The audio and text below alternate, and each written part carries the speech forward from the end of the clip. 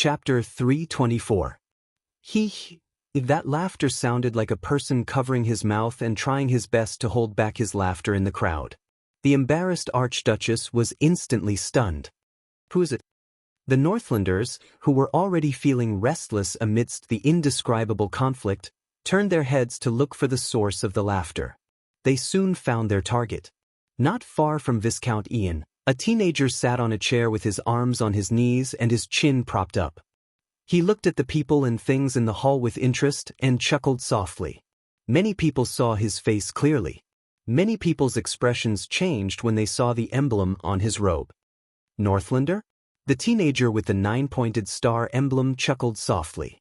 From time to time, he imitated the Archduchess' tone and said, "Are you guys coming? Are you guys coming?" Ha! With a mocking gaze, he looked at the Northland men in the hall from afar. He looked back with an indifferent expression. "Are you guys coming?" Ha! The teenager's delighted laughter continued to spread. It made many people's faces turn extremely livid, and he also attracted many hostile gazes. Even the Archduchess guards beside him looked at him indignantly. *CK. Damn it!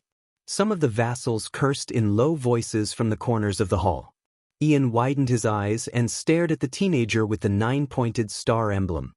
He watched as he rocked back and forth with laughter, and saw the undisguised contempt on his face. It was as if he could not react to it. The Archduchess also stared blankly at the teenager who was laughing at her. She subconsciously retracted her arm that was holding the ring, and subconsciously pressed it against her chest. Her expression was blank, as if she was a helpless and lost person. Finally, a heavy, muffled sound rose with a loud bang. Thud. Like a heavy hammer, it shattered the oppressive atmosphere. A majestic roar exploded on the ground. Enough. Thales's laughter died down. The hall suddenly fell silent. Everyone turned their gazes in the direction of the Archduchess, and they were all stunned. "It's him." Thales calmed his muscles, which were stiff from laughing, and thought of something. The one who interrupted him was one of the 6 counts, the usually taciturn one-armed count. "I think his name is—" The one-armed count raised his head. His eyes were cold, and his body exuded the bravery of a veteran. He turned to the Archduchess on the steps. "My lady, I don't know you," the one-armed count said softly. His tone was cold. "Pardon me, but I don't expect much from you when I met you 6 years ago or when I came to attend the hearing today." His words echoed on both sides of the hall, containing a kind of majesty that made people involuntarily turn to look at him. "King Nuvan is dead, and we have to rely on a little girl from now on?" Saroma's expression froze. The one-armed count's eyes were fixed on the Archduchess, completely ignoring the gaze of Earl Hurst, who was beside him. But a few seconds later, he spoke again. "But I still remember the day we ascended Fort Liberté. I led the vanguard and rushed to the front line against the pouring kerosene. I lost an arm because of it." The one-armed count raised his left upper arm, which was only left with half. With a profound gaze, he said in a deep voice, "But in return, the warriors of the Carcagel family were one step ahead of Prince Soria's White Blade Guards. They were the first to plant the Black Dragon flag on top of Fort Liberté's city wall." Saroma was slightly stunned. "Fort Liberté? It's been 20 years. My broken arm still hurts." The one-armed count turned his head abruptly and looked at the vassals in the hall. "But I have never regretted it." Beside him, Earl Hurst opened his mouth in surprise. "It's been 6 years." The one-armed count's voice made many people straighten their backs. "Perhaps many of us have forgotten that we are nobles and vassals, but we are also Northlanders. We are still far from degenerating to the state we once hated the most." The other 5 earls frowned one after another. Thales looked at the count, listened to his words, and smiled. "With the honor of the Carcagel family as my witness." The one-armed count turned to the Archduchess coldly. His steely voice struck everyone's heart like a heavy hammer. "Since you have given the order, my lady, we will respond." Saroma trembled violently. Count Carcagel's expression was cold, but he raised his remaining right arm without hesitation. I promise that every man of age in Hunt County and Origami County will pick up a weapon. For the honor of your family, for the dignity of Dragon Cloud City, for your late grandfather, and for the Archduchess of Dragon Cloud City, we will send troops to the west. Only the sound of the vassals inhaling could be heard in the hall. Asterisk thud. Asterisk the Count's right arm struck his chest fiercely. Northlander Khan Karkagel, the one-armed Count's resolute voice exploded in the air. I fight for you. His voice reverberated between the stone walls and shook the hall. The other 5 Counts did not seem to have reacted to the situation. The other vassals were also discussing among themselves. But Saroma stared at the one-armed Count in a daze. Her gaze gradually became lively again. He, Count Karkagel. Saroma could not hide the excitement in her eyes. She stuttered, but she was quickly interrupted. I'm sorry, ma'am. Before the shock from Karkagel faded away, another hesitant male voice spoke. The golden-bearded Count Hurst sighed and said, Please understand, the Counts. They hope that you can lower yourself to marry into a local family like us. That's because we are the ones who truly stand on the same side as you. Hurst, who was in his 30s, was the youngest among the Counts. He raised his eyes and stared at Saroma with sincerity and slight pain. He stared at the Archduchess, who pressed the ring tightly against her chest. The people of Dragon Cloud City are the ones who truly care about you. Saroma moved slightly. My lady, I also want you to know. Hurst stared at his lady with a complicated expression. The people who can bring you glory are definitely not just outsiders from the city of faraway prayers. Saroma could not get over her shock. She stuttered, Hurst, asterisk thud. Asterisk without waiting for her to speak, Hurst thumped his chest with a resolute expression. The entire Flatiron County will respond to your call, Count Hurst said loudly with a solemn expression. Your Grace, the Hurst family will fight for you. Saroma stared blankly at the second Count who spoke. A few seconds later, she snapped out of her daze. Thank you, Count Hurst. Saroma tried hard to hide her excited expression. I will remember this. Hurst did not speak. He only bowed deeply with a resolute expression. Beside him, Count Cotterson coughed softly. What you said was very reasonable, my lady. Dragon Cloud City's glory and victory can only be defended and won by us. Count Cotterson stared at Ian in disdain. So, let this conceited clown from the city of faraway prayers go to hell. He sneered and said, Prepare the place and supplies. We, Dragon Cloud City, are going to save you, whether you King want to or not.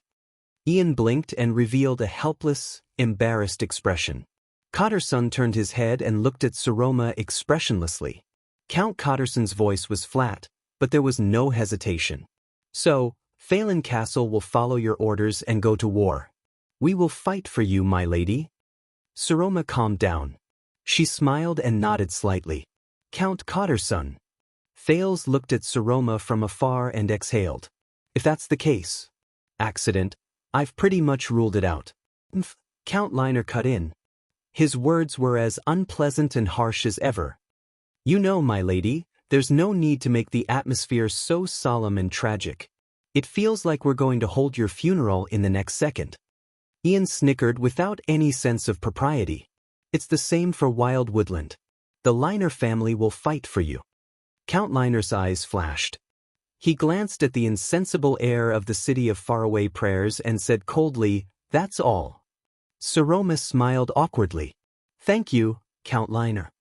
After the 4 counts, the vassals turned their gazes to the last 2 people, who were also the most important ones. As usual, the Leespan family will stand beside the Walton family. Regent Leespan was as gentle and polite as ever. Wherever you look, we will follow. Saroma put on her usual trusting expression. Seal, at this moment, ha! Across from Leespan, Count Nazir did not bother to hide his exaggerated laughter. He slammed his chair so hard that it creaked. I see. The Archduchess and the Count stared at him, puzzled and nervous. But Nazir's laughter soon died down. The old Count stared at Saroma quietly. For the first time, recognition appeared in his eyes. Well done, my lady. Nazir nodded slowly and looked at Ian with a profound gaze. Not a bad move, young Lord Rockney from the city of faraway prayers. I just realized it now. Saroma was slightly stunned. Huh. Ian sat back on his chair indifferently. His expression was still that hateful disdain. The observant Thales sighed. This old man, he probably saw through it a long time ago. Nazir sighed. I showed you the cruel side of the world, my lady, and you immediately returned the favor. Saroma was a little surprised. She anxiously replied, Count Nazir, I didn't. Nazir raised his hand and cut her off. That's enough, my lady. You have indeed exceeded my expectations. The old count sighed and looked at his old colleague. Isn't that right, Seal? I guess you didn't expect it either? Li Span only cast a cold glance at his old acquaintance. Old man full of nonsense. The regent displayed a rare indifference. Just shut up and send your troops. Nazir opened his mouth and laughed loudly again. Haha. The old count spread his hands and looked at the Archduchess with a rather sentimental expression. Then, the Nazir family of Rubble Hill and Harding County will also respond to your summons and follow your flag to the west. Halt, Nazir, he said with a smile, fight for you. As he said this, the Archduchess suppressed the last bit of nervousness in her heart. Thank you, Count Nazir. Be careful, Saroma. Nazir put away his smile and sighed. The road ahead of you is full of traps, and we, Dragon Cloud City, are your best weapon and final reliance. Saroma stared at the old count in a daze. She pursed her lips, as if she had understood something. Thank you for your reminder, Count Nazir. Nazir fixed his gaze on Saroma. But I will still pay attention to your marriage. The old count curled up the corners of his lips. Don't think of me as a good person so quickly, my lady. Saroma snickered. But what made Thales shudder was that when no one was paying attention, Count Nazir actually glanced at him, intentionally or otherwise. It made the prince anxious. Soon, as the 6 counts expressed their stance one by one, the other 17 vassals also reacted. Their expressions gradually changed from puzzlement to determination. As they whispered to each other, their opinions slowly came to a consensus. Finally, the vassals raised their heads in unison and thumped their chests. The Banner family will respond to your summons and head to the Alliance of Freedom, my lady. The Hudson family of Sunset Snow River will fight for Dragon Cloud City. The declaration of the 6 vassals was like the first wave. What followed was another wave. The vassals on both sides of the hall expressed their stance one by one. They would respond to the summons and head to the Alliance of Freedom. The Still family will immediately start mobilizing. 1,000 soldiers of the Dillion family will be on standby. The Hudson family of Spear City will be loyal to you. Saroma sat back in her seat. After her nervousness and excitement, her small face was flushed red. Thales looked at her quietly. He let go of the stone in his heart and smiled. Very good. Saroma. You succeeded. We succeeded. The voices rose and fell in the hall. Thales and Ian looked at each other and sighed in relief. All right, Dragon Cloud City will send troops to the city of faraway prayers, Thales said in a low voice. With this powerful reinforcement, you can end the war against the Alliance of Freedom in a short time. And at least before the war ends and we decide who is stronger in our fight against the king, your little girlfriend won't have to worry about being forced into marriage or being kicked off the throne halfway. Ian patted his chest. He looked like he had just seen a ghost after a big battle. How about it? My plan is not bad, right? A part of it is due to the Northlander's sense of honor. Thales released his palm, which had fingernail marks on it. But a bigger part of it is probably due to their disgust towards you, suitor from outside. Of course, there was also a part of it.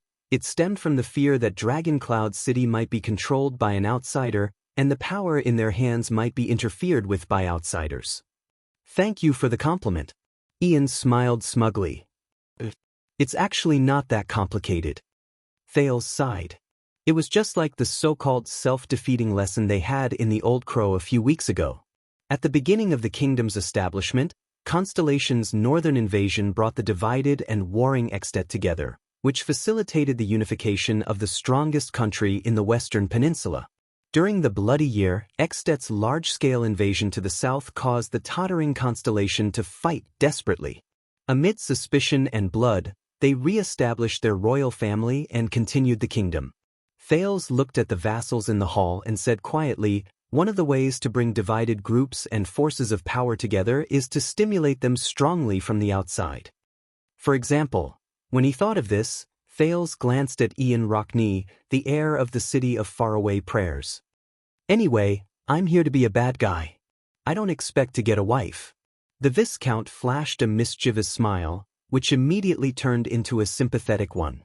He patted Thales' shoulder. "You, on the other hand, tskd. So pitiful." Thales' expression froze. Regent Lisbon's voice rang. "Then, we will discuss the specifics of sending troops with the city of faraway prayers." The prince coughed unnaturally. Before Ian said anything strange again, he changed the topic. "You know, I just thought of an interesting point." Ian raised his eyebrows. "Once the vassals are stubborn and refuse to send troops," Thales sighed. "Maybe you can really get a fiancé from Dragoncloud City?" The prince's gaze was a little solemn. "Then, won't you be happier?" At that moment, it was as if someone had snapped a string between the two teenagers. The atmosphere between them became tense. The Viscount was silent for a second before he revealed his usual smile. "Ah." Although Ian was smiling, his eyes were slowly focusing. "Oh, then you misunderstood my sincerity." Thales narrowed his eyes. "That's good. She's not a bargaining chip that you can easily use." Ian clicked his tongue. "But I'm also very curious.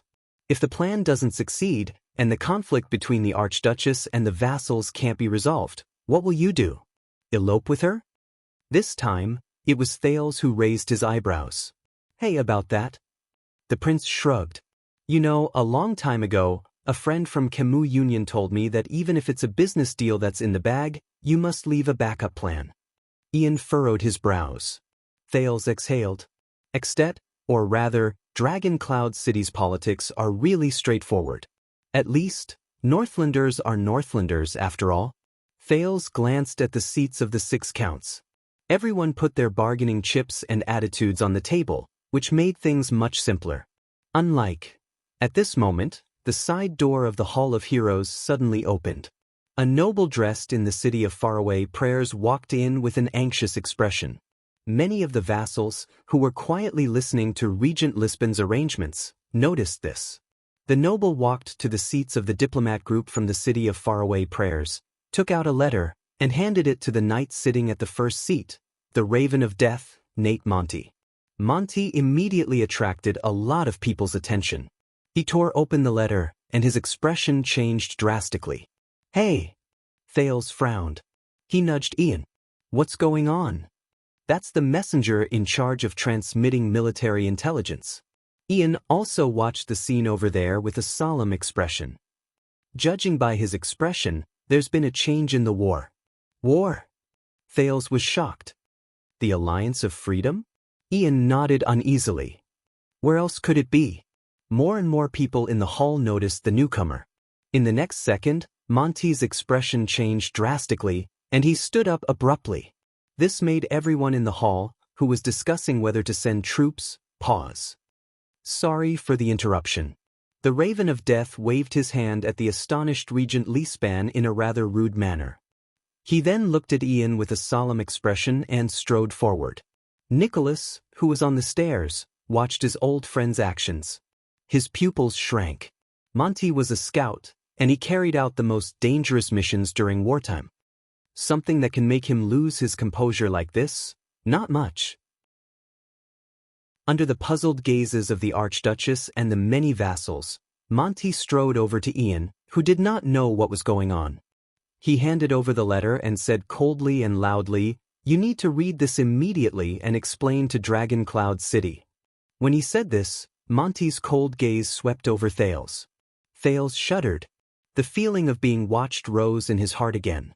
The prince smiled awkwardly, raised his hands, and took a step back. "Alright, I won't read it." But things were not that simple. No. Ian read the letter in his hand and raised his head with a pale face. This is... Monty nodded expressionlessly.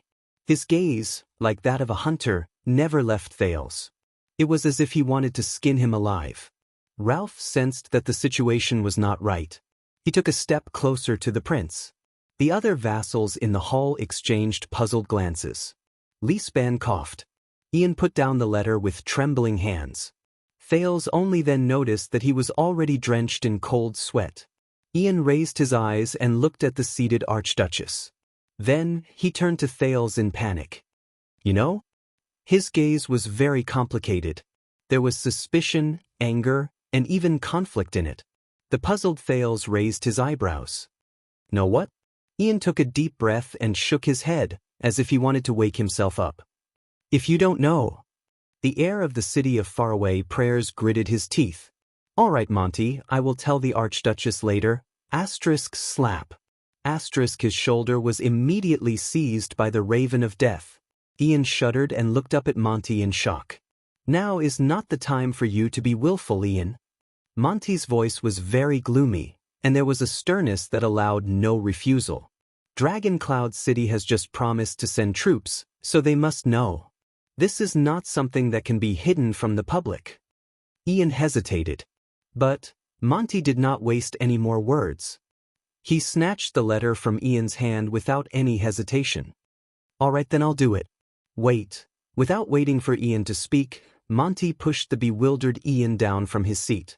The latter's struggle was completely futile against the knight. From the beginning to the end, Thales watched the scene in the city of faraway prayers in shock and bewilderment. Monty's gaze still made him feel fearful. What's wrong? That letter, what exactly is? At this moment, Regent Lisbon's voice traveled into their ears from afar. Lord Monty, we have heard of your reputation for a long time. However, this is Heroic Spirit Palace's Hall of Heroes. The regent attracted everyone's attention. He asked faintly, is there anything we need to know? Monty glanced at Thales again, then turned around abruptly to face the hall. Yes. The brunette knight raised the letter in his hand and said coldly, an urgent military intelligence just came from the city of faraway prayers. Count Nazir's gaze froze. Military intelligence? Monty nodded and strode forward. Thales noticed that Ian was clenching his fists tightly. His gaze moved back and forth between him and the Archduchess. A few days ago, we detected a third army in the desert to the south of the city of faraway prayers. The Raven of Death's expression was horrified, as if he saw the day before the bitter cold winter coming. 4,000 to 5,000 light cavaliers, maybe more. We are certain that they are our enemies, and they are here for the Alliance of Freedom. The hall instantly fell silent. Thales also frowned. For the Alliance of Freedom? Wait, 20 years ago, Camus Union and White Mountain supported the Alliance of Freedom, which means... But the suzerains who were familiar with military affairs immediately grasped the main point. Cavaliers in the desert? 5,000? Count Carcagel was shocked. He slammed his remaining right arm on the chair. How is this possible? Monty snorted coldly. Not only that, they are all elites. They are skilled in galloping and they come and go like the wind. They are eyeing us covetously between the city of faraway prayers and Fort Liberté. Almost all the vassals furrowed their brows. The Archduchess looked at her regent with a bewildered expression. It is impossible for the desert bandits, Baron Bone Tribe, and orcs to have cavaliers of this scale. The direction from Camus Union is not right. The Golden Passage does not have such a force. Lisban, who was familiar with the geography, looked at Monty with a solemn expression. Where did these cavaliers come from? The Raven of Death exhaled and clenched his teeth. His expression was ferocious. This is what I want to say. Monty raised the letter and said through gritted teeth, they should have come from the southeast and crossed a part of the desert. The vassals were all shocked. Thales frowned and quickly recalled the geography of the continent. To the west of the city of faraway prayers is the Alliance of Freedom, and to the south is the Great Desert. If the cavaliers who appeared in the desert came from the southeast, wait, southeast? Crossed a part of the desert? Isn't that? But before he could straighten out his thoughts, Monty snorted angrily with a fierce expression. "The flags of those cavaliers are blue with white edges, silver cross double stars." At that moment, Thales clearly felt his heart tremble. Asterisk thud. Asterisk the hall fell silent for a moment. In the next second, Regent Leespan, who had always been steady, could no longer maintain his image. He shuddered and cried out to Monty, "What?" In a split second, the gazes of the Archduchess and the vassals in the hall, the gazes of the City of Faraway Prayers diplomat group and the guards of Heroic Spirit Palace instinctively turned to Monty. They turned to the only guest who did not fit in with the hall. Monty's next words sounded faintly in Thales' ears, as if they came from the horizon. "That's right, things are already very clear." The powerful support behind the Alliance of Freedom, including the mastermind behind their rebellion against Extet, the Raven of Death said faintly, "Constellation." At that moment he faced countless shocked, puzzled and hostile gazes. The dumbfounded, absent-minded, and stiff Prince of Constellation could only hear his own heart beating. Chapter 325. After a brief silence, the Hall of Heroes burst into an uproar. "What?" "That means, but that boy clearly," but no one's emotions could compare to what Thales Jadestar felt at that moment. At that moment, the prince almost lost control of his body. Then, the sin of hell's river surged into his body uninvited. To him, the whole world seemed to have stopped at that moment. Only his thoughts spun quickly. Constellation. The Alliance of Freedom's supporter? With the help of the mysterious power of eradication, Thales, who was drenched in cold sweat, tried his best to control his breathing to make sure that he did not lose his composure. Countless questions rose in his mind. What's going on? What's going on? In other words, at the head of the hall, the golden-bearded Count Hurst furrowed his eyebrows and looked angrily at Monty, who brought the news. The cowards of the Alliance of Freedom? The reason why they have the confidence to tear up the agreement is because they have the support of the Empire? The Raven of Death shrugged and said in a gloomy tone, "It's obvious." The indignant discussions in the hall rose to another level. What's going on? F***CK the Empire? Are they crazy? Their only heir is still. Is it an all-out war? Then what's our next step? Are we still going to the City of Faraway Prayers? Thales took a deep breath with a dazed expression. Constellation, the Alliance of Freedom, Extet, regardless of whether it was the information he obtained under Heroic Spirit Palace's strict surveillance, the news Putray, whom he had not seen for years, or the news he obtained from Dragoncloud City, there was not a single clue that pointed to this answer. He did not receive any hints. Just like the dragon's blood 6 years ago. To him, this was truly an accident. How interesting. Count Liner, who had always been expressionless, did not hide his terrible emotions this time. His face was contorted as he stared at Thales. On the surface, you sent your son to Dragoncloud City, but behind the scenes, you are still tirelessly making moves?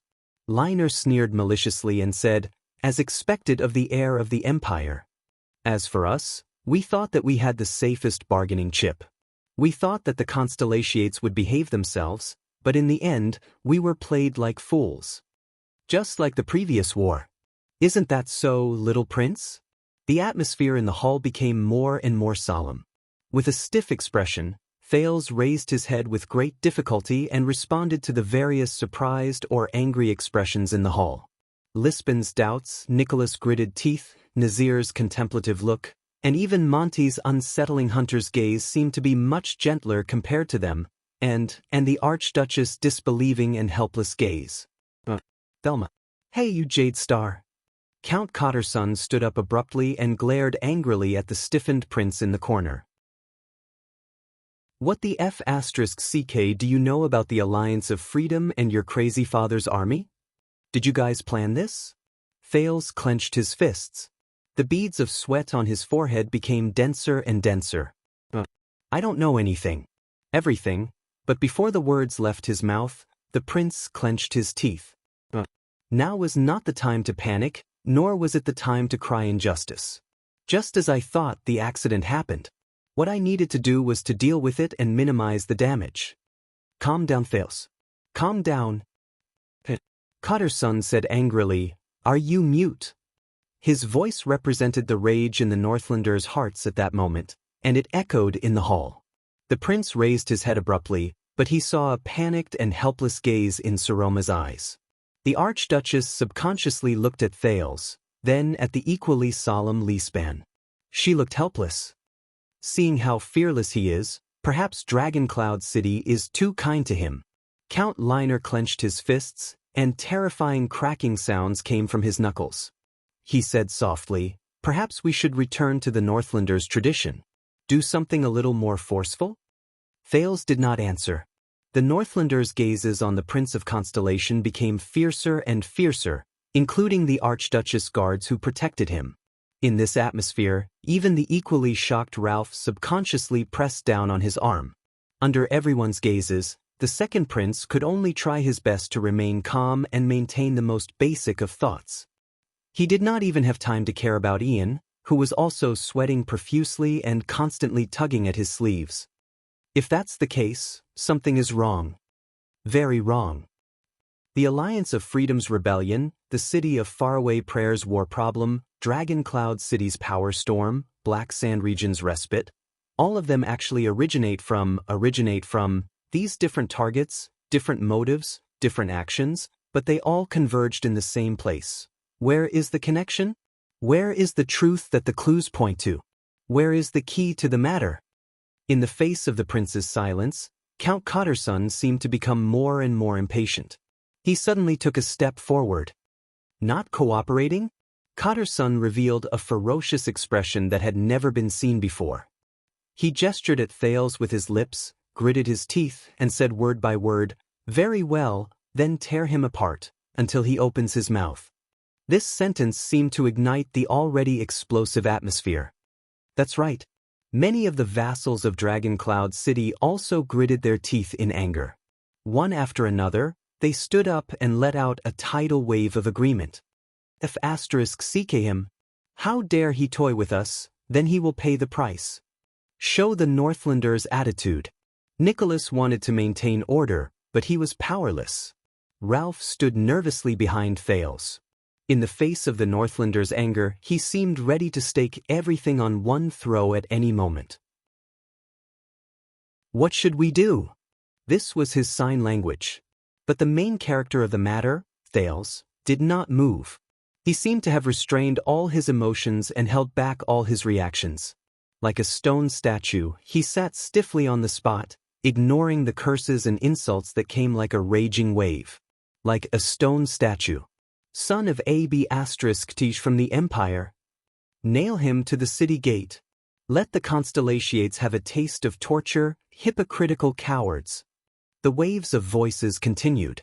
Like a never-ending torrent, they slammed against the reef again and again. They were merciless, cruel, shocking, and terrifying. Thales, who was at the center of the waves, only remained silent. It was as if the world had nothing to do with him. The chaotic hall was filled with anger and hatred.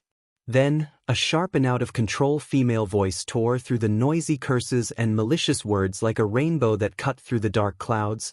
It resounded fiercely in the Hall of Heroes. Enough, Thales shuddered. Everyone was shocked. They subconsciously turned their heads to look at the highest seat. There, the young Archduchess had left her seat at some point in time. She clenched her fists and waved them by her side. She gritted her teeth, and her face was contorted. At that moment, Soroma Walton was like a desperate lioness guarding a pride of lions. She roared rather hysterically, "This is the Hall of Heroes. All of you, shut the **ck up. Shut up." The Archduchess' voice echoed among the pillars. The vassals' curses instantly subsided. The hall returned to silence. Only the young lady's rapid and trembling breathing could be heard in front of the highest seat. Everyone stared blankly at the Archduchess, who had lost control of her emotions. They watched as she clenched her fists tightly, her eyes red, and her gaze swept across the hall angrily. It was as if they had gotten to know their suzerain again. Tsk. Monty, the Raven of Death, stared at Soroma, whose mouth opened and closed, unable to calm down for a long time. He sighed with emotion in a soft voice. Even if she's a lady, she's still a Walton.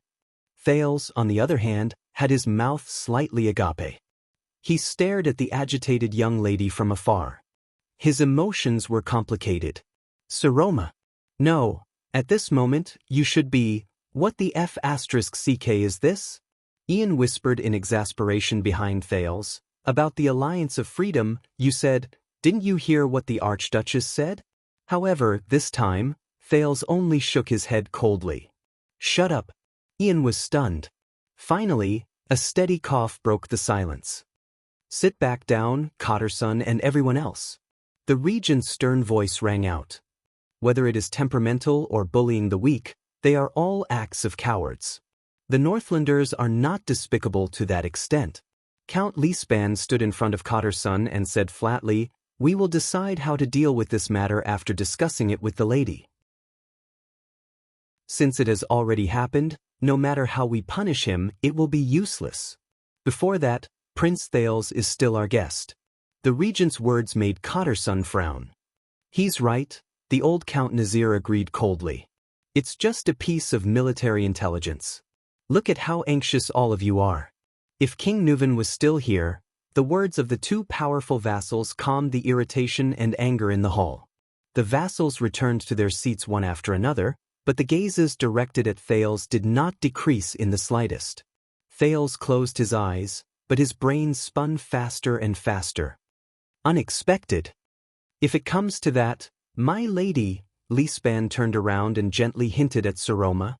Saroma took a deep breath and restrained herself from losing her composure just now. With an unpleasant expression, she sat down with Nicholas' help. She glanced at Thales. The expression in her eyes was hard to read. Lord Monty. After Count Leespan restored order in the hall, he turned to the indifferent Raven of Death. Are you sure that the city of faraway prayers is Constellation's army? The regent asked steadily, is there a possibility that someone else is in disguise? Like Camus Union? You know what I used to do, right? Monty scratched the back of his head and gestured at Nicholas, who was on the stairs. What do you think is the possibility that we got the wrong target? The vassals frowned together. 5,000 light cavaliers. It's impossible for them to be local nobles. It can only be. Count Liner looked at Monty with scrutiny and suspicion. Did you fight? Monty shook his head. Over the past few days, that group of Constellations did not even get close to Fort Liberté. They only watched from afar and continuously sent out roaming cavaliers to investigate. The Raven of Death looked at the letter in his hand and clicked his tongue. The distance between Bladefang's camp and Fort Liberté. God knows how they replenished their supplies in the desert. When they heard this, many of the nobles were slightly stunned. Roaming, patrolling, avoiding battle, and stabbing the enemy in the back at the critical moment. The one who spoke was Count Nazir. The old man rubbed his chin and his gaze moved slightly. Doesn't this tactic sound familiar? For example, 18 years ago? The hall was silent again. Many people lowered their heads. Count Cotterson closed his eyes and sighed. Thales thought of something. Are Sonia Cecere and her guards still in Broken Dragon Fortress? Where did they get 5,000 cavaliers, even if they're all light cavaliers, to stuff them into the desert? The youngest Count Hurst furrowed his brows and subconsciously turned his head to look for that figure. It's impossible for there to be no news of such a large-scale mobilization of soldiers. What about the secret room? Madame Calchon, Hurst realized that he had said the wrong thing, and he stopped himself in time. A few seconds later, Monty snorted softly. Whether it's the fortress or the secret room, you should ask the king. Black Sand region knows best. The vassals in the hall fell silent again. That's right. The throne is no longer in Heroic Spirit Palace and Dragon Cloud City. The secret room, which only serves Extet, is naturally the same. Everyone felt dejected. This is Dragon Cloud City after King Nuvan passed away. When he heard this, Count Leespan heaved a long sigh. This is no longer important. What's important is that if Constellation is involved. The regent stared at the bleak Archduchess with a solemn expression. Then our next expedition to the west, the vassals' discussions rose in the hall again. Count Liner sneered. Think about it. When we are attacking the city, there are 5,000 people in the desert in the south watching us calmly, waiting to attack us at any time. And behind them, there might be the entire constellation. Count Liner sneered.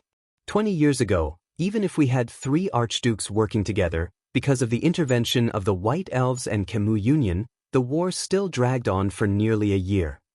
He narrowed his eyes as if he was remembering that year. Guess how long Constellation can drag on for? 2 years? 3 years?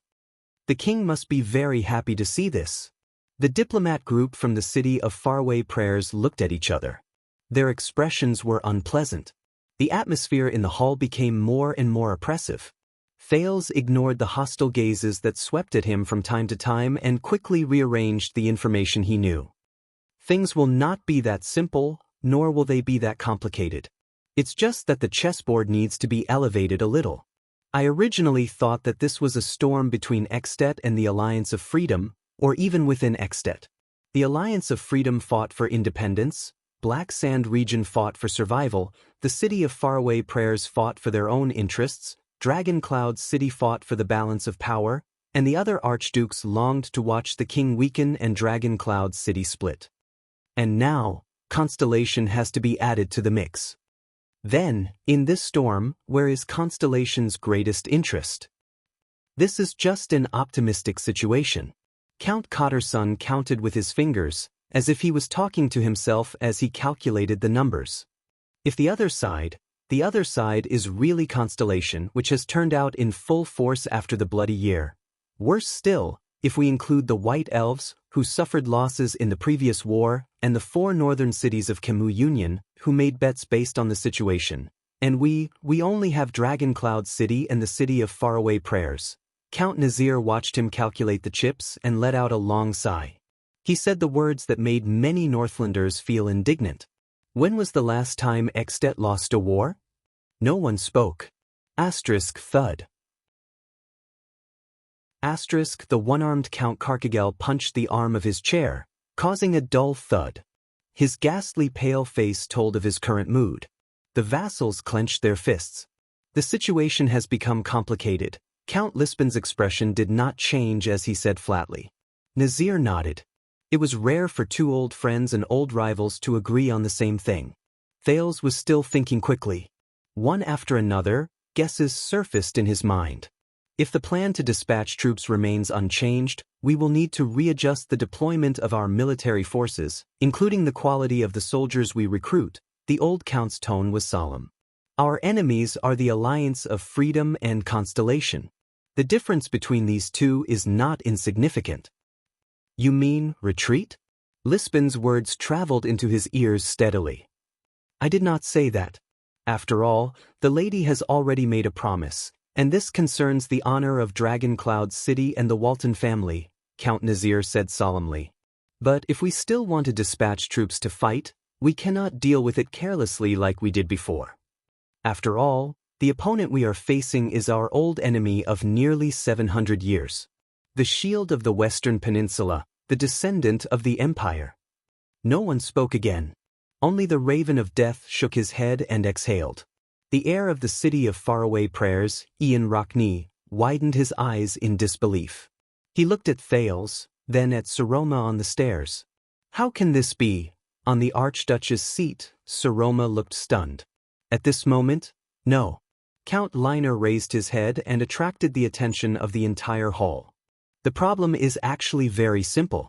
The Count, whose expression was cold and whose words were as sharp as knives, looked at Thales again and said profoundly, "We do not need to send more troops, nor do we need to hesitate."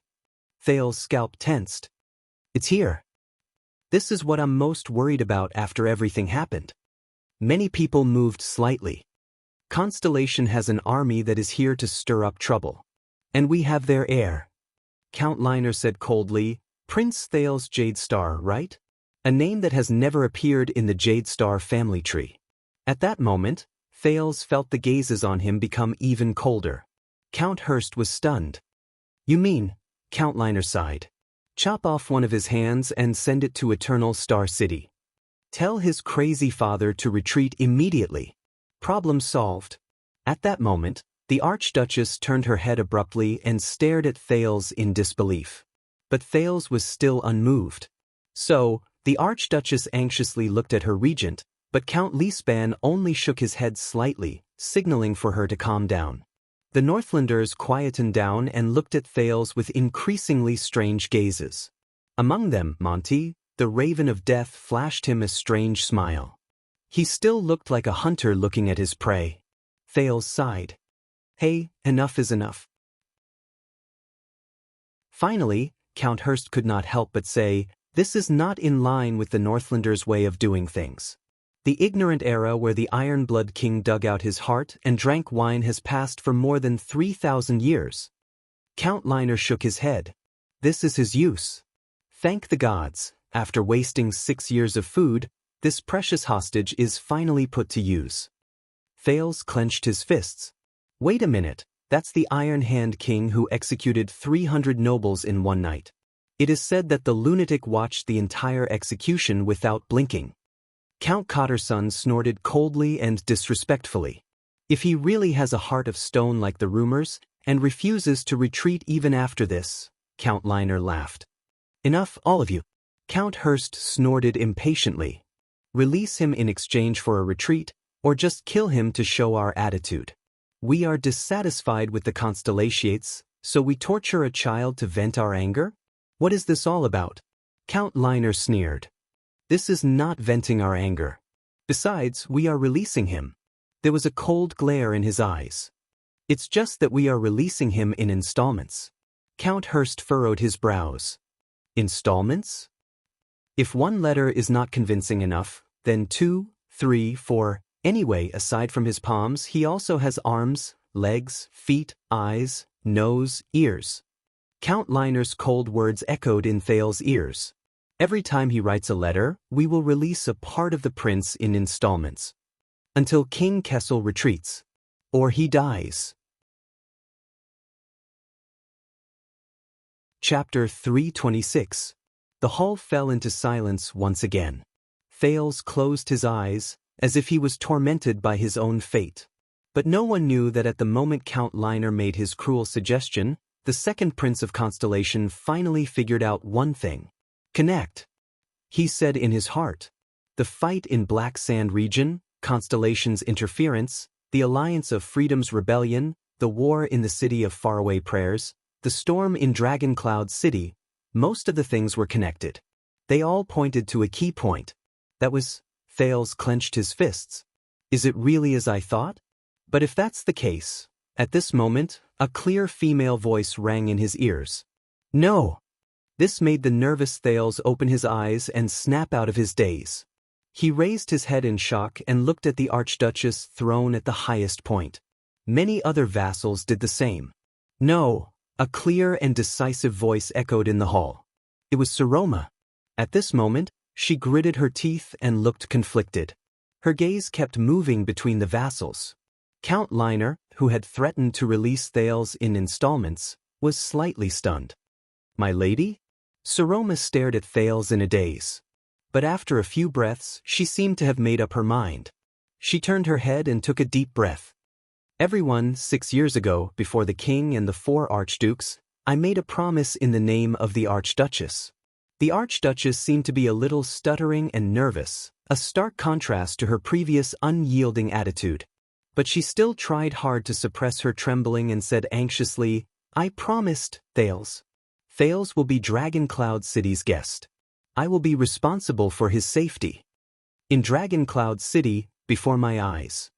The young girl's face was taut, and she shouted with all her might. He won't and he shouldn't be hurt. Once she said this, the vassals had different reactions. Among them, the 6 counts had the most complicated expressions. Promise? The Archduchess. Thales stared at Saroma, who was forcing herself to remain calm. He felt anxious and fearful. Saroma. Be responsible for his safety? Count Liner seemed to be very dissatisfied with this sentence. His eyebrows were almost raised. Forgive me for being blunt, my lady, but what about our safety? What about the safety of those warriors who risked their lives to fight for your honor? The vassals seemed to resonate with Count Liner's words.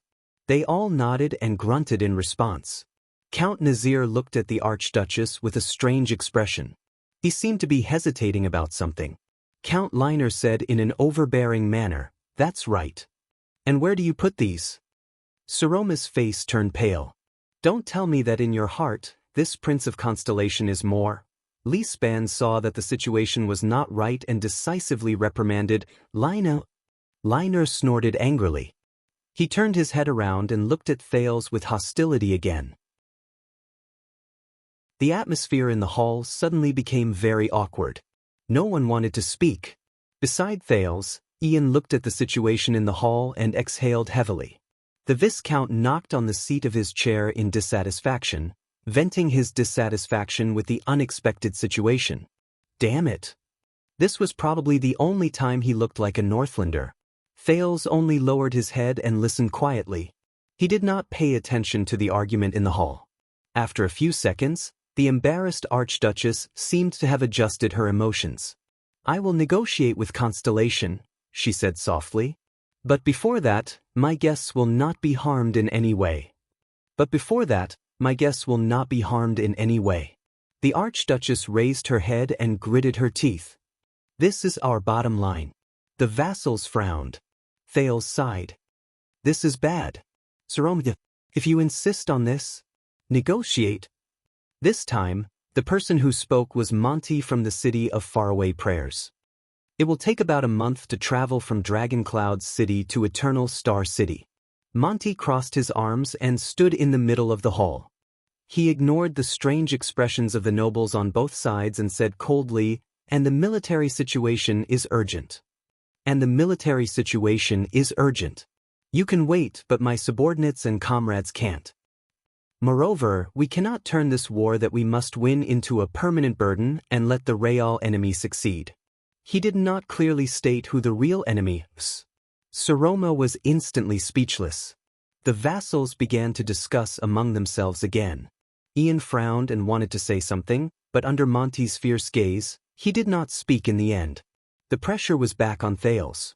The mean Count Cotterson snorted softly and sneered. "Very reasonable. So?"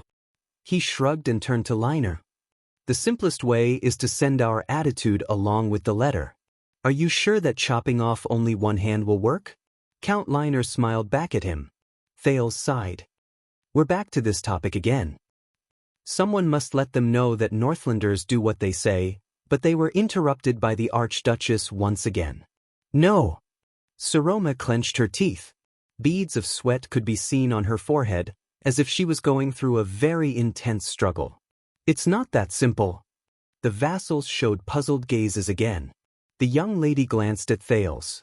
The anxiety and nervousness in her eyes did not decrease in the slightest. The Archduchess panted and tried hard to convince the men in the hall.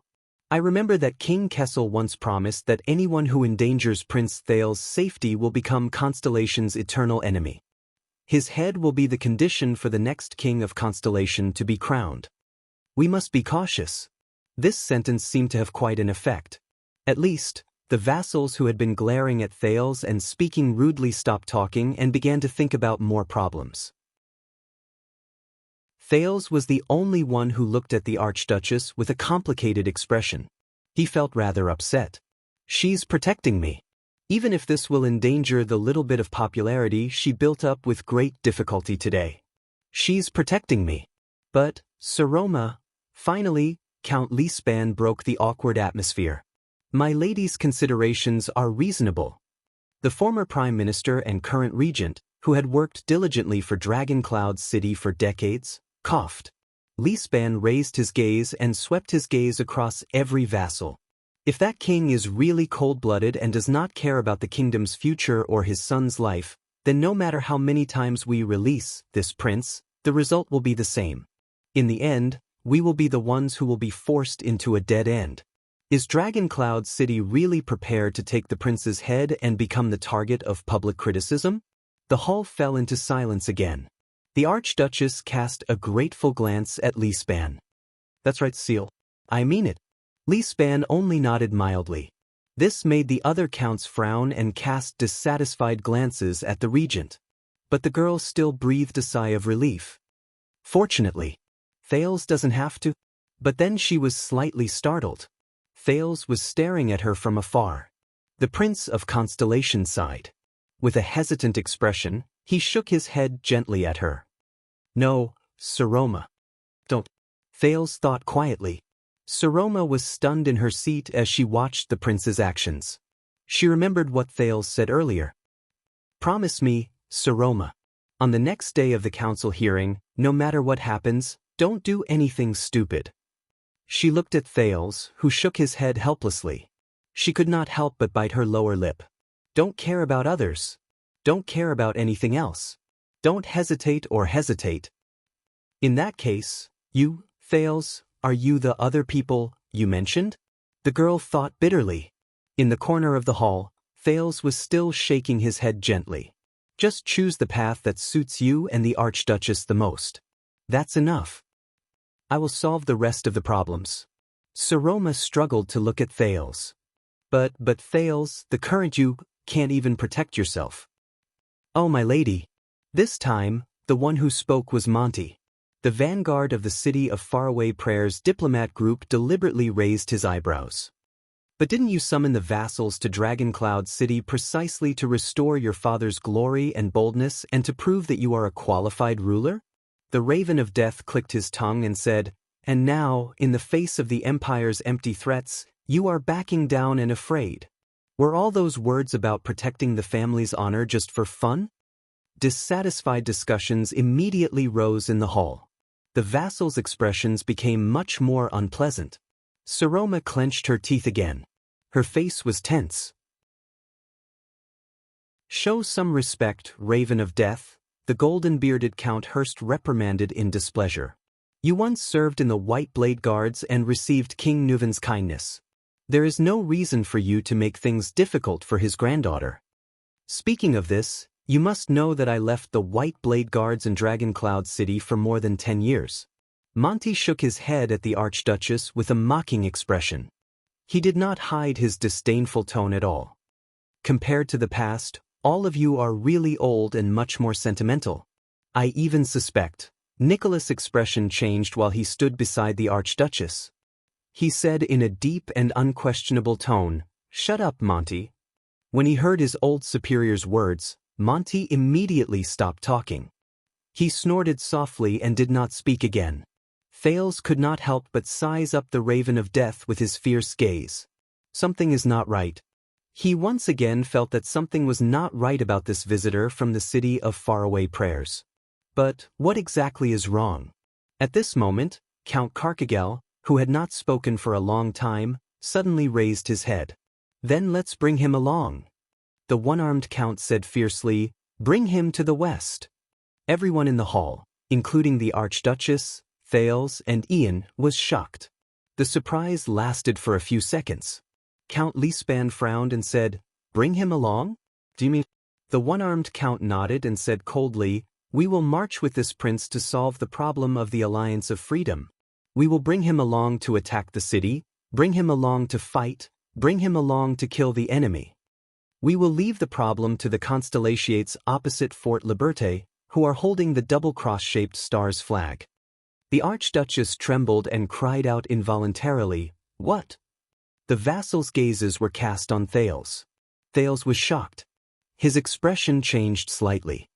We will let the possible enemies on the battlefield know that their prince is in our hands, Carcagel said coldly. If they do not want to see any tragedies or accidents happen, then it is best for them to know their place. Wait for us to get rid of those cowards in Fort Liberté.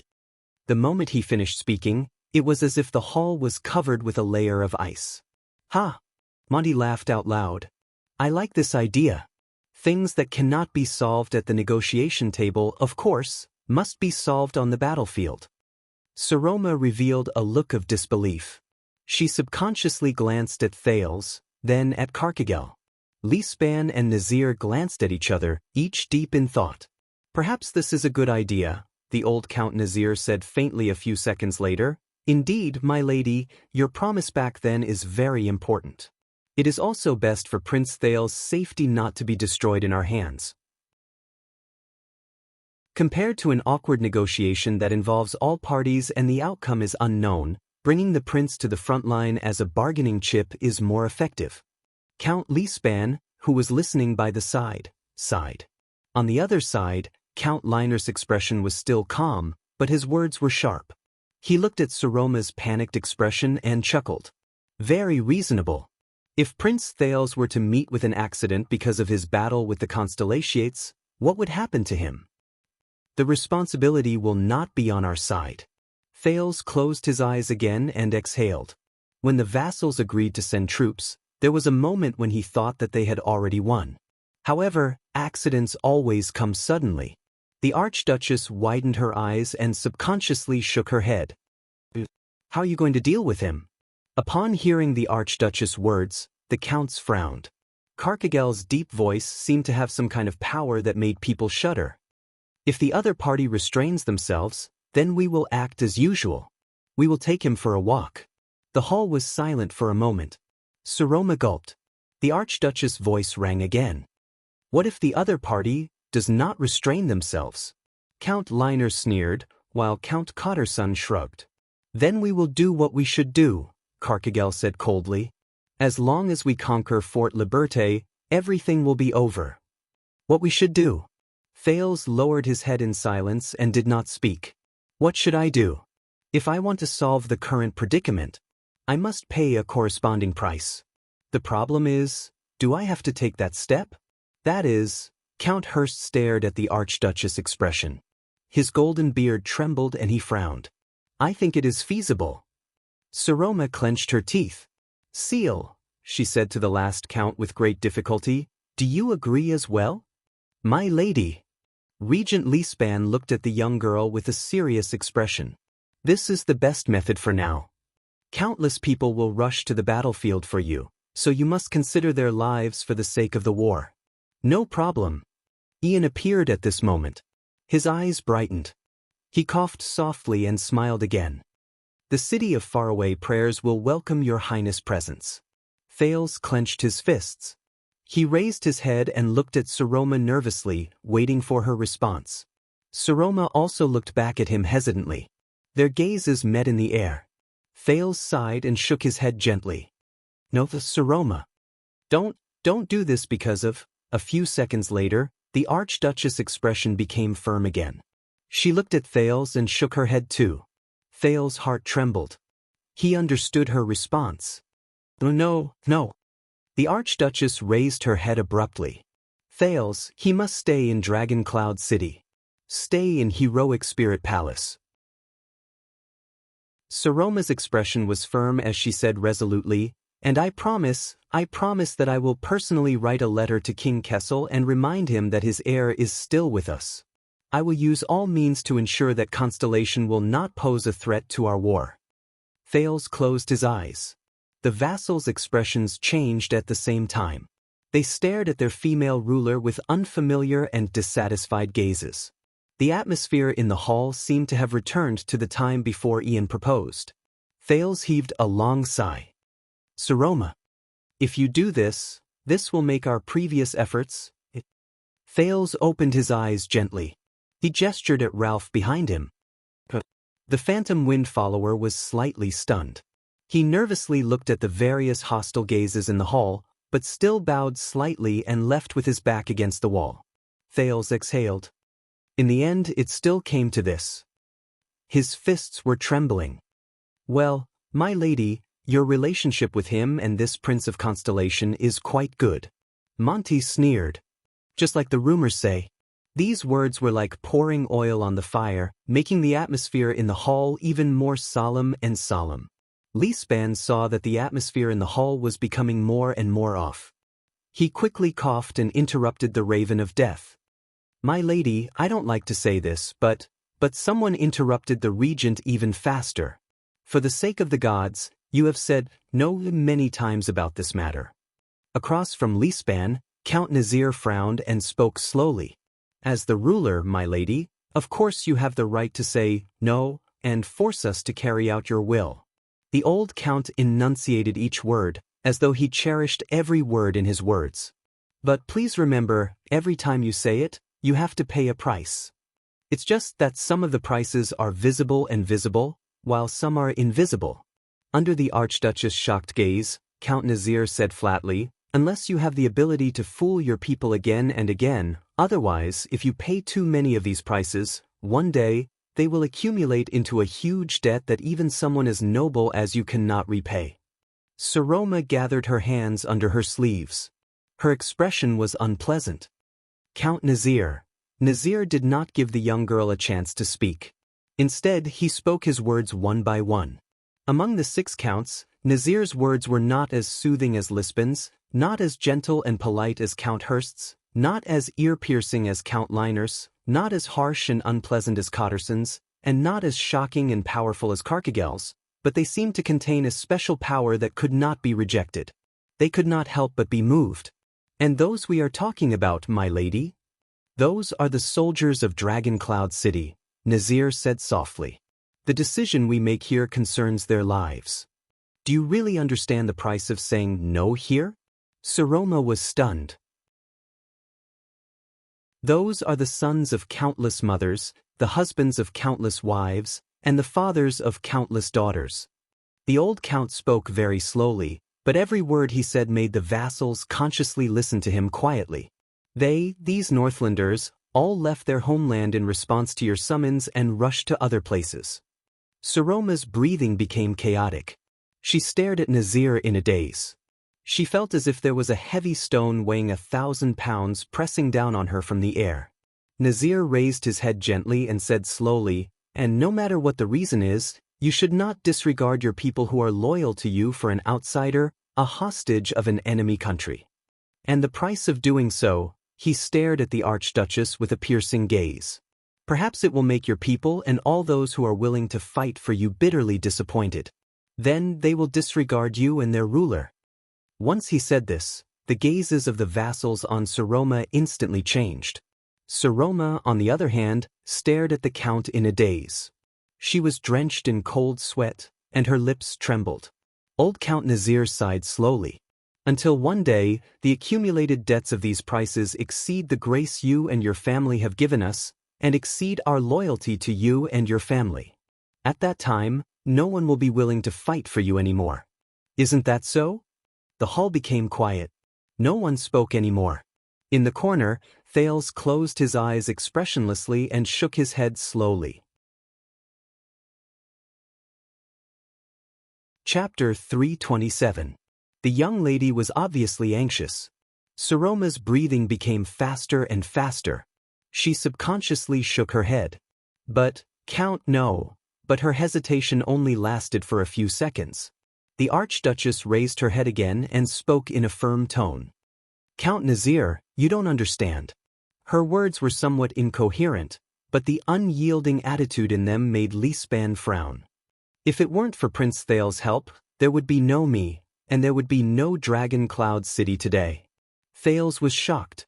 The moment she finished speaking, the entire hall seemed to have turned cold. Count Lispan heaved a heavy sigh, while Nazir's expression was extremely unpleasant. The other counts were not willing to give in. More and more Northlanders turned to Thales again. But the gazes that gathered on him became more and more ominous. "Silly girl." Ian put his hand on his forehead in annoyance. He nudged Thales and whispered, "Yes, perhaps she can protect you from war, but if she has to sacrifice her prestige and power for this, and lose the support of all of Dragon Cloud City, then what is the point of everything we do today?" Thales did not answer. He just chased all the unnecessary emotions out of his mind and quietly looked at the Archduchess, who refused to back down. Lady Saroma Walton, you said." Old Count Nazir called her by her full name and narrowed his eyes. "Without him, we wouldn't be here today?" Nazir softly repeated Saroma's words. Saroma took a deep breath. Her face was pale. "Yes, all of you may not know, but Seal knows very well." But the next moment, Count Nazir widened his eyes and suddenly raised his voice. "Indeed!" His sonorous voice shook the hall. The old count stood up from his seat. The vassals' expressions changed simultaneously. Saroma was stunned by the count's sudden outburst. Nazir's expression was tense. His tone was stern, causing people to forget his age. Do you think we don't know? 6 years ago, from Archduke Poffert's conspiracy, to the calamities entering the city, to King Nuvan's death and King Chapman's coronation. Yes, I know what role those despicable constellations played in that tragedy. Discussions rose in the Hall of Heroes again. Saroma stared at him in a daze. Count Nazir stared coldly at Saroma, then at Thales. Madame Kalshan explained it very clearly.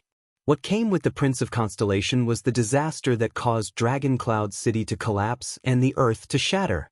It is us who are in such dire straits today. Li Span was about to say something to soothe his cheeks, but when he heard this, he could not help but be stunned. Kalshan. The regent sighed. It seems like you are not as contemptuous of Black Sand Region's hand as you said. Old friend. Nazir snorted coldly. The old count cast a sharp gaze that did not match his age, sending a chill through the hearts of those who came into contact with it. It's been 6 years, and the disasters brought about by this ominous prince have never stopped. Nazir paced around slowly and said to the slightly panicked Archduchess, "It's been 6 years.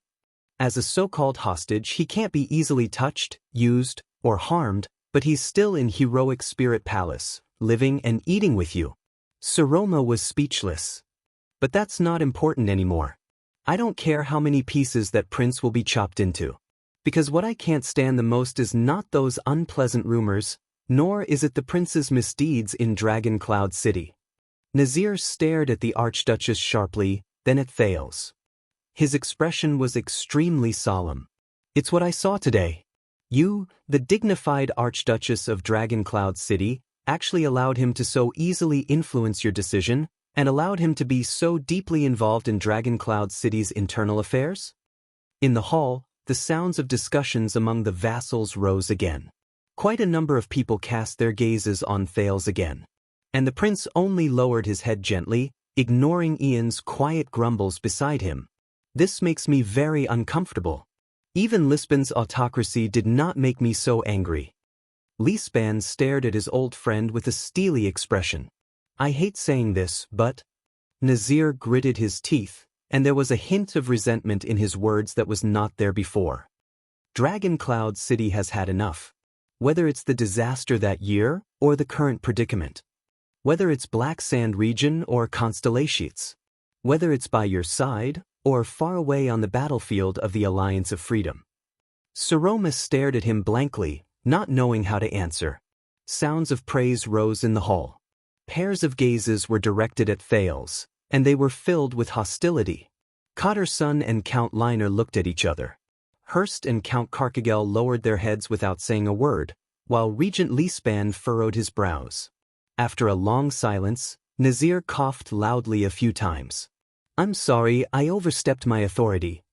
Nazir's voice became softer, as though he had returned to the appearance of an old and clumsy count. But if you are still so naive... He shook his head with a sorrowful look in his eyes. Especially when Constellation is involved, please forgive me for reconsidering my decision to send troops. Perhaps Dragon Cloud City should also stay away from these matters, even if it will damage your reputation. Please understand that we did not respond to the enlistment to satisfy the willfulness of a child who wants to protect his childhood playmate. These merciless words instantly plunged the entire hall into a cold winter. Count Lisban clenched his fists tightly and stared at the Archduchess hesitantly. Count Hurst wanted to say something, but in the end he did not say anything. Count Liner and Cotterson exchanged glances. Their meaning was unclear. The breathing of the vassals slowly became disordered. Please make a decision, the decision a wise archduke should make, Nazir said faintly and sat down again. No one spoke. Everyone was waiting for the girl who sat at the highest point in the Hall of Heroes, perhaps the highest point in Dragon Cloud City. Saroma trembled slightly and stared at Nazir in disbelief. No. She struggled internally, and her eyes slowly turned red. Naive? Willful? She muttered. Protecting my childhood playmate? She raised her arms as though she wanted to grab onto something, but in the end, she could only place them weakly on the chair. The girl stared at Thales with a sorrowful gaze. But Thales did not respond to her. A few seconds later, she turned her gaze back to Nazir and stared at the Count's pained and unhappy expression. The decision a wise archduke should make? Her expression slowly turned into one of anger. It's easy for you to say, Count Nazir. The girl's breathing gradually quickened. You weren't there, though, Nazir. A puzzled look appeared on Count Nazir's face.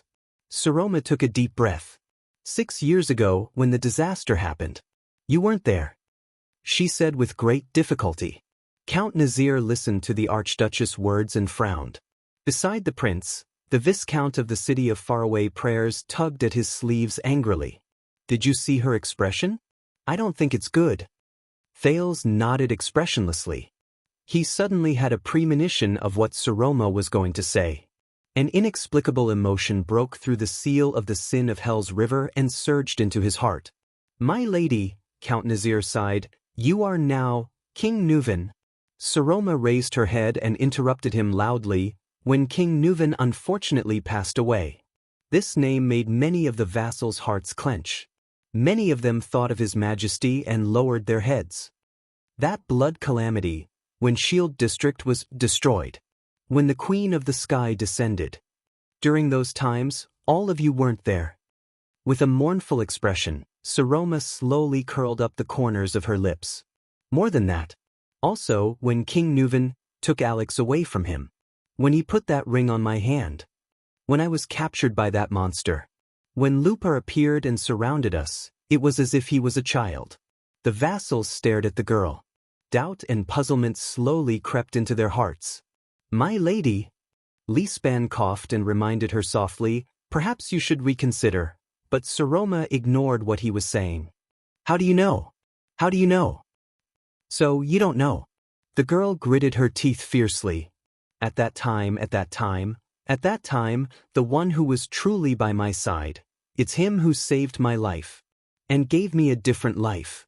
At this moment, Thales, who was at the center of the storm, slowly curled up the corners of his lips. The words of the girl and Nazir made him recall what happened in the past. Those things he would never forget. He watched the Archduchess' struggling and hesitant expression from afar and sighed softly.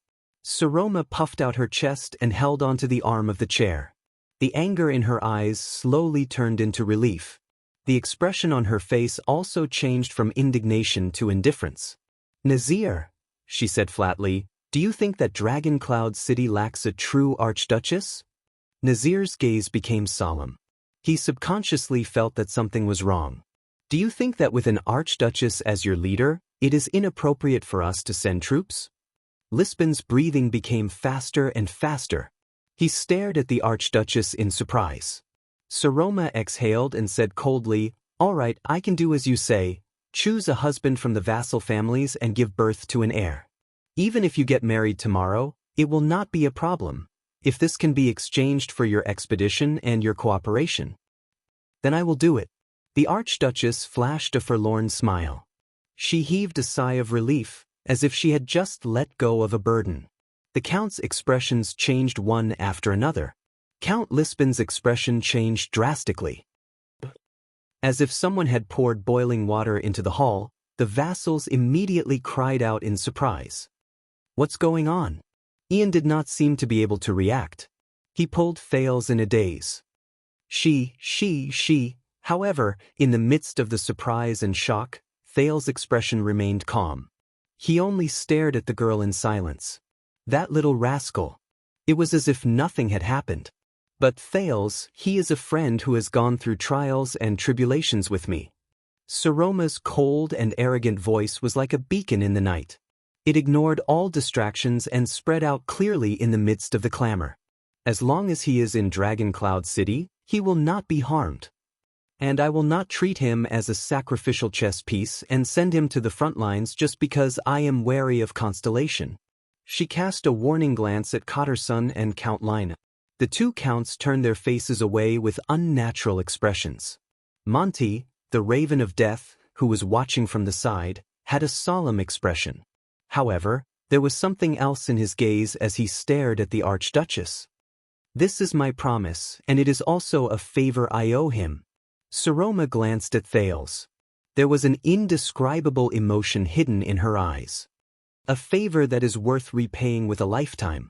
The voices of the vassals became louder and louder. The Count's expressions turned ashen at the same time. Count Hurst even turned his head away with an angry snort. Thales stared back at her quietly. A second later, the prince flashed a faint smile. It was the same smile he had all those years ago. He completely ignored Nicholas' angry glare from beside the Archduchess. As if she had received encouragement, Saroma's expression became lively. The Archduchess raised her head proudly and looked at the entire hall. Everyone, what do you think of this deal? Count Nazir stared at her in a daze. He seemed to be shocked by the girl's determination and was speechless for a long time. My lady, Count Lisban could not take it anymore and shouted, enough of being willful. Do you know what you're saying? Saroma slowly turned her head and looked at the regent who had accompanied and taken care of her for more than 6 years. She is losing this game, losing her bargaining chip as an archduchess. Below the hall, Ian stared at the prince with a complicated expression. There was no lack of resentment in his voice. She is making all our efforts for her go to waste. Just to protect you? I really don't understand. Ian snorted coldly. Thales shuddered slightly. He slowly turned his head. No. Thales said coldly and interrupted Ian. She did not lose. In the face of Ian's puzzled gaze, Thales took a deep breath and tugged at his collar, brushing past the symbol of the 9-pointed star. I can't lose either. At the same time, everyone was either shocked or furious as they waited for the Archduchess's response. It was an important decision that might decide the future politics of Dragoncloud City. The young Archduchess' hands trembled more and more violently, but her gaze became more and more resolute. Of course I know what I'm talking about, Seal. Thank you. Saroma said coldly, but I am a Northlander, and Northlanders never forget favors. Even if it comes at the cost of my life. At that moment, all the Northlanders fixed their gazes on their ruler, but everyone's expression was solemn. In the corner, Thales pressed his hand against the pocket on his abdomen. There was a pair of old black-rimmed glasses hidden there. The prince stared at the stone carving of the cloud dragon spear at the top of the hall with a determined expression. At least, with me around, she won't lose, he said flatly to Ian, who was beside him. Ian was dumbfounded. What do you mean? Ian seemed to have figured something out. He became nervous. Thales, what are you going to do? The corners of Thales' lips curled up slightly, revealing a smile. As I said, Thales seemed to be a little sentimental. He chuckled and said, a backup plan. In the hall, the Archduchess stared coldly at Count Nazir and opened her mouth gently. Instead of sitting in this position with guilt in your heart in the future, when you think about today, however, before Saroma could finish her words, ha! A loud, undisguised laughter rang out in the Hall of Heroes out of nowhere. It interrupted the Archduchess' emotional words. It also broke the solemn atmosphere. Saroma, who was about to speak, was instantly stunned. Ha! The laughter continued. Many of the vassals were also stunned.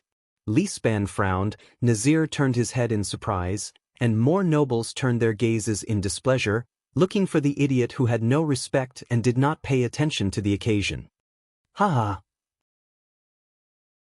The laughter went back and forth, echoing without restraint. It seemed like something really funny had happened. Saroma and the other vassals frowned together and looked in the direction of the laughter. The Archduchess was stunned. The others, including Ian, were also stunned. They stared in disbelief at the person who continued to laugh. The people of Dragoncloud City did not react. They let the laughter continue for a while. But the laughter continued. Ha! Then, the captain of the Archduchess Guards, the Star Killer Nicholas, who was in charge of maintaining order, shouted angrily. Shut up! The Star Killer's roar drowned out the laughter and echoed in the hall. Finally, the second Prince of Constellation, Prince Thales Jadestar, who had been laughing heartily and rocking back and forth, stopped. Slowly he drew back his upraised head. Thales did not care about the angry gazes of the others. He leisurely and contentedly straightened his back on the chair. It was as if this was just an outing. And in the eyes of the Northlanders in the hall, the teenager was narrowing his eyes. With the most disdainful expression, he glared coldly at everyone who stared at him. "Young prince," the Star Killer said angrily, "shut up, or I'll have someone invite you out now." "Save it, Star Killer. Can't you see?" Thales snorted coldly and glared at Ian, who was trying to pull him back. "In this hall, your roar is the same as the Archduchess' prestige. It's useless." Nicholas was stunned. Then he showed a resentful expression. Thales seemed to be amused by himself. He slowly stood up and laughed again. Ha! Although his shoulders kept trembling, there was no smile in his eyes. They were even cold. Saroma stared blankly at Thales, who was behaving abnormally. She did not know why. None of the Northlanders seemed to understand the prince's sense of humor. They stared at the presumptuous prince in unison. Their gazes were malicious, and the sound of their fists cracking and teeth gnashing could be heard incessantly. "We are discussing how to save or take away your life. And you think it's funny, don't you?" Count Cotterson looked sideways and stared at Thales coldly. "The Empire?" When he heard this, Thales did not stop laughing. Instead, he laughed even louder. Ha! Amidst the prince's laughter, the Northlanders' expressions became increasingly unpleasant. "Have you heard of that story?" Thales, who was laughing so hard that he could not straighten his back, waved his hand and finally managed to speak smoothly. A fisherman and a woodcutter sat under a tree and had lunch. They were poor and had never tasted beef, so they thought of a way. They imagined the black bread in their hands as beef. Ha! Thales laughed so hard that his face was contorted. He clutched his abdomen and said while laughing, Then they discussed, "Hey, look at the piece of beef in my hands. Should I bite it horizontally or vertically?" His words echoed in the hall with his laughter, and it also made the Northlanders increasingly unable to suppress their anger. Ha! Count Leespan and Count Nazir looked at each other in surprise. They had a tacit understanding that this was not Thales' doing. Saroma stared blankly at Thales as he walked out of his seat. She was speechless. Count Cotterson could not take it anymore. He gritted his teeth and glared at Thales. "What the F***ck are you talking about?" Thales stopped laughing, exhaled, and shook his head. "Don't you understand?" The prince walked to the center of the hall. Under the watchful eyes of the crowd, he looked at the vassals around him contemptuously. Looking at a bunch of self-righteous fellows, self-righteously discussing a fantasy that they can't even achieve.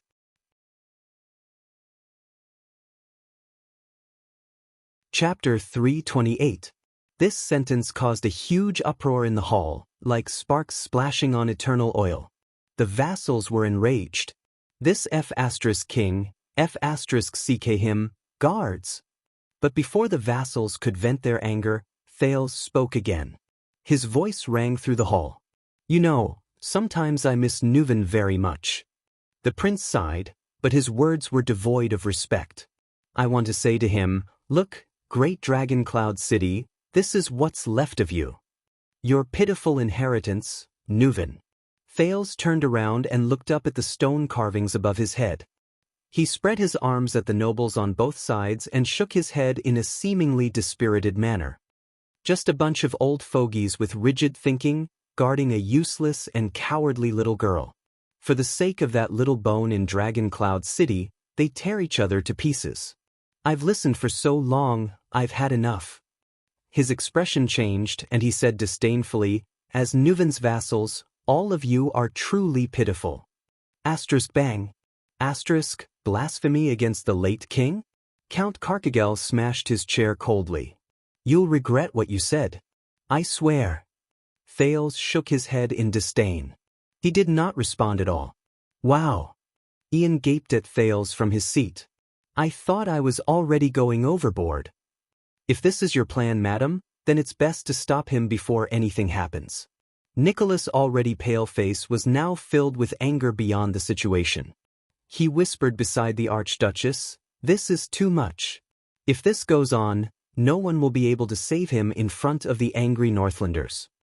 even if he has his father and Constellation's protection.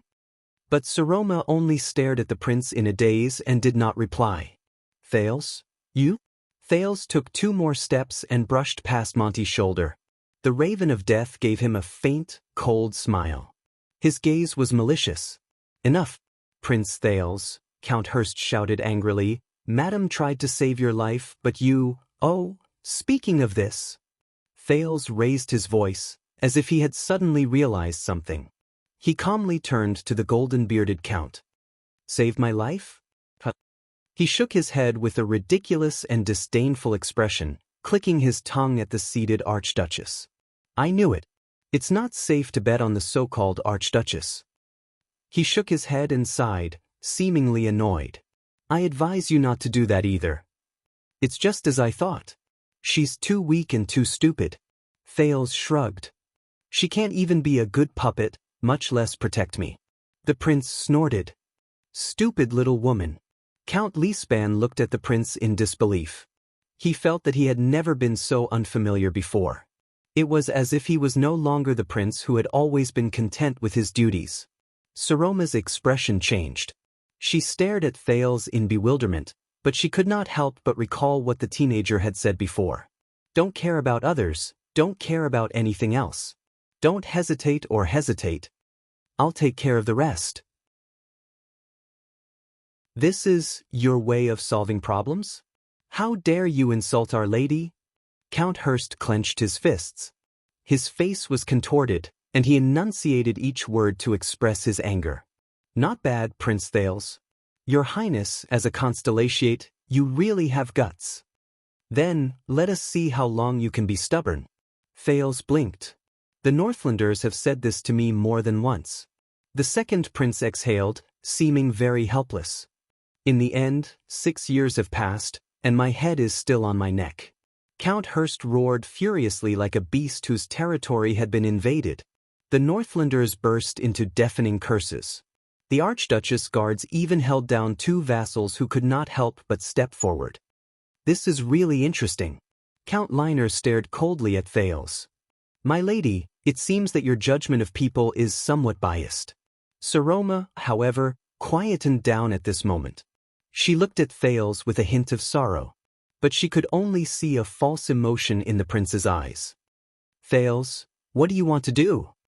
The Alliance of Freedom was our doing. It was Constellation's premeditated plan. Thales took a deep breath, turned to the Northlanders in the hall, and shouted, adding fuel to the fire, And what can you do? Northlanders? Dragon Cloud City? Hold endless hearings and quarrel in the castle? Then, use pretentious words to boast about your achievements that were never yours to hide your incompetence and foolishness? I've had enough, he sneered. As if all of you have really contributed a lot to Dragon Cloud City.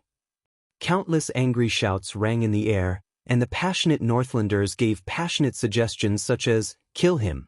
Count Nazir frowned and stared at Thales. He gestured to Lispan, who was sitting opposite him. What's going on? But the regent only shook his head. He did not know either. And what annoys me the most is, your Archduchess is right about one thing. Thales sighed, and his expression turned cold. 6 years ago, if it wasn't for me, Dragon Cloud City would have long since ceased to exist. Since when did all of you have the right to shout and discuss how to deal with me? Thales spun around on the spot and took in every pair of gazes. He laughed loudly and raised his voice, drowning out the Northlanders' curses. As if you can really do it. The voices in the hall grew louder. Now, if I say, chop off one of his hands, Count Liner said coldly and loudly, is there anyone else who objects? One-sided shouts of anger and agreement rang in the hall. Thales laughed without a care in the world. He turned around and faced the now speechless Archduchess. He spread his arms. Come. Like a brave warrior who was ready to risk everything, he laughed angrily and happily on the battlefield. Everyone from Dragon Cloud City, the second prince of Constellation, Thales Jadestar, is here right now. Take me as a hostage, the teenager shouted. Chop off my hands or feet, it's up to you. 3 Archduchess guards held down the 5th vassal who was about to rush forward, Count Hudson. Thales could no longer remember whether he was Sunset Snow River or Hudson of Spear City. But it did not matter. Thales stared coldly at the enraged Northlanders. It's about time. Ian stared at Thales in the hall and furrowed his eyebrows tightly. What are you trying to do? This is Dragon Cloud City, and you're facing Northlanders. If this goes on, even if you want to be sent to the city of faraway prayers safely, it's impossible. Saroma stared at Thales, who seemed to want to challenge all the authoritative figures in Dragon Cloud City. That's right. At this moment, no one, talk about marriage, talk about conscription, and talk about the Archduchess qualifications. But you did, Thales? When she thought of this, she could not help but feel a lump in her throat. Thales roared angrily again. But all of you must remember. Thales waved his arms and glared at every Northlander who was gnashing their teeth. He raised his head and shouted angrily, "On that day in the future, on the day I wear the 9-pointed star crown and receive the staff of constellation, every debt will be settled, and every hatred will be washed away." His words were like a bucket of cold water. The angry shouts in the hall immediately stopped. In the name of Jadestar. This is a promise from the heir to the throne of Constellation. Thales took advantage of the silence to lower his voice and soothe his hoarse throat. He said coldly, "Remember, every single one of you. Remember, extensions." He glanced coldly at the vassals in the hall and found that the anger in their eyes had slowly faded away, turning into hatred that could not be erased for years. Brat.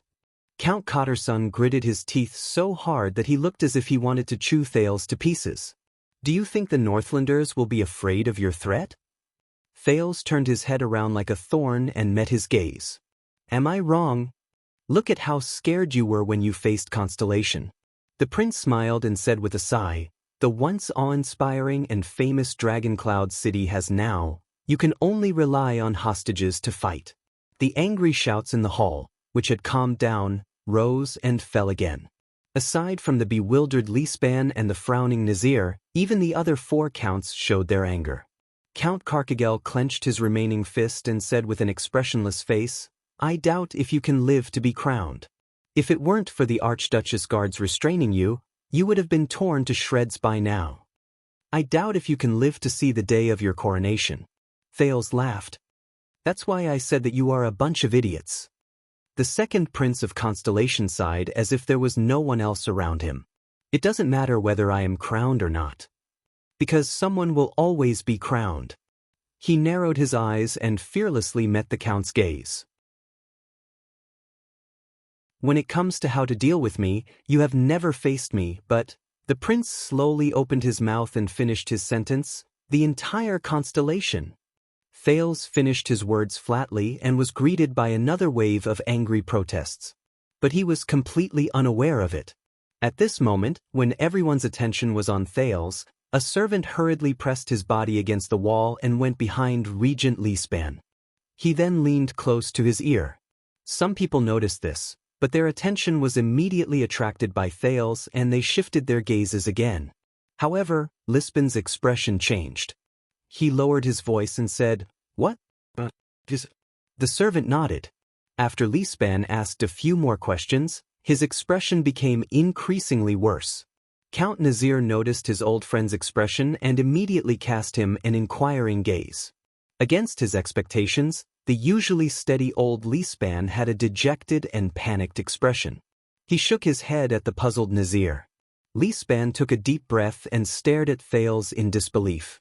He smiled bitterly. "Is that so, Prince Thales? I see." A second later, Lispan waved his hand weakly, as if he had given up on something. The servant left, but the confrontation in the hall continued. "We, Extet, fear no opponent," Count Liner said coldly. Earl Liner coldly said, "Because of your foolish actions, kid, your fate today has already been decided. And it will be the same in the future. Do you think that you will be able to rest easy after you return to Constellation's tall city walls in the future? Perhaps you have forgotten 18 years ago we..." Thales cut him off mercilessly. "Oh, you have no right to represent Extet. Don't talk about Extet, and we all the time." Thales chuckled. Don't think too highly of yourself either. Not everyone has the right to represent such a big country. Count Liner's gaze became more and more vicious. I will remember what you said. I will put the debt of provoking the alliance of freedom and constellation on your head. But Thales was not afraid, as if this was just a stroll in the backyard. Forget it. In front of me, it is not up to someone of your rank to speak so harshly. He shook his head in disdain. Count Liner, your rank is still too low to threaten the next supreme king of constellation. The king's vassal of a country. Liner's face immediately turned livid. At this moment, bang, the main door of the hall was suddenly opened. A deep and sonorous voice rang out in a low voice. I seem to have heard someone say that not everyone has the right to represent Extet. Even a count's rank is not enough to speak to a certain king's heir. The argument in the hall stopped.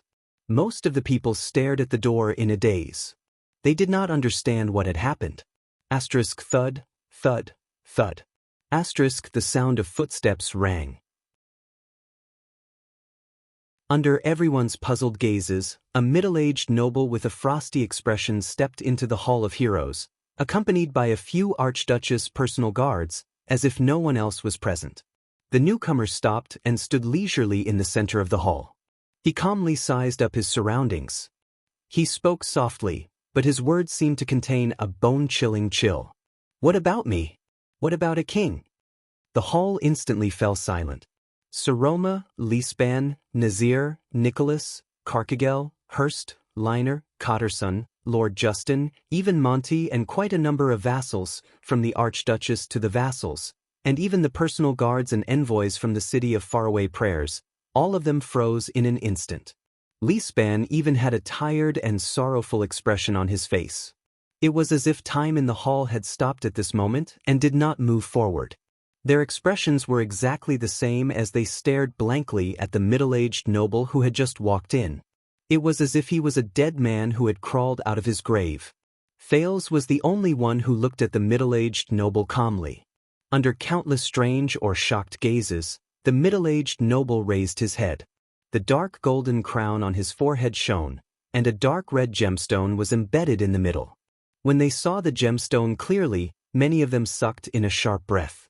In the next second, Chapman I, the 46th common elected king of Extet and the Archduke of Black Sand region, swept his gaze across everyone in the hall expressionlessly. He said softly, "Good morning."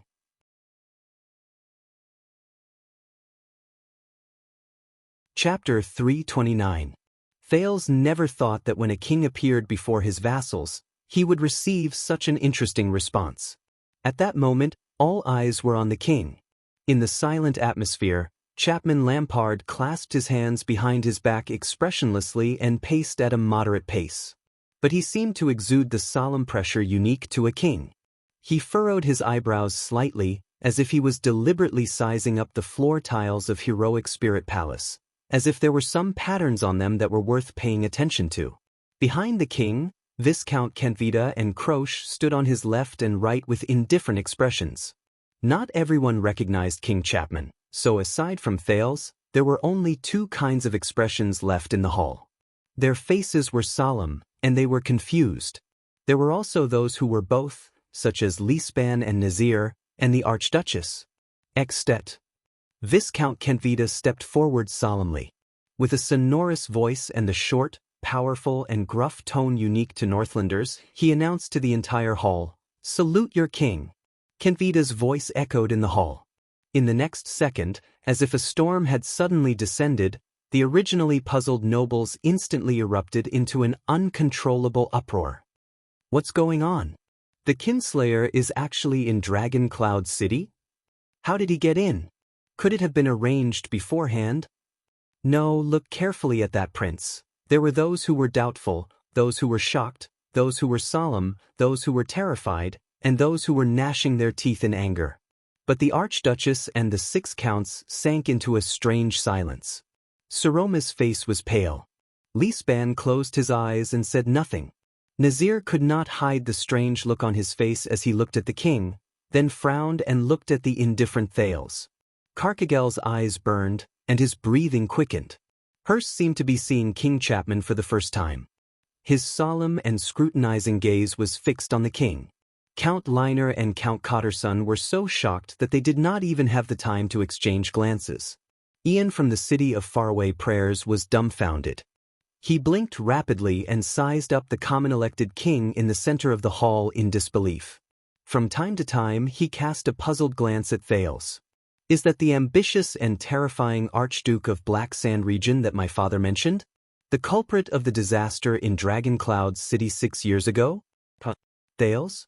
Doesn't that mean Ian's expression became more and more unsightly?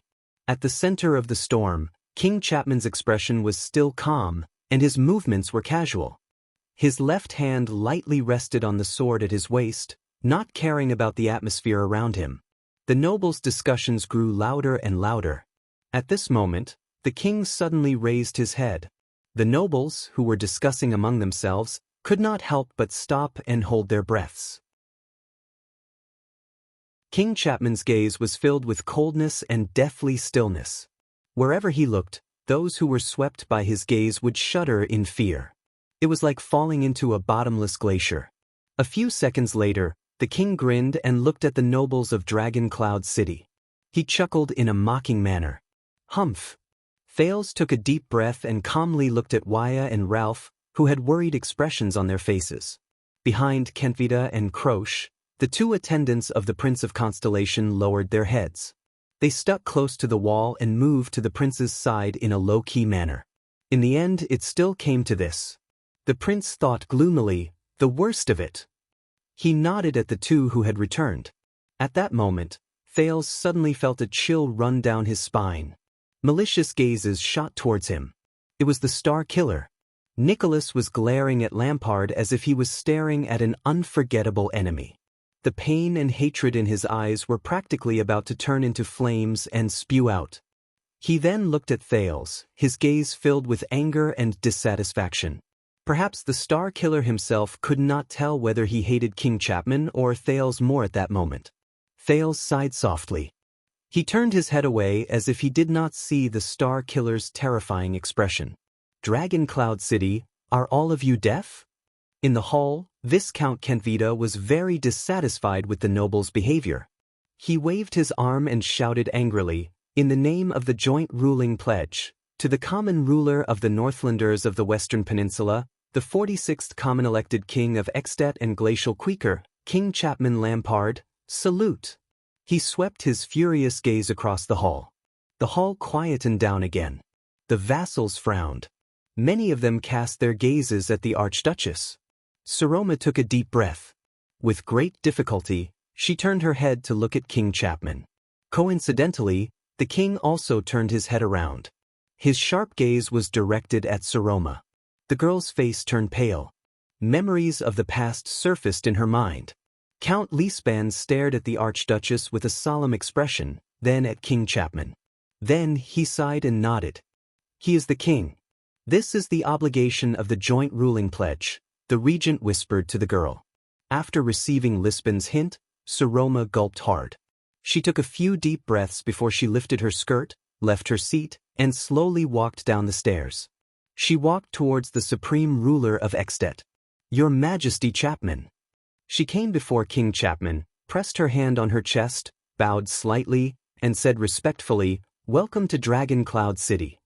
I'm very surprised that you've come. As the Archduchess moved, countless sighs rose in the hall. King Chapman looked down at Saroma from above. He looked at the emblem of the cloud dragon spear on her clothes, and a barely noticeable hint of bewilderment flashed across his eyes. Yes, I didn't expect it either. But life is always full of surprises. He snorted softly, seemingly with a profound meaning. The ruler of Dragon Cloud City. The king shifted his gaze and looked around him. In the next second, the hall was in complete silence. All the Extetians, whether they were nobles, vassals, soldiers, servants, counts with high positions of authority, or Viscount Ian of the city of faraway prayers, whether they were anxious or indignant, all rose from their seats. They knelt on one knee. They bowed to the king of Extet in the middle of the hall. Thales watched everything quietly. He felt as if he had returned to the day King Chapman was crowned 6 years ago. Seeing the vassals' actions, Kentvita and Krosh exchanged glances before they nodded in satisfaction and knelt down as well. However, Kentvita immediately frowned. Not everyone has knelt down. Mute, stand back a little. Wuxia pulled Ralph back and whispered in dissatisfaction, "We're the only ones standing." "It's a little too eye-catching." Ralph shrugged and pointed at a person in the hall. He frowned and gestured, "We're not the only ones." Without waiting for Wuxia to react, Viscount Kentvita's displeased voice rose again. "Count Cotterson. You're still standing. You didn't bow?" Everyone's gaze turned to him at the same time. One of the 6 most powerful counts in Dragoncloud City, Count Shalon Cotterson of Phelan Castle, stood on the spot with an indignant expression. Compared to the vassals around him who were kneeling on one knee, he stood out. "I still remember when we were young and fooled around together in Dragoncloud City. At that time, you respected and feared King Nuven," Count Cotterson said coldly, "and now, you come back to Dragoncloud City to show off your might, Chapman?" King Chapman's eyebrows twitched slightly. He snorted through his nose. He seemed to find this very interesting. "Listen up, Chapman. We are the vassals of the Archduchess of Dragoncloud City."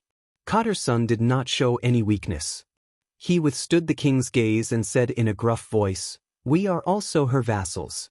We only salute her." Saroma stared in astonishment at Cotterson, who had been on bad terms with her before this. It was as if this was the first time he had met this earl who spoke harshly. All the people in the hall quietly watched the confrontation between Cotterson and King Chapman. But the king ignored him and looked away. He seemed to be indifferent. In this hall, only the Prince of Constellation does not have to salute the king, Count Cotterson, Kentvita said flatly. This Viscount Kentvita is probably still holding a grudge for the embarrassment from the last time we met. A malicious glint shone in the Viscount of the City of Halting Light's eyes. "Why, are you also a Constellatiate?" The moment he said this, Count Cotterson's face immediately turned livid. Many people furrowed their eyebrows. "Kneel down and show your loyalty to the king," Kentvita said coldly. Count Cotterson took a deep breath. He stared at the king in disdain, then at Kentvita. He was about to open his mouth to retort, but someone grabbed his shoulder. Cotterson turned his head in surprise. Count Lino was holding his shoulder. His expression was unpleasant. "Kneel down. He is the king after all. Etiquette is secondary. But if you do not want to be labeled as a disloyal because you violated the joint ruling pledge the next day, and if you do not want to become the enemy between Dragoncloud City and the king," there was a hint of warning in Count Liner's tone. "Kneel down, don't cause trouble." Cotterson raised his head indignantly and looked at the king. He thought of something, and his expression was one of struggle. King Chapman continued to stare back at him with a dark expression. A few seconds later, Cotterson gritted his teeth. In the end, he closed his eyes and knelt down on one knee. His hand, which was holding his knee, trembled slightly, as though this was a great humiliation. The king's cold laughter rang in the hall. "If you do not want to kneel down..." King Chapman's expression became animated, as though he had suddenly come alive from a portrait. "Then do not kneel. A true Northlander does not lie to himself." He cast a scornful glance at Cotterson. "What do you say, Cotterson, my old acquaintance?" Count Cotterson, who had already knelt down, immediately had an extremely unpleasant expression on his face. "Get up and return to your seats, everyone. Especially you, young lady." King Chapman cast a cold glance at Saroma. The latter could not help but clench her teeth. She then looked around. "Do not let me ruin the atmosphere." The vassals in the hall slowly stood up. What followed was the sound of many people clenching their fists. Below the Archduke's seat, Count Nazir said in a low and solemn tone, "When did he arrive in Dragoncloud City? You did not know about it beforehand?" Opposite him, Li Span sighed. "At this point in time, is this important?" Nazir glanced at the king, who acted as though there was no one else around him, and snorted softly. "I thought you would stop him, be it outside the city or outside the palace, and not allow him to enter as though there is no one around, your grace." "I was thinking about it, Regent Lee Span replied bluntly. Perhaps we could even add a sideshow like Dragon Cloud City kills the assassin who broke into the palace. But Lispan's gaze then tensed up. If the news of the common elected king's arrival at Heroic Spirit Palace had not spread throughout Dragon Cloud City at the same time as his arrival, Nazir's gaze froze. Spread throughout Dragon Cloud City? Everyone knows that he is here. Lee Span nodded cautiously and solemnly. In another morning, I reckon that all of Extet will know. Nazir furrowed his brows and retracted his gaze from the king's head. So, it is already impossible for us to seize the opportunity to attack him? Lee Span nodded. They came prepared, so they have nothing to fear. The former prime minister's expression was stiff. We can only face them head-on. Nazir snorted softly and cast his gaze on the special teenager. It seems that we, all of Dragon Cloud City, have been played a ruthless trick. Lee Span did not speak. But like his old colleague, he also locked his gaze on Thales. Thales just stood quietly on the spot and did not move an inch. He did not seem to care about King Chapman, who was not far away. Beside him, Ian from the city of faraway prayers looked at Thales hesitantly, then at King Chapman, who had suddenly appeared.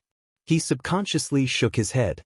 In the hall, Saroma, who had returned to her seat, took a deep breath and cast a worried glance at Thales, who was as expressionless as the king. She then asked anxiously, "May I ask why you are here, Your Majesty? After all, this is the day of Dragon Cloud City's State Affairs hearing.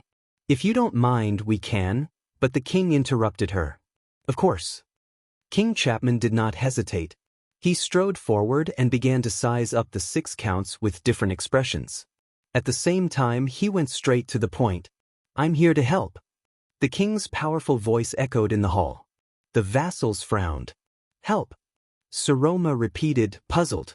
"Yes." As Kentvita whispered in his ear, King Chapman turned around and sighed. But before that, following the king's gaze, the vassals' gazes turned in puzzlement. In the end, they landed accurately on the air of the city of faraway prayers. "Ah, someone from the city of faraway prayers?" King Chapman enunciated each word clearly. He stared at Ian like a wild beast that had been lurking for a long time. What a surprise! Ian was shocked. His entire body stiffened, and an inexplicable anxiety rose in his heart. He never thought that he would have to face his worst opponent so early, so soon, and in such an embarrassing manner during his trip to Dragon Cloud City. In the face of the king's oppressive gaze, Ian instinctively said, "Your Majesty, this is the first time we meet. I've heard of you, Rocknee's son." The king waved his hand and did not let him continue. "Are you here to propose to the Archduchess of Dragon Cloud City?" Ian was instantly rendered speechless. He had thought about the possible ways the king would open the conversation. Greetings, accusations, condemnation, probing, but it's actually this? This is a bad idea. King Chapman snorted coldly. "Your status is unworthy. It's more appropriate for your father to propose himself. Doesn't he love doing this kind of thing the most?" Ian's face instantly turned pale. Behind the king, Croche chuckled softly, as if she had sensed something. Beside her, Viscount Kentvita smiled. "His Majesty has avenged you," Kentvita whispered to the female warrior with a mischievous smile. "Truth be told, when Rocknee proposed to you in Heroic Spirit Palace 6 years ago, without waiting for him to finish, Croche rudely replied with 2 words. Shut up." Kentvita shrugged and did not say another word. After 2 seconds, Ian, who had lost his composure, composed himself. He pretended to be calm and replied in his usual relaxed tone, "It's not very appropriate to say that. After all, I'm also considered the heir of the Rocknee family and the city of faraway prayers." Ian deliberately enunciated his words and said, "Before you inherited the title of Archduke, didn't you have the same status as me?" The vassals of Dragon Cloud City frowned. "Is that so, heir? The same status as me?" As he listened to Ian's sarcastic words, King Chapman snorted softly and said nonchalantly, "Then why didn't you kill your sister?" At that moment, the entire place fell silent. This time, Ian choked on his words. Thales looked at Ian and sighed. Yes, he knows this feeling. Everyone who crossed swords with Chapman Lampard would experience that kind of heavy pressure, the feeling of suffocation caused by his cold gaze and cold words corroding each other. And Lampard's attacks have always been about not moving, the king's voice rang again. If your sister is not dead yet? The king began to pace slowly and said flatly, then what kind of heir are you? In that second, Thales felt as if he could hear a heavy hammer pounding into Ian's heart along with King Chapman's words. On the other hand, it was as if a block of ice had cracked inch by inch in Ian's heart. The Viscount of Dual Wind City did not speak for a long time. The hall was silent as everyone listened to the king's words. Ian's previous actions had made him a lot of enemies in Dragoncloud City, so no one wanted to help him. Well, there are. Your Majesty, Saroma said indignantly, perhaps you should return to the main topic. King Chapman raised his eyebrows. Oh, of course. For example, the city of Faraway Prayers, which rules the western part of Extet, sends a viscount who doesn't even have the right of succession to ask Dragoncloud City for a marriage alliance. These words made many people's faces turn stern. Ian, Monty, the Raven of Death reminded the absent-minded Ian in a low voice, do something. Under the reminder, Ian shuddered violently. He suddenly realized that King Chapman came for the city of Faraway Prayers. He could not back down. The young heir of the city of Faraway Prayers forced a smile and said, you have misunderstood. In the city of Faraway Prayers, according to the Northlanders' tradition, my sister has no right of succession. When he heard this, Thales sighed and closed his eyes. He saw it very clearly. Chapman Lampard and Ian Rockney. Just like the contest between the Prince of Constellation and the Star Killer. Whether it was a contest of swordsmanship or a battle of words, both sides they were not on the same level. The king snorted coldly. At the same time, he cast a warning glance at Saroma, who had just interrupted him. No right of succession? Could it be that you are hinting at the Archduchess of Dragoncloud City, Saroma Walton, whom all the archdukes, including me and your father, acknowledge as a female, the Archduchess of Dragoncloud City, Saroma Walton? King Chapman spoke slowly in a normal tone, but his words caused the expressions of all the vassals of Dragoncloud City to change drastically. No right of succession? Sitting on the Archduchess' throne, Saroma's breathing quickened as she stared at King Chapman in a daze. Ian was stunned again. In the face of the king's gaze and words, he was tongue-tied. His chin trembled continuously, but he could not say a word for a long time. Ian, who usually did not bother about trifles, was rendered speechless at this moment. There was no time to rest. The king soon spoke again, breaking the uncomfortable silence in the hall. Don't take it seriously. It was just a joke. Even if your father comes to propose. King Chapman glanced at Ian coldly from the corner of his eyes. Fortunately, you are not that stupid. If your families really become in-laws, I will not be here to help you. Ian looked at King Chapman. But for the future of Extet, the king glanced at the people in the hall. There was a deep chill in his voice. He is here to declare war. The atmosphere in the hall froze. The vassals became alert. Ian, who was usually eloquent, was rendered speechless, as if his tongue had been cut off. Ian turned to Thales indignantly. Damn it. Damn it. Thales. You and your father and the others, 6 years ago in Dragoncloud City, which was in a desperate situation. How did you play against an opponent like Chapman Lampard, and not be at a disadvantage? Leespan and Nazir looked at each other in unison. They saw the uneasiness and nervousness in each other's eyes. The city of Faraway Prayers can no longer be counted on. The situation is not good. King Chapman raised his head again and sized up the decorations in the hall. He did not relax in the slightest when it came to Ian's question. I heard that Archduke Rockney has been very close to some of my restless vassals recently. The expressions of the vassals in the hall changed. Not very close. Ian took a deep breath and chased away the discomfort and loss of composure brought on by the king's pressure. He tried his best to force a smile.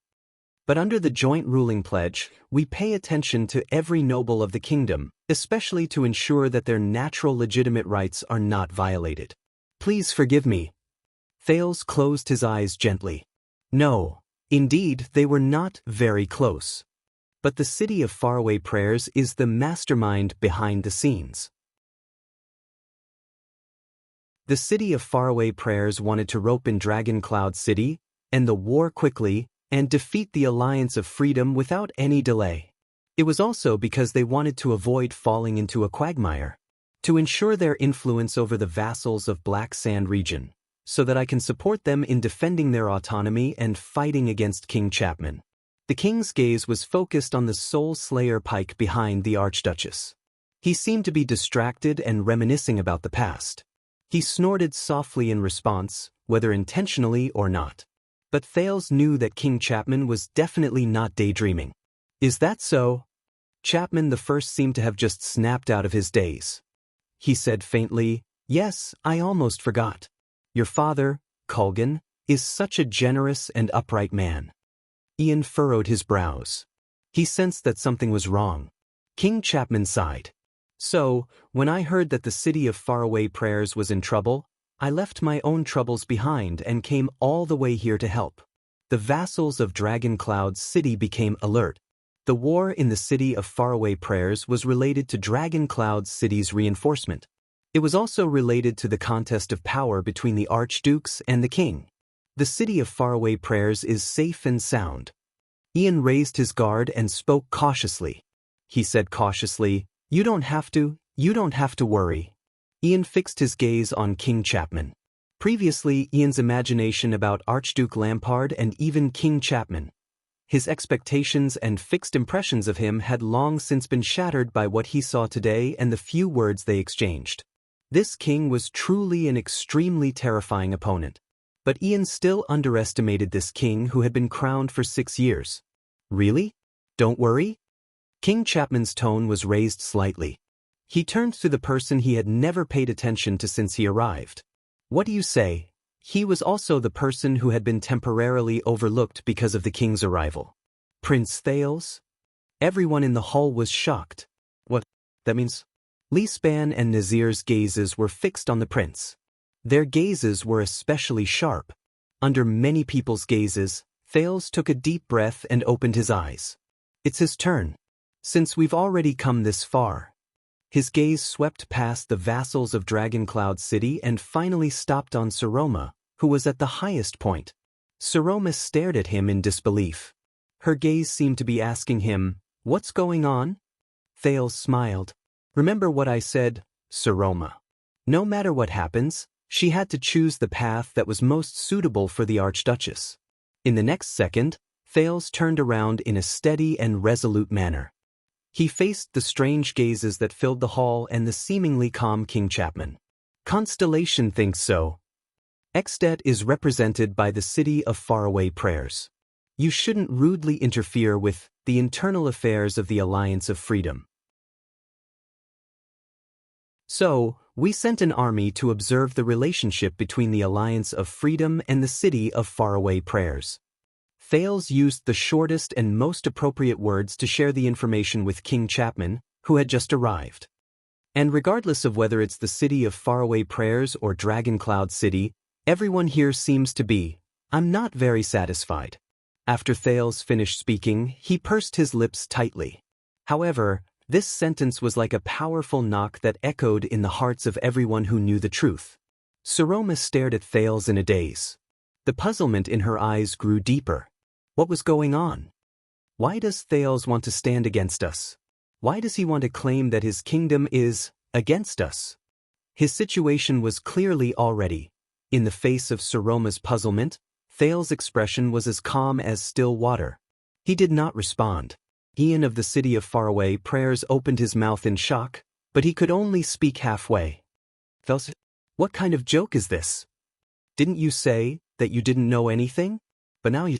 In the face of Ian's questioning, Thales' expression was calm, as if he did not hear anything. On the other side, the star killer, Nicholas, stared at Thales with an increasingly dark gaze. There was even hatred in his eyes. "Young prince, Are you in cahoots with him? In the face of the Star Killer's angry gaze, Thales's gaze froze. He did not move an inch. Regent Leespan stared at Thales in shock. He furrowed his eyebrows tightly as he recalled the prince's previous deeds. Could it be that this prince and King Chapman, Thales' words also stirred up the anger of the vassals of Dragon Cloud City again? Waves of condemnation surged forth and drowned him. Count Cotterson of Dragon Cloud City gritted his teeth and said, "Hey, you little rascal," but he was interrupted. Count Nazir held him down with a solemn expression and shook his head. "Your Highness, is this your plan?" Wuxia, who came to listen to the council hearing for the first time, immediately whispered nervously into the prince's ear, "It doesn't seem too good." Ralph cast a scornful glance at the attendant. "This is considered bad? You didn't see it, but when the Northlanders were discussing how to dismember the prince." In the face of these people's gazes and discussions, Thales was indifferent, as if it had nothing to do with him. He only waited quietly for King Chapman's response. King Chapman frowned slightly and paused for a few seconds. He seemed to be digesting the news. A few seconds later, he relaxed his brows again. His sonorous voice rang in the hall, cutting off the vassal's condemnation. The king turned around calmly and faced the entire hall of heroes. "This is what I meant by trouble for the city of faraway prayers." In the face of the king's pressure, the hall instantly fell silent. King Chapman sighed as if he felt that it was a pity. If Constellation really interferes, it will not be so easy for the city of faraway prayers to get rid of the Alliance of Freedom. He pondered and said, "This is indeed a problem." Under the gazes of the people in the hall, King Chapman curled up the corners of his lips and revealed a rare smile. "Prince Thales," he said in a sonorous voice, "why don't you come to Black Sand City as a guest?" The vassals and envoys were all stunned. Thales frowned fiercely. It was just as he had expected. Saroma was the first to react. She cried out involuntarily, "Your Majesty, what did you say?" The expressions of Leespan, Nazir, and the others changed. In the face of countless shocked and confused gazes, King Chapman smiled coldly. "I said, for the sake of the city of faraway prayers' interests in the Alliance of Freedom." He glanced at Ian, who had yet to react, and curled the corners of his lips in disdain. "I will reluctantly entertain Prince Thales, and negotiate with King Kessel while I'm at it. After all, I am the closest to Constellation." Ian was stunned. "The prince is going to Black Sand region?" he murmured. But soon Ian, who had figured out what was going on, was shocked. He stood up in a panic, his face pale. "Prince Thales cannot go to Black Sand." Behind the king, Viscount Kentvita snickered. "You are welcome, Sir Ian. After all, as His Majesty said, we are here to help." King Chapman put on a strange expression, like a cat who had caught a mouse. Chapman Lampard stared at Ian, who had lost his composure. His eyes shone with a frightening, cold glare, and he enunciated each word clearly through gritted teeth. "Kulgan Rockney is so enthusiastic that he doesn't forget to care about the vassals of Black Sand region even though he is far away at the borders."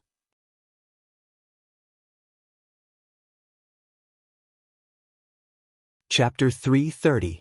"No, Your Majesty, you can't take him away." Ian lost his composure and took a step forward. He had even forgotten how terrifying Chapman Lampard was. He was completely unaware that the man before him was the supreme ruler of the entire kingdom. "You can't take Prince Thales away." Count Nazir frowned slightly and whispered to Leespan, who was beside him, "Strange." Regent Leespan also revealed a solemn and puzzled expression. "Once the hostage prince falls into the king's hands, the situation will be reversed, but Lampard is shrewd and ruthless. Why does he think that Dragon Cloud City will obediently bow to the king's might and obediently hand over the hostage? Unless..." Count Nazir narrowed his eyes. "He has something that he can use against us, forcing us to compromise?" No one noticed that Lispan's breathing froze for a moment. Or Nazir was still thinking and did not notice his old opponent's loss of composure.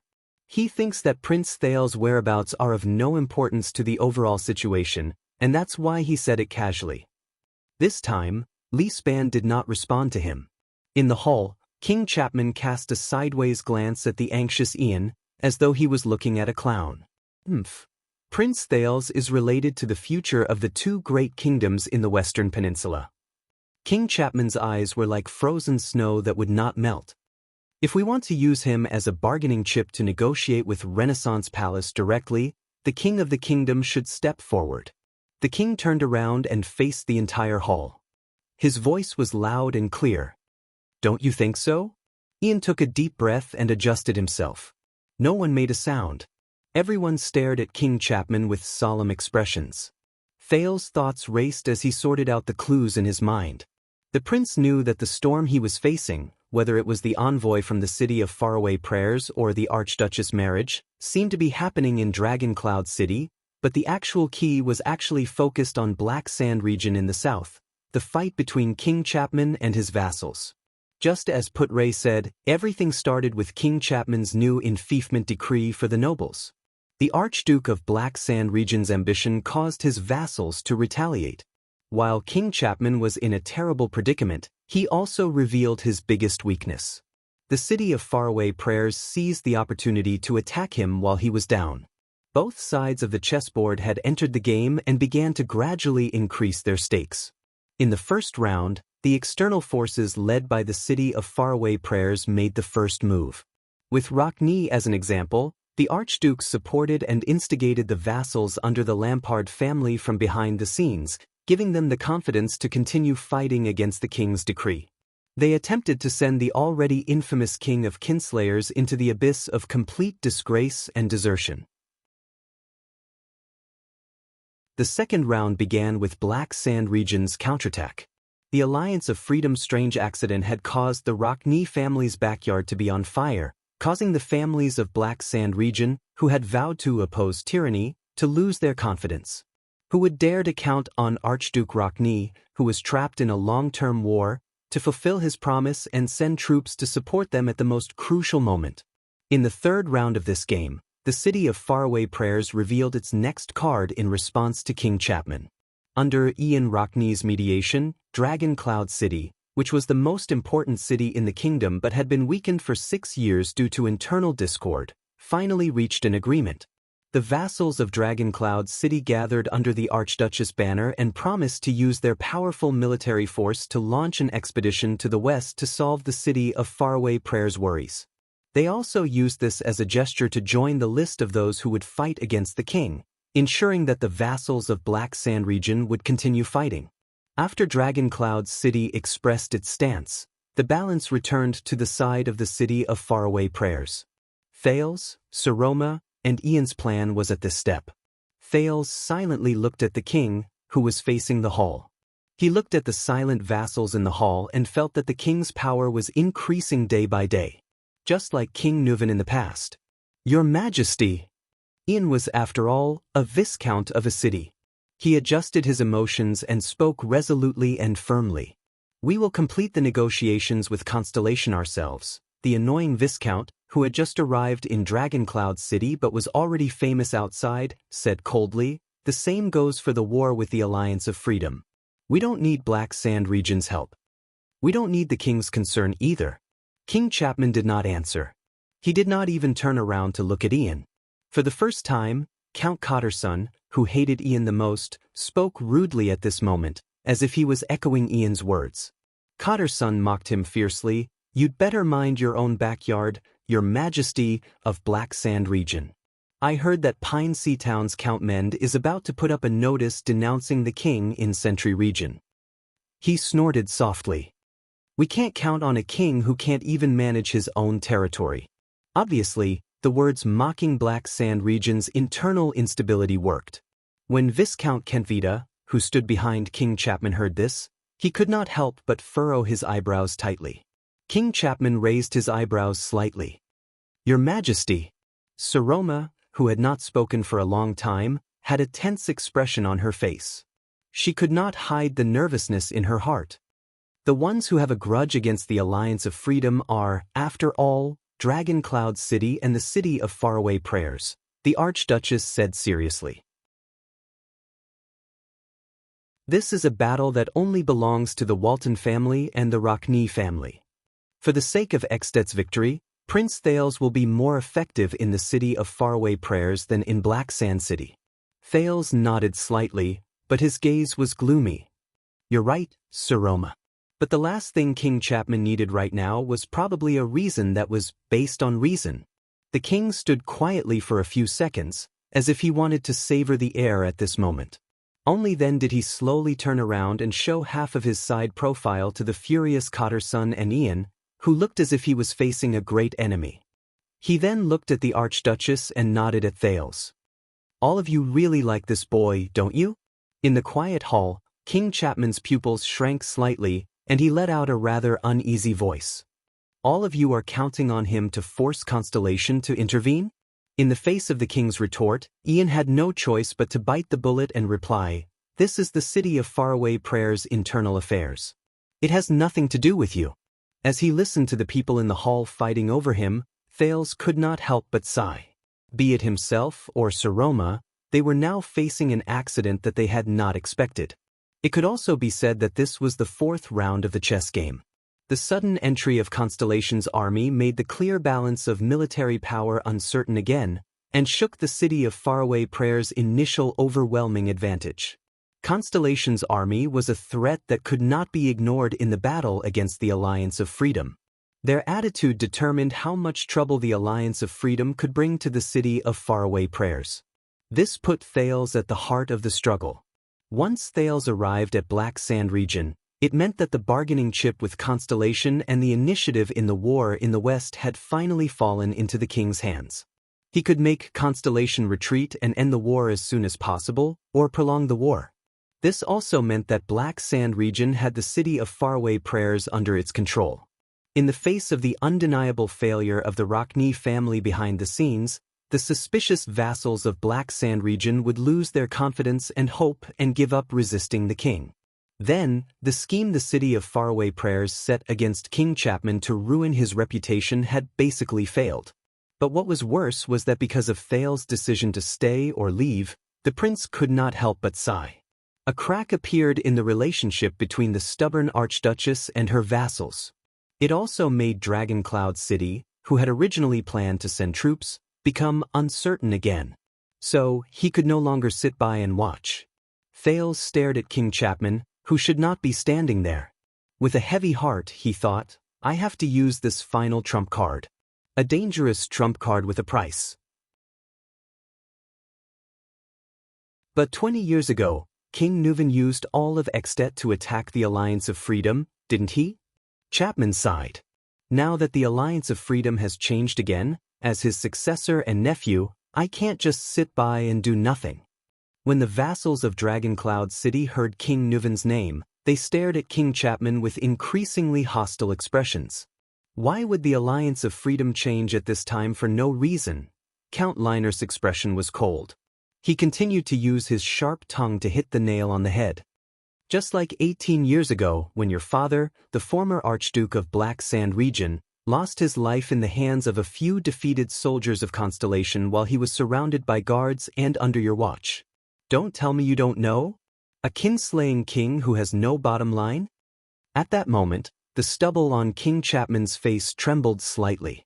When they heard Count Liner's extremely obvious and malicious hint, a sneer rose in the hall. Beside the king, Kentvita and Croce's expressions turned cold. They were about to step forward and speak, but they were stopped by Chapman's hand gesture. Thales stared quietly at King Chapman, who did not say a word. Ever since this man was crowned as a kinslayer, especially after his coronation, no matter if it was a noble family or a commoner, the entire kingdom had never stopped talking about him, regardless of whether it was true or just pure malicious slander, or slander. Extet's kinslayer. Chapman the First, the kinslayer. Other than power and power, this name would accompany him throughout his life. It would even be written in the history books, followed Chapman to his grave, and passed down to the future generations. But even so, this man, Thales stared at Lampard's eyes, which were as calm as still water. The wariness in his heart deepened. The lady has spoken very clearly. Our intentions are also very clear. This is just a local conflict. Count Carcagel's eyes were spitting fire. We did not ask you to come, Your Honorable Majesty. Don't flatter yourself. King Chapman's eyebrows twitched slightly. He nodded and did not say a word. As the 3 counts of Dragoncloud City joined the battlefield and joined forces with the Archduchess and Ian, the king seemed to have nothing to say for a moment. But Thales sighed. He knew that if Lampard was such an easy person to deal with, then the second prince would not be here right now. Ian raised his eyebrows and seemed to have regained some confidence. Now, Your Majesty, if there is nothing else. King Chapman turned his head abruptly and stared at Ian coldly with a pair of cold eyes. Ian was shocked. The air of the city of faraway prayers' words seemed to have been choked, and he did not continue. The king sneered and shook his head. Local conflict? The king raised his head slightly. Thales noticed that the dark red gemstone in the center of his crown was slightly reflecting light. It reflected the light in the entire hall. But Constellation has already intervened, hasn't it? The king said softly in a relaxed manner, so, let me confirm it again. King Kessel seems to have some complaints about the Alliance of Freedom, so he sent an army to the Alliance of Freedom? He turned his head slowly and looked at the Prince of Constellation again. Thales? Is that so? Everyone's expression changed. Thales took a deep breath. Once again, everyone's gaze was focused on the guests from Constellation. Many people seemed to have figured something out and looked at the prince nervously. Among them, Ian, Saroma, and Nicholas were the most nervous. But in the face of Ian's anxious gaze, Saroma's puzzled gaze, and the Star Killer's angry gaze, Thales' expression remained the same. Even the prince's eyes did not waver. As if he was in a trance, he calmly opened his mouth and uttered the only word. When he said that, Ian's expression was the first to change. Thales, the Viscount of Dual Wind City of the City of Faraway Prayers, breathing quickened, and he said in disbelief, "Are you really on his side?" Ian stared at the Prince of Constellation with anguish and anxiety. How is this possible? Thales did not speak. Ian seemed to be very indignant. His facial muscles twitched violently a few times. In the next second, Ian suddenly pounced forward and grabbed Thales by the lapel. Wuxia and Ralph, who were already prepared, rushed forward and stood in front of Thales to block him. Ian wanted to go forward, but Monty, who was behind him, only swung his hand and grabbed Ian's shoulder firmly. "Calm down, Ian," the Raven of Death said coldly.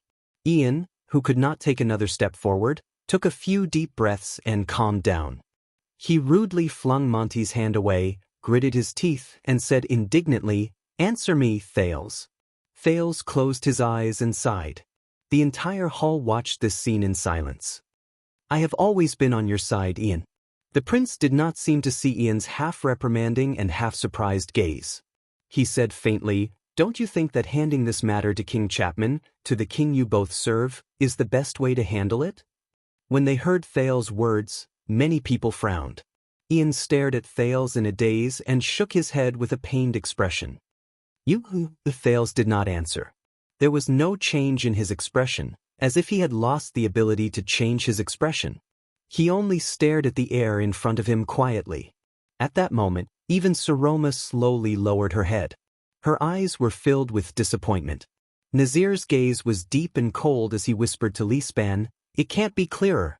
We have this hostage, but he colluded with outsiders and played us in the palm of his hand."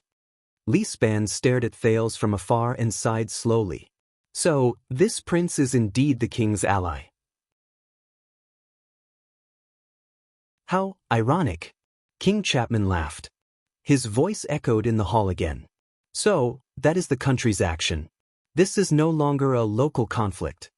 For the entire kingdom of the dragon, the Alliance of Freedom's disrespectful actions will not be easily forgiven." The king snorted coldly and no longer looked at Thales and the dejected Ian. "This is not just about the interests of the City of Faraway Prayers, nor is it about Dragoncloud City's reputation." With an imposing and sarcastic smile on his face, like a general who already had victory in his grasp, he waved his arms grandly at the nobles in the hall who had unpleasant expressions on their faces. "This is my answer to you and your father, Thales. And I will definitely take action. King Chapman's voice was soft, but it carried a lot of weight. Thales closed his eyes and quickly opened them again. There was still not a hint of emotion in them. Very good. It was as though Chapman was not talking about the country behind him. King Chapman smiled again. He was usually stingy with his smiles, but it was as if he was going to use half of his smiles on this day. He paced towards the Archduchess and said slowly, "I'm not sure." Then, as the common elected king of all of Extet, I hereby declare. His words made many nobles nervous again. What was he going to do? And the king did not let the people down. For the sake of stabilizing the situation in the Alliance of Freedom, intimidating our potential enemies, and for the sake of the everlasting friendship between the Lampard family and the Rockney family, King Chapman said loudly with delight and confidence. Black Sand Region will send reinforcements to the city of Faraway Prayers to deal with the Alliance of Freedom. As soon as he finished speaking, cries of surprise immediately rose in the hall. Saroma looked at her regent in confusion, but Lispan only had a bitter expression on his face and tightened his lips. Many of the vassals looked at each other in confusion. They discussed among themselves, but none of them understood King Chapman's actions. Reinforcements? From Black Sand Region to the city of Faraway Prayers? Ian muttered. Ian Rockney, who had already suffered quite a blow from Thales' unexpected betrayal, stared at King Chapman in a daze. His mind was a mess. What is he doing? Imitating Dragon Cloud City and righteously earning a reputation? No.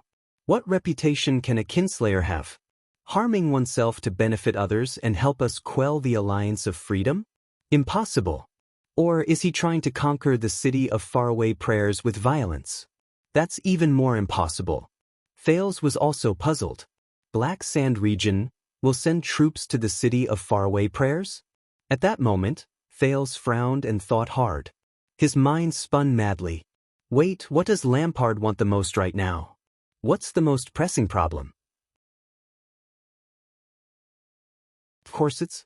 In the next second, Thales, who had figured out the inside story, opened his mouth wide in shock. Very soon he would not be the only one. Because King Chapman's sonorous voice spoke again. As I said, we are here to help. Very soon, from the northern plains to the tributary of Sunset Snow River, from the Sighing Hills to the eastern and western pine forests, every village, every castle, and every noble in Black Sand Region will receive my summons. The king looked at every noble in the hall with a gloomy expression. He especially cast a special glance at Lispan and Ian. For Extet, my vassals will stake their reputations, offer their wealth, recruit warriors, and send their children to the west to witness the unbreakable friendship between Black Sand Region and the city of Faraway Prayers through the Alliance of Freedom's foolish actions and ultimate failure. They will also witness how we love this great kingdom together. When he said this, the shrewd and ruthless vassals, Lispan, Nazir, and the others were shocked. They looked at each other in shock. They already understood the king's plan. No way? The hall slowly quietened down. Ian took a few deep breaths before he frowned. Stake our reputations and offer our wealth? A surge of anger immediately rose in the Viscount's chest. Impossible! Ian's face contorted.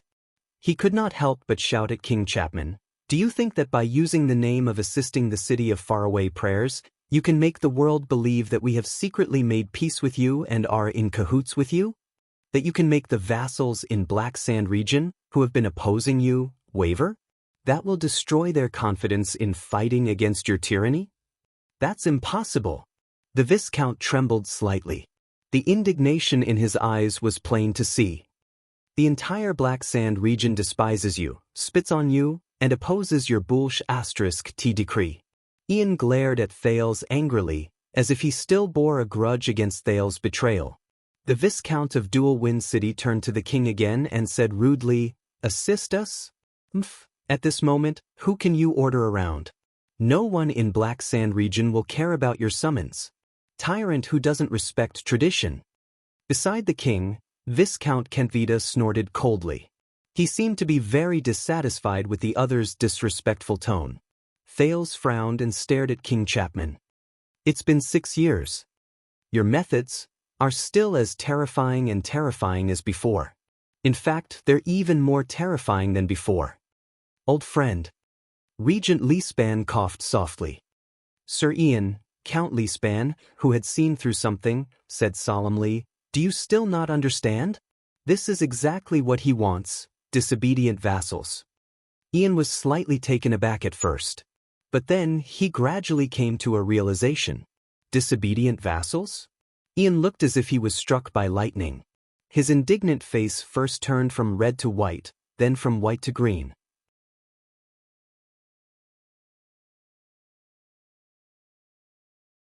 Chapter 331. Asterisk clap, clap, clap, clap, asterisk a lonely but ear-piercing clap rang in the hall. The nobles frowned and turned their heads. The king was relaxed. He raised his hands calmly and clapped softly. It was as if he was enjoying a theatrical performance. Thales felt a wave of discomfort in his heart. He remembered the bloody dawn 6 years ago. At that time, Lampard was the same. He clapped softly, walked out of the murderous army, and walked towards Thales and Little Rascal with victory in his grasp. "Indeed, thank you for reminding me, Ian Rockney," King Chapman said flatly as he clapped. "My vassals have been a little restless lately. Many people have nowhere to vent their energy." The king inhaled and exhaled slowly. His gaze was cold. "So, this is the best opportunity, isn't it? I will provide them, who can't suppress their passion, with a chance to serve the country. This is the right time." Behind the king, Kentvita crossed his arms and chuckled. Ian slowly came to his senses and stared at the king in a daze. He seemed to have expected it, but he still refused to believe the facts he deduced. What do you mean?" King Chapman did not speak. He only curled the corners of his lips and revealed a vulture-like cruel smile. Viscount Kentvita, the second assistant advisor of Extet's Imperial Conference, stepped forward gently. Just as His Majesty said, from the moment the Prince of Constellation opened his mouth to confirm. No, it should be from the moment the Constellation army appeared. This was no longer a local conflict. In fact, it's no longer about who the Alliance of Freedom, who broke the treaty, is loyal to. It's no longer as simple as a dispute between Extet and its tiny affiliated kingdom. He grinned and revealed a bright and relaxed smile, but his words contained a message that made the nobles frown. What the city of Faraway Prayers is facing is the honor and humiliation of all of Extet. It's our national dignity in the face of our mortal enemy, Constellation. As I said to the Archduchess in this hall a few weeks ago, Kentvita said slowly, in the face of Extet's honor and humiliation, our internal disputes become insignificant. Saroma recalled the meeting a few weeks ago, and her face immediately turned pale. Kentvita snorted softly and said, "Regardless of whether it's a small misunderstanding between archdukes or the vassals' small dissatisfaction towards the king, they should all be put aside, shouldn't they?" He gently spread his hands. "This is the supreme name, the war of the country, and the unavoidable righteousness of the joint ruling pledge." Some of the vassals of Black Sand region, in the face of righteousness, if they dare to reject His Majesty's conscription order, if they are unwilling to recruit soldiers, if they are unwilling to mobilize, if they are unwilling to obey orders, if they are unwilling to come, Viscount Kentvita seemed to be very happy to see the people from the city of Faraway Prayers suffer. He shrugged and deliberately chuckled in a low voice. Heh, bang. Behind Kentvita was Croche, who had disliked him since a long time ago. She mercilessly knocked on the assistant counselor's head. "Speak properly." Viscount Kentvita rubbed his head indignantly and did not say anything else. But no one was paying attention to them anymore. King Chapman's voice rang out again, and this time, it was especially chilling. "Northlanders don't need cowards.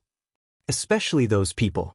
Those who refuse to put aside their internal disputes, their dissatisfaction towards the king, their passion to go to war, and their willingness to die in the face of the righteousness of the country are cowards." The king looked around at the people in the hall. His eyes shone with a cold glare. What other reason do they have to occupy the name of nobility, the benefits of titles, and drag out an ignoble existence in the world? And as their suzerain, what other reason do I have to be soft-hearted towards them? Sighs rose and fell in the hall, along with exhales of indignation. Thales watched all of this coldly from the sidelines. His heart was heavy. Using the name of defending against foreign enemies to eradicate dissidents? As a ruler, you're really straightforward, Lampard. At least the rulers of other places would put in effort to whitewash it a little. Saroma thought about her current situation, and then thought about the king's current situation. She could not help but be shocked when she understood something. Ian's expression froze for a moment. The next moment he swayed violently, as if he was hit head-on by a carriage weighing 1,000 pounds. The Raven of Death frowned and supported him. No, no. Ian's breathing quickened. He was drenched in cold sweat. Why you want to use this war against the Alliance of Freedom to purge your vassals? Is this the purpose of issuing the draft order because of Constellation's interference? No, Ian thought in despair. It can't be. How can it be like this? At the other end of the hall, the diplomat group from the city of faraway prayers was immersed in sorrow. The 6 counts of Dragon Cloud's city stared at King Chapman. The cautiousness and wariness in their eyes had never been seen before. But in the next second, Ian suddenly raised his head. His eyes were filled with anger. Do you think you will succeed, Lampard? Your vassals, they are all nobles, elites among men. It is because of their support and loyalty that the Lampard family can sit firmly in the Archduke's position. He gritted his teeth so hard that he almost crushed them. He did not even care about how he addressed the king. But now you want to attack them. Do you think they will sit quietly and wait for the Lampard family's army to storm their castles, rob them of their wealth, and strip them of their titles? Do you think the warriors who are loyal to you can really handle the entire Black Sand region? However, what interrupted him was the king's faint sneer. Ha! At this moment, King Chapman turned his neck slightly and looked at the Archduchess on the stairs. The Star Killer frowned.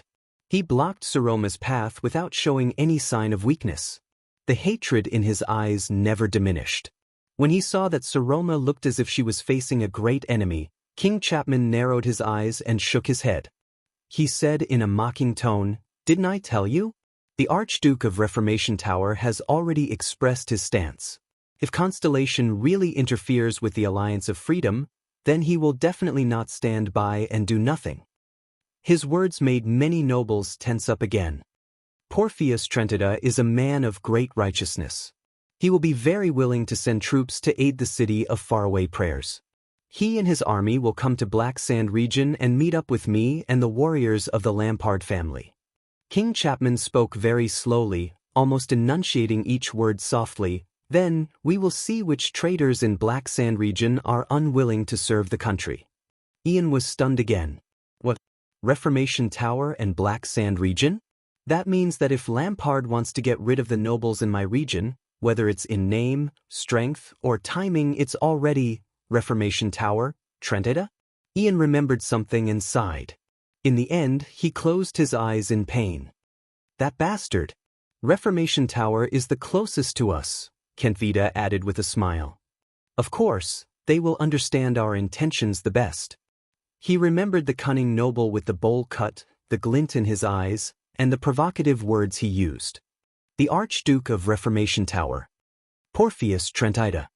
Even during the most critical moment in Heroic Spirit Palace, when the battle between Rockne, Alcius, and Lampard was on the verge of breaking out, the Archduke only held a short knife and hid safely in the distance. Has he already sided with Lampard? You've planned this from the beginning, haven't you? Ian's face was ashen. When you issued the new decree and the families of Black Sand region first objected, King Chapman and his 2 subordinates stared at him coldly. You didn't care how your vassals would object to your decree, and you didn't care whether they would contact external help like the City of Faraway Prayers, because you didn't want to waste time with them and play this political game with them. Ian said sadly. In fact, the Alliance of Freedom's move was not to hold the City of Faraway Prayers back, nor was it to weaken the opposition's confidence in external help. King Chapman stared at the people in the hall with a focused expression, as though he was watching an interesting play.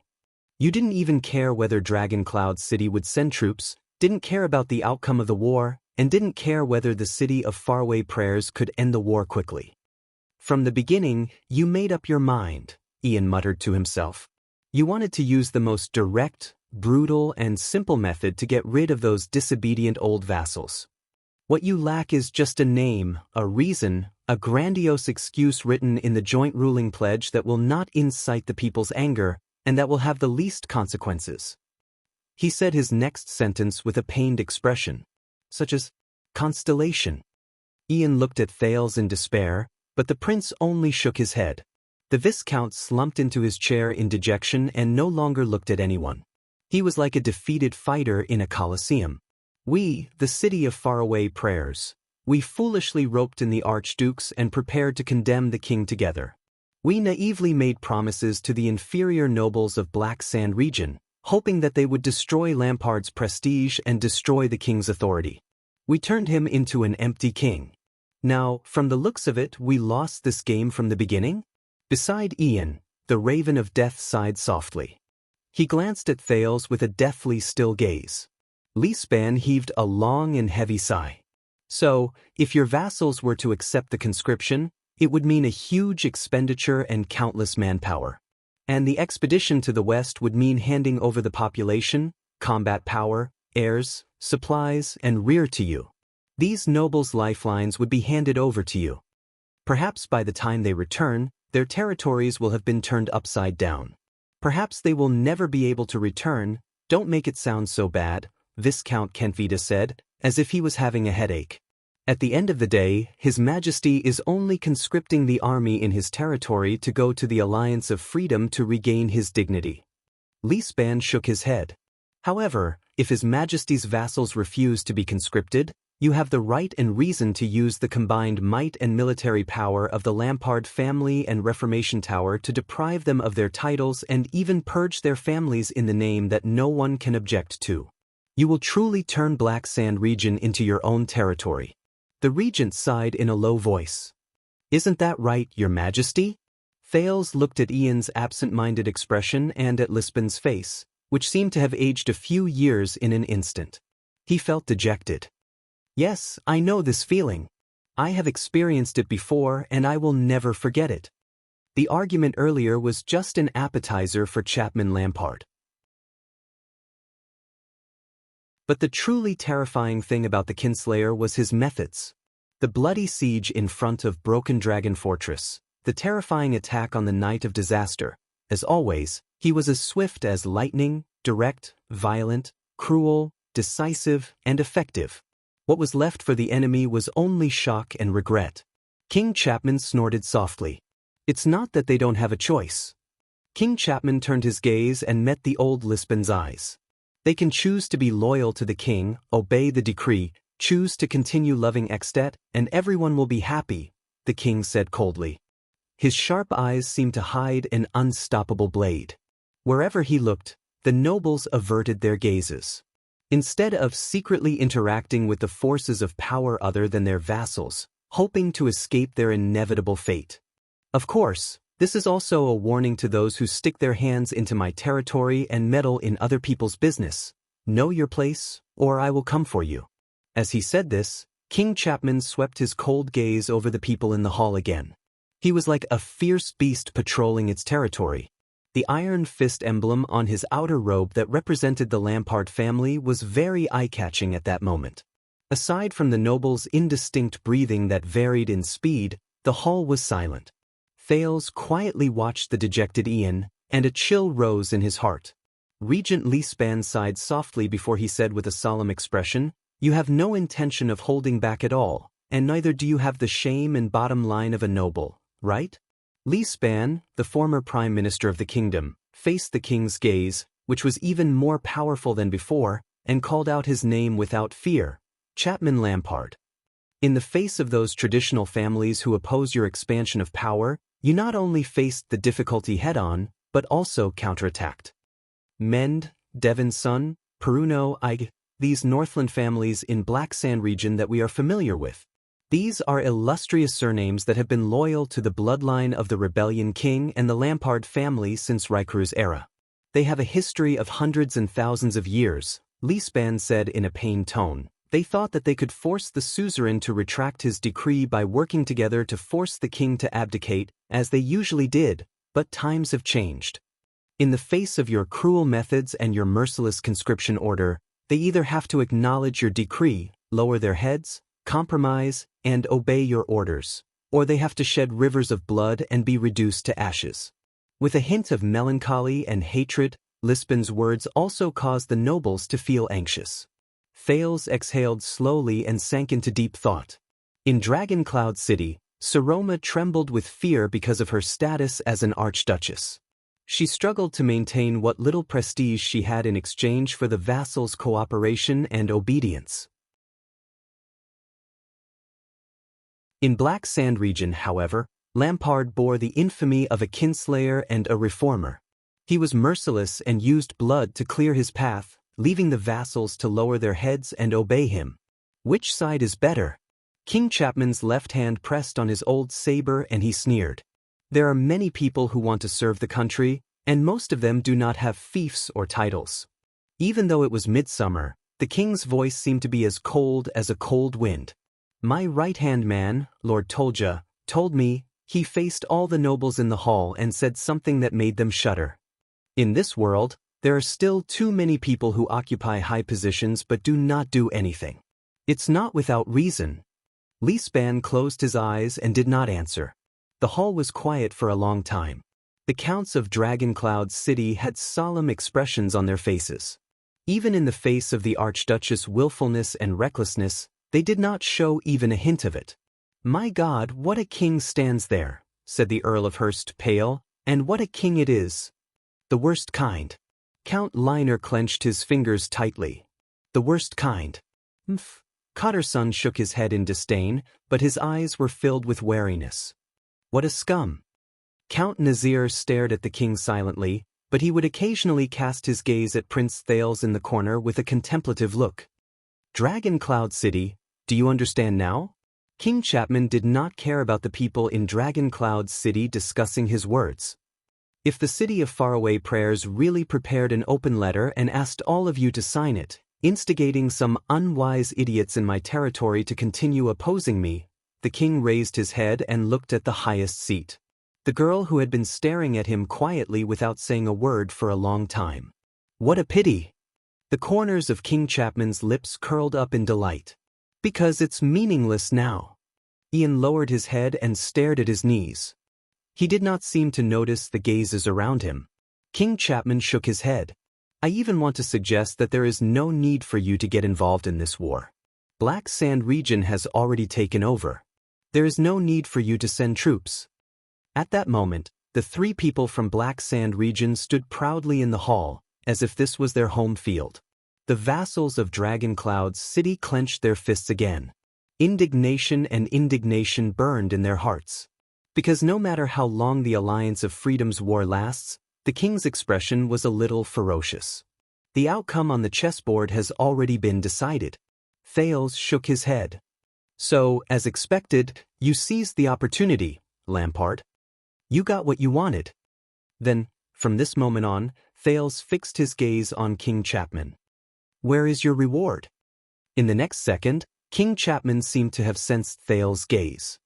He turned his head and looked at the prince, who gradually became more cautious from his expressionless face. He frowned slightly. Thales still stared at him coldly. The king pursed his lips a little. King Chapman exhaled a long breath. As for this prince, don't bother sending him to the City of Faraway Prayers. Send him to Black Sand region. As the person who truly mediates with Constellation, it is only natural for me to entertain Prince Thales. Thales closed his eyes and heaved a sigh of relief in his heart. At that moment, even though he was in the Walton family's heroic spirit palace and Rikru's Hall of Heroes, King Chapman acted like a true master and arrogantly spoke to the vassals in the hall. Is there anything else? No one answered. Are we really going to Black Sand region? Wya's expression changed drastically as he looked at Ralph. This? Thales chuckled softly in the corner and comforted the two people behind him in a low voice. Calm down, it's not over yet. I called him here, the prince silently thought. I'm not planning to be a guest in Black Sand region. But he also noticed that Nicholas' gaze was getting colder and colder. Since just now, the Star Killer's gaze had never left the prince. It was as if he knew Thales's role in this. The hall was very quiet. No one spoke. In the chill brought by the king, everyone was thinking about the consequences of this sudden accident. The outcome of the game between the city of Faraway Prayers and Black Sand region seemed to be in sight. What should Dragon Cloud City do? Then, a clear and pleasant voice suddenly rose into the air. King Chapman's expression changed slightly. He turned towards the direction where he originally thought there would be no accidents. Saroma Walton, the highest ruler of Dragon Cloud City in name, lowered her head and said weakly, "As you said, Your Majesty, I will not send Prince Thales to the west, to the city of Faraway Prayers." The vassals of Dragon Cloud City frowned. King Chapman put on an approving expression. "You are a smart girl." But in the next moment, the Archduchess suddenly stood up. "But listen carefully, Your Majesty Chapman. He will not go to the city of Faraway Prayers." Under everyone's puzzled and surprised gazes, the Archduchess' expression became stern, and her tone quickly changed. "But he will not go to Black Sand region either." Thales smiled. "She is a smart girl." King Chapman was slightly taken aback. "Thales is a guest of Dragon Cloud City. This is the common agreement made by the 6 archdukes in this hall 6 years ago," Saroma said coldly. "He will stay in Dragon Cloud City and will not go anywhere." "Anywhere?" King Chapman's expression turned cold again. Just like 6 years ago. But against the king's expectations, the girl who still trembled under his gaze 6 years ago now had a steady expression and a determined gaze. In the silent confrontation, Viscount Kentvita furrowed his brows, but Croche smiled. "The common agreement made by the 6 archdukes?" King Chapman snorted softly. "You are very mischievous, girl. You have a lot of ideas. Not only that." Saroma shook her head without showing any signs of weakness. "You need to know one more thing. Regardless of the city of Faraway Prayers' attitude, regardless of your attitude, Dragon Cloud City will send troops to conquer the Alliance of Freedom, just like how my father and grandfather personally pacified the Alliance of Freedom 20 years ago. This is the responsibility of the Walton family, and it is the dignity of Dragon Cloud City." With a taut face, she said unyieldingly, "It will not change because of one person, regardless of whether he is a king or a beggar." The atmosphere in the hall turned completely cold. The counts watched the confrontation between the king and the Archduchess with complicated emotions. King Chapman pressed down on his saber again and pursed his lips. Saroma, on the other hand, met his gaze without flinching. Finally, after a few breaths, the king laughed coldly. "An unmarried little girl is going to shoulder the honor of the dragon spear?" King Chapman looked around. "Do your experienced and powerful vassals also agree to this?" Saroma took a step forward. Her expression did not change. "My vassals, every single one of them, support my decision." Under the king's gaze, the vassals of Dragon Cloud City frowned and looked at each other. At this moment, Regent Leespan took a step forward without hesitation. "The Archduchess will is our mission," Count Leespan said coldly. "She said that Prince Thales will not go to Black Sand region." "Then he won't go." His old colleague, Nazir, sighed softly. "The problem is solved." Count Cotterson also snorted coldly. "The lady also said that we are going to help the city of Faraway Prayers, Kinslayer."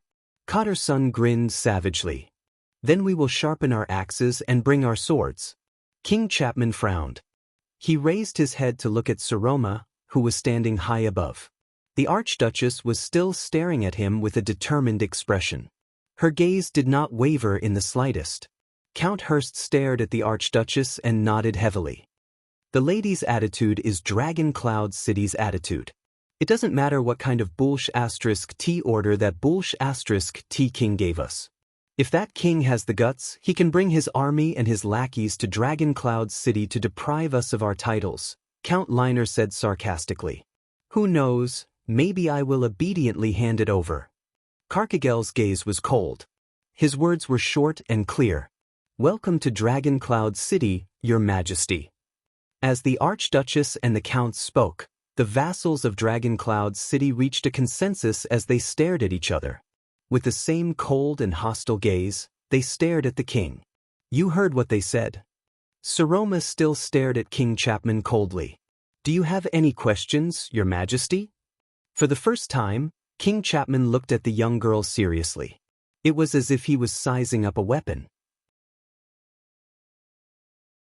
Not bad at all, girl, he said softly. With a deep chill, King Chapman said softly, but regarding the agreement made by the 6 archdukes 6 years ago, you are still wrong about one thing, girl.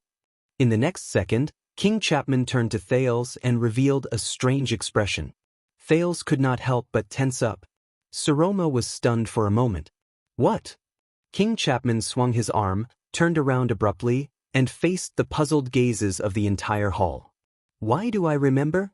The king's bone-chilling voice echoed between the pillars. 6 years ago, in this hall, the truly legitimate, reasonable, and legitimate archdukes. What if there are only 5? Saroma's expression froze. At that moment, Thales' cheeks stiffened. His pupils slowly shrank.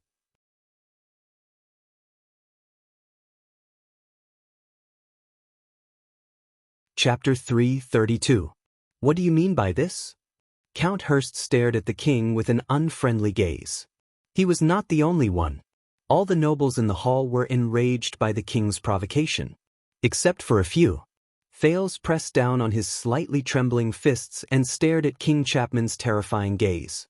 What is he trying to do? Exposing Saroma's identity at this time. Does he not want to be king anymore? When he thought of this, Thales glared at King Chapman.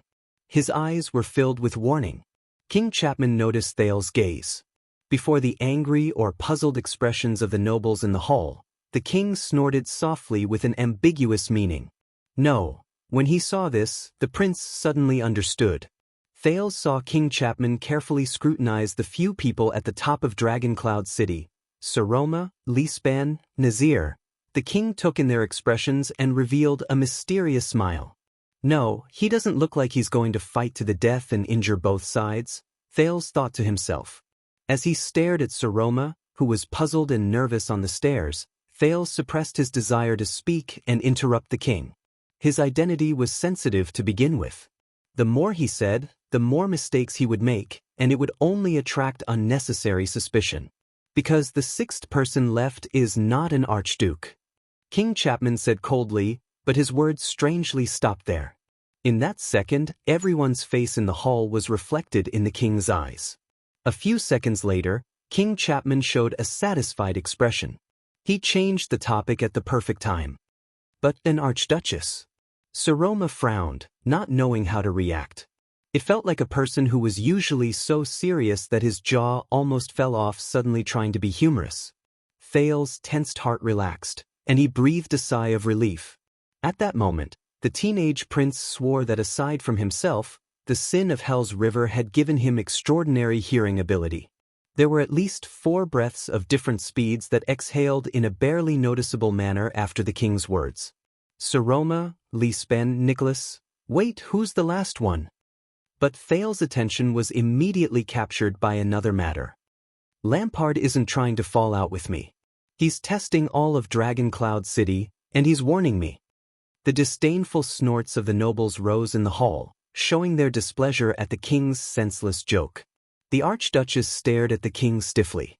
Her lips trembled slightly, but she eventually fell silent. Archduke and Archduchess? This joke is not funny. Count Liner's expression was gloomy. It only shows that our king lacks respect for Rikuru's bloodline. Be careful, Chapman. Regent Lispan had been wearing a cold expression just now. As the most suitable person to speak at this moment, he retorted rudely, if you make too many jokes, one day, you will die because of one of them. King Chapman gently caressed the hilt of his sword by his side. He was clearly speaking to Saroma, but he cast a glance at Thales, whether intentionally or not. Girl, as the first female suzerain in the history of Northland, you are stepping on a path that has never been seen before. Every word, action, and every move you make will shock Northland and Ekstedt. Ian, who was immersed in his failure, couldn't help but raise his head. Many people frowned. The king said faintly, "As the Archduchess of Dragon Cloud City, your marriage is different from that of an ordinary archduke's marriage. It involves the succession of many families and the balance of power in Ekstedt." Thales looked at the king in puzzlement. But in just a few seconds he figured out the king's intention. The prince desperately hid his worry and tried his best to look at the Archduchess with an indifferent expression. Under the gazes of countless people, the king said meaningfully, "For example, this time, the Viscount of the City of Faraway Prayers came all the way here to propose marriage. This makes me very worried. What if you marry someone you shouldn't? This is a major event that can shake Ekstedt's foundation." The 6 counts of Dragon Cloud City looked at each other worriedly. Saroma inhaled slowly and spoke with a cold expression. "I have already declined Sir Ian's request," the Archduchess said coldly. "You can rest assured." King Chapman sneered disapprovingly. "I don't think you understand what I mean, girl. On my way here, I heard a lot of rumors." The king sneered and waved his hand in Thales' direction. "For example, how you protected this Prince of Constellation for 6 years, accompanied each other, helped each other. You lived and grew up under the same roof with him. You even ate together, attended classes together." The Archduchess revealed a stunned expression. Thales put on a stern expression and fixed his gaze on Saroma. "Calm down, Saroma. You must calm down.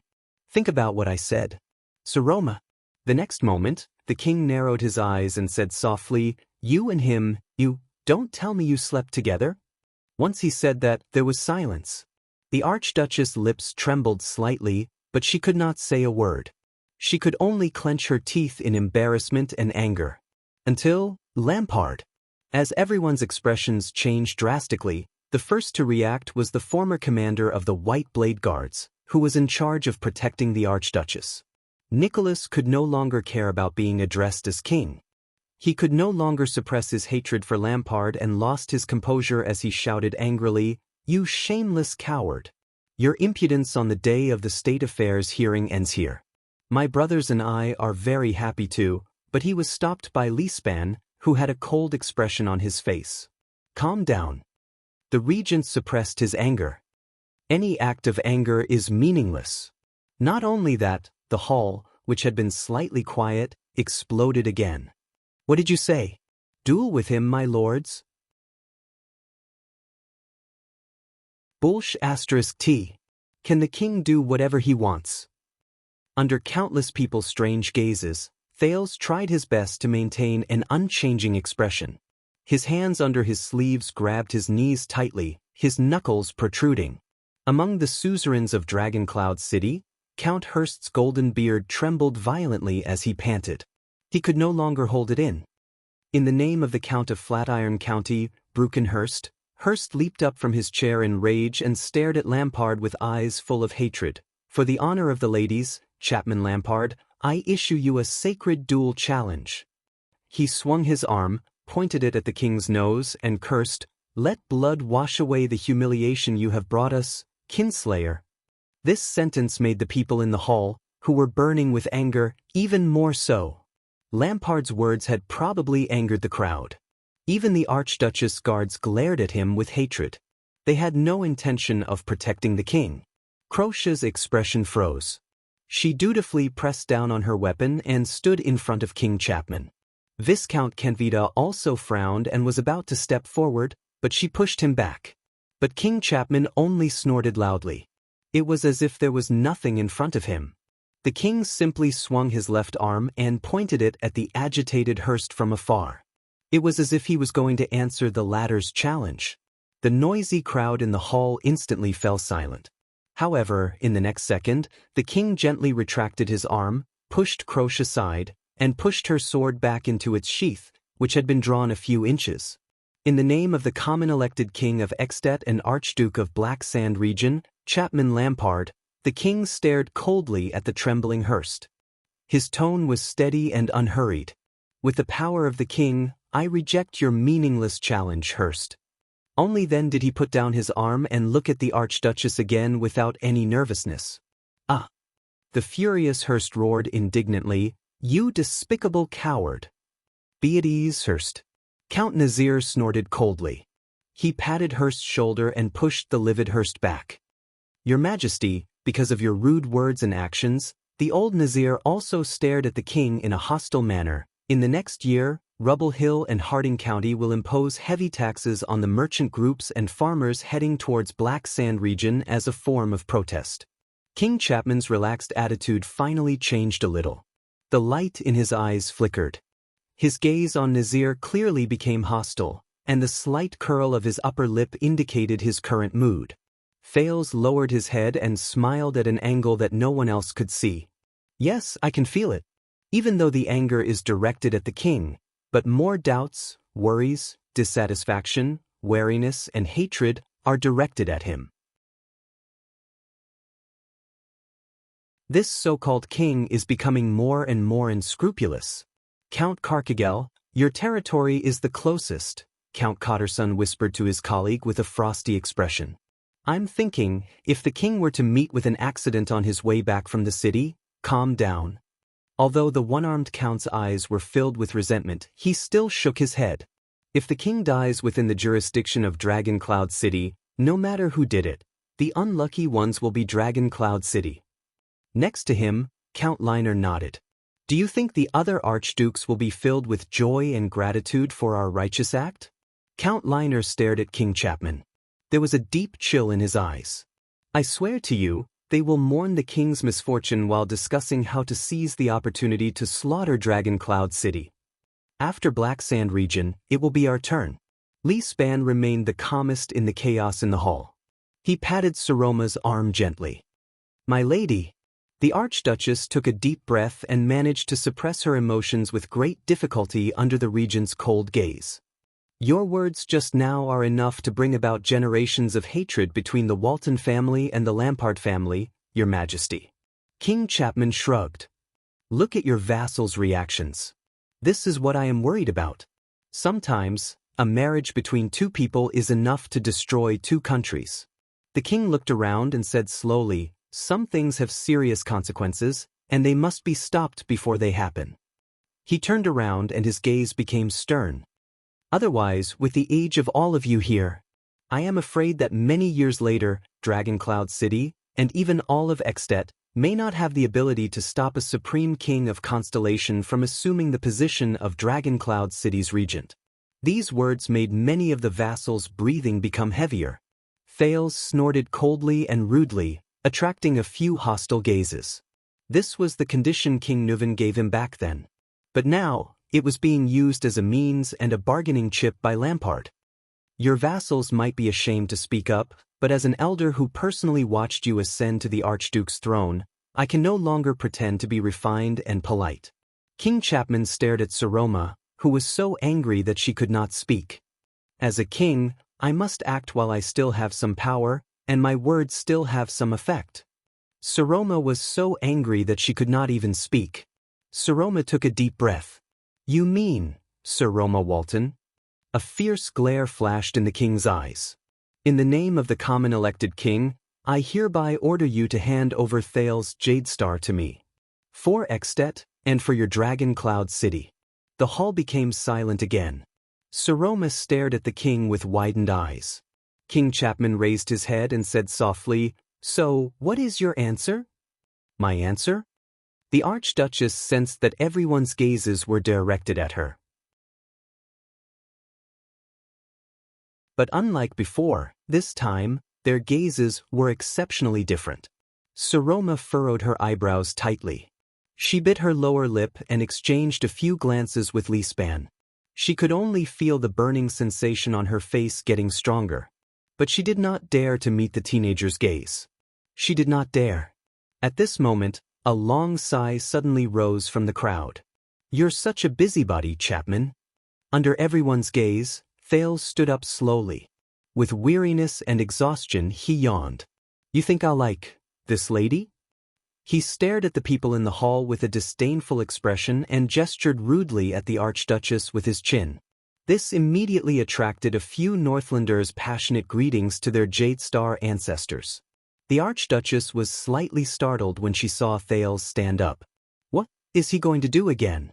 Don't you think things are messy enough, young prince? In a terrible mood, Nicholas clenched his fists in exasperation. Be a good boy and shut up. But Thales only gave him a nonchalant glance. This made the Star Killer even angrier. You like her? Not necessarily. King Chapman stared at Thales with interest. But if you like Dragon Cloud City and use her to your... Thales raised his eyebrows and put on an expression that suggested he did not know whether to laugh or cry. Ha! He laughed helplessly. Hey, Saroma, if that's the case, you like me, don't you? Saroma stared at Thales' teasing expression in disbelief. She parted her lips, but did not know what to say. She had a premonition of what Thales was going to do. Under the gazes of all the nobles in the hall, the girl felt her face burn. Are you going to ask me to be your husband? Thales seemed to be amused by his own words. He even ignored the angry glares and curses of the nobles in the hall. He crossed his arms and chuckled as his shoulders twitched. Saroma knew that her expression at the moment was definitely unpleasant. He was definitely acting. Yes. I know, it's for, but at that moment, the girl felt waves of indescribable discomfort. Ha! As his laughter continued, the Northlanders looked at the prince with increasingly terrifying gazes.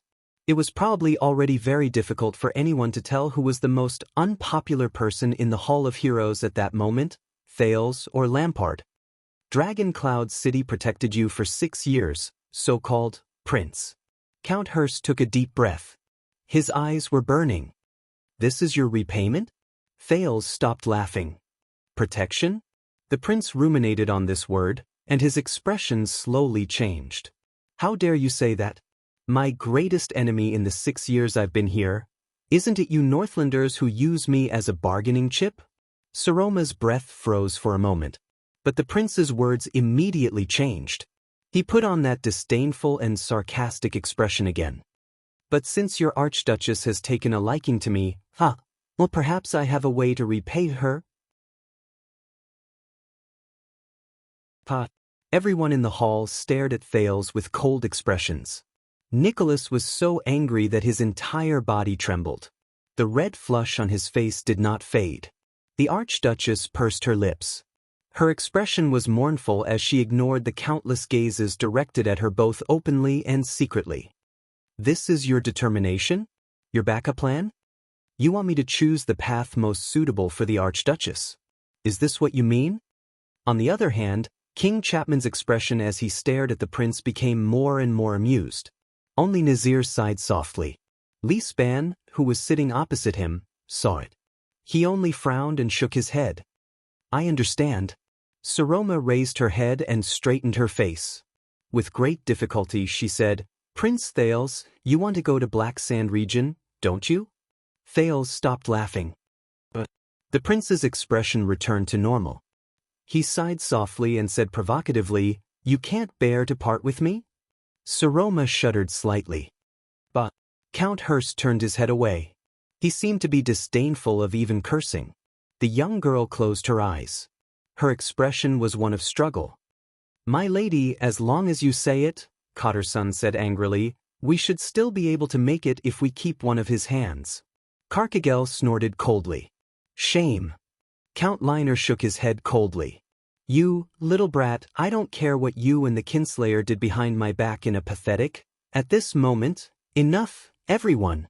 The Archduchess abruptly spoke and interrupted the conversation. Saroma's voice echoed in the hall and spread. The silence lasted for a while. Then, the female voice rang out again in a low and clear voice. Then, I wish you a smooth journey, Prince Thales. Saroma opened her eyes. Her expression was cold. At this moment, the Saroma in Thales' eyes finally put away that hesitant and mournful look on her face. Thales' tense nerves slowly relaxed at this moment. Very well, Saroma. He sighed in his heart. Choosing the path that suits the Archduchess the most is the right choice. 'Tis yours. The Archduchess' voice became firm, just like when she was forced into marriage by her vassals. King Chapman. No one spoke. It seemed that the opinions of the suzerains of Dragon Cloud City were unprecedentedly unanimous when it came to this decision. King Chapman raised his eyebrows slightly. He took a deep breath and snorted softly. Very well. The king's gaze had regained the awe-inspiring look he had when he first arrived in the hall. The Archduchess pressed down on the armrest tightly and said firmly, "With him in your hands, please ensure that Constellation will not bring unnecessary losses to our expedition to the west." "It's my duty." King Chapman shook his head in disdain. He fearlessly responded to the pairs of malicious gazes. "Of course." Thales stood where he was and looked at the indifferent Archduchess from afar. The corners of his lips curled up. At that moment, Thales' gaze met the Archduchess. One was calm and relieved, while the other was indifferent and cold. "Next time, if you have any plans to get married, please be sure to inform us in advance, the king and the archdukes, so that we can take a look at it for you," King Chapman said in satisfaction.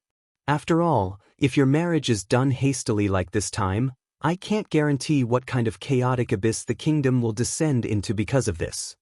Li Span said solemnly, "Dragon Cloud City's own matters do not require Black Sand region to worry about it. The Archduke's attention is not up to you to decide."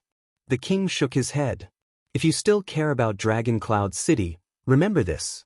The Archduchess raised her head and glanced at him coldly. King Chapman frowned slightly. "The state affairs hearing is almost over. We will choose another day to discuss the matter of the expedition to the west," the Archduchess said quietly. "Your Majesty, you don't have to stay here anymore." The vassals looked at each other and exchanged their complicated emotions. King Chapman narrowed his eyes slightly. "Listen, girl," the king said meaningfully. "As I said, as a person who has never been seen before in history, you are walking on a path that has never been seen before. This path is difficult to tread. Obstacles and dangers are everywhere, and there will always be people who don't like new changes. So, I advise you to stay away from those people. Their creed runs counter to your existence, and in the end, they will part ways with you." These words made many of the nobles of Dragon Cloud's city uncomfortable. Saroma's expression was unpleasant. "Is that so? But there is a first time for everything." The Archduchess swept her gaze over the people in the hall. She hesitated for a moment before she spoke. After a moment of hesitation, she said, 400 years ago, when Queen Erica ascended the throne of Constellation, no one expected that a kingdom ruled by a woman would have the ability to take away our cold castle. 300 years ago, when Lacey and Lenzo became the Countess of Longchant City, no one believed that the beautiful Archduchess would be able to build the first duchy in Dragon-Kissed Land. 40 years ago, when Empress Dowager Yao Hua became regent of Su Yi, no one could foresee that she would one day become King Yao. The people in the hall listened quietly to the Archduchess' words. Such things happened in Constellation, in Su Yi, and even in Enlenzo Duchy. Saroma's voice was very soft, but there was an indescribable force in her words. "As for Northland, I believe that the people will eventually get used to it." Thales noticed that behind the king, Croce was staring at the surprised and bewildered Archduchess on the stage with a complicated expression. King Chapman seemed a little surprised. But a few seconds later, he nodded and revealed a satisfied expression. "I will remember today." "Of course." Saroma nodded and avoided Thales' gaze. She said in a low voice, "Just like how Dragon Cloud City will also remember today." The vassals furrowed their brows. The feelings in their hearts were indescribable. In the next moment, the Archduchess slowly stood up. "Everyone, let's call it a day." With different expressions and breaths, more than 20 vassals of Dragon Cloud City also stood up. With complicated emotions, they looked at the Archduchess on the stage, then at King Chapman and Thales. "Today," the Archduchess lowered her voice and sighed softly. "Meeting adjourned." The vassals raised their right fists respectfully and hit their chests together. Asterisk thud. Asterisk, but this time, compared to the start of the meeting, this dull thud was unprecedentedly uniform, as if it was made by a single person. The door opened. The vassals bowed and left one after another. King Chapman, who stood in the middle of the hall, ignored the gazes the vassals cast on him before they left. Thales, on the other hand, lowered his head and looked at the floor, completely unbothered. It's over. At least, this round ended.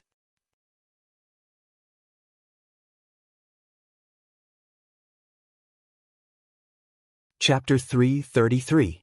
That's it? So, Your Highness, did you succeed? Waya glanced at King Chapman from afar in disbelief. And, are we really going to Black Sand region? Only this time, Ralph, who disliked him, did not retort with his actions or snort.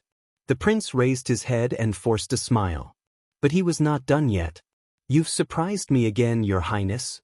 Li Span walked straight up to the prince with a solemn expression. Thales exhaled, closed his eyes and said, Me too. Li Span snorted softly. You already knew that the king is in Dragon Cloud City, the regent said with certainty.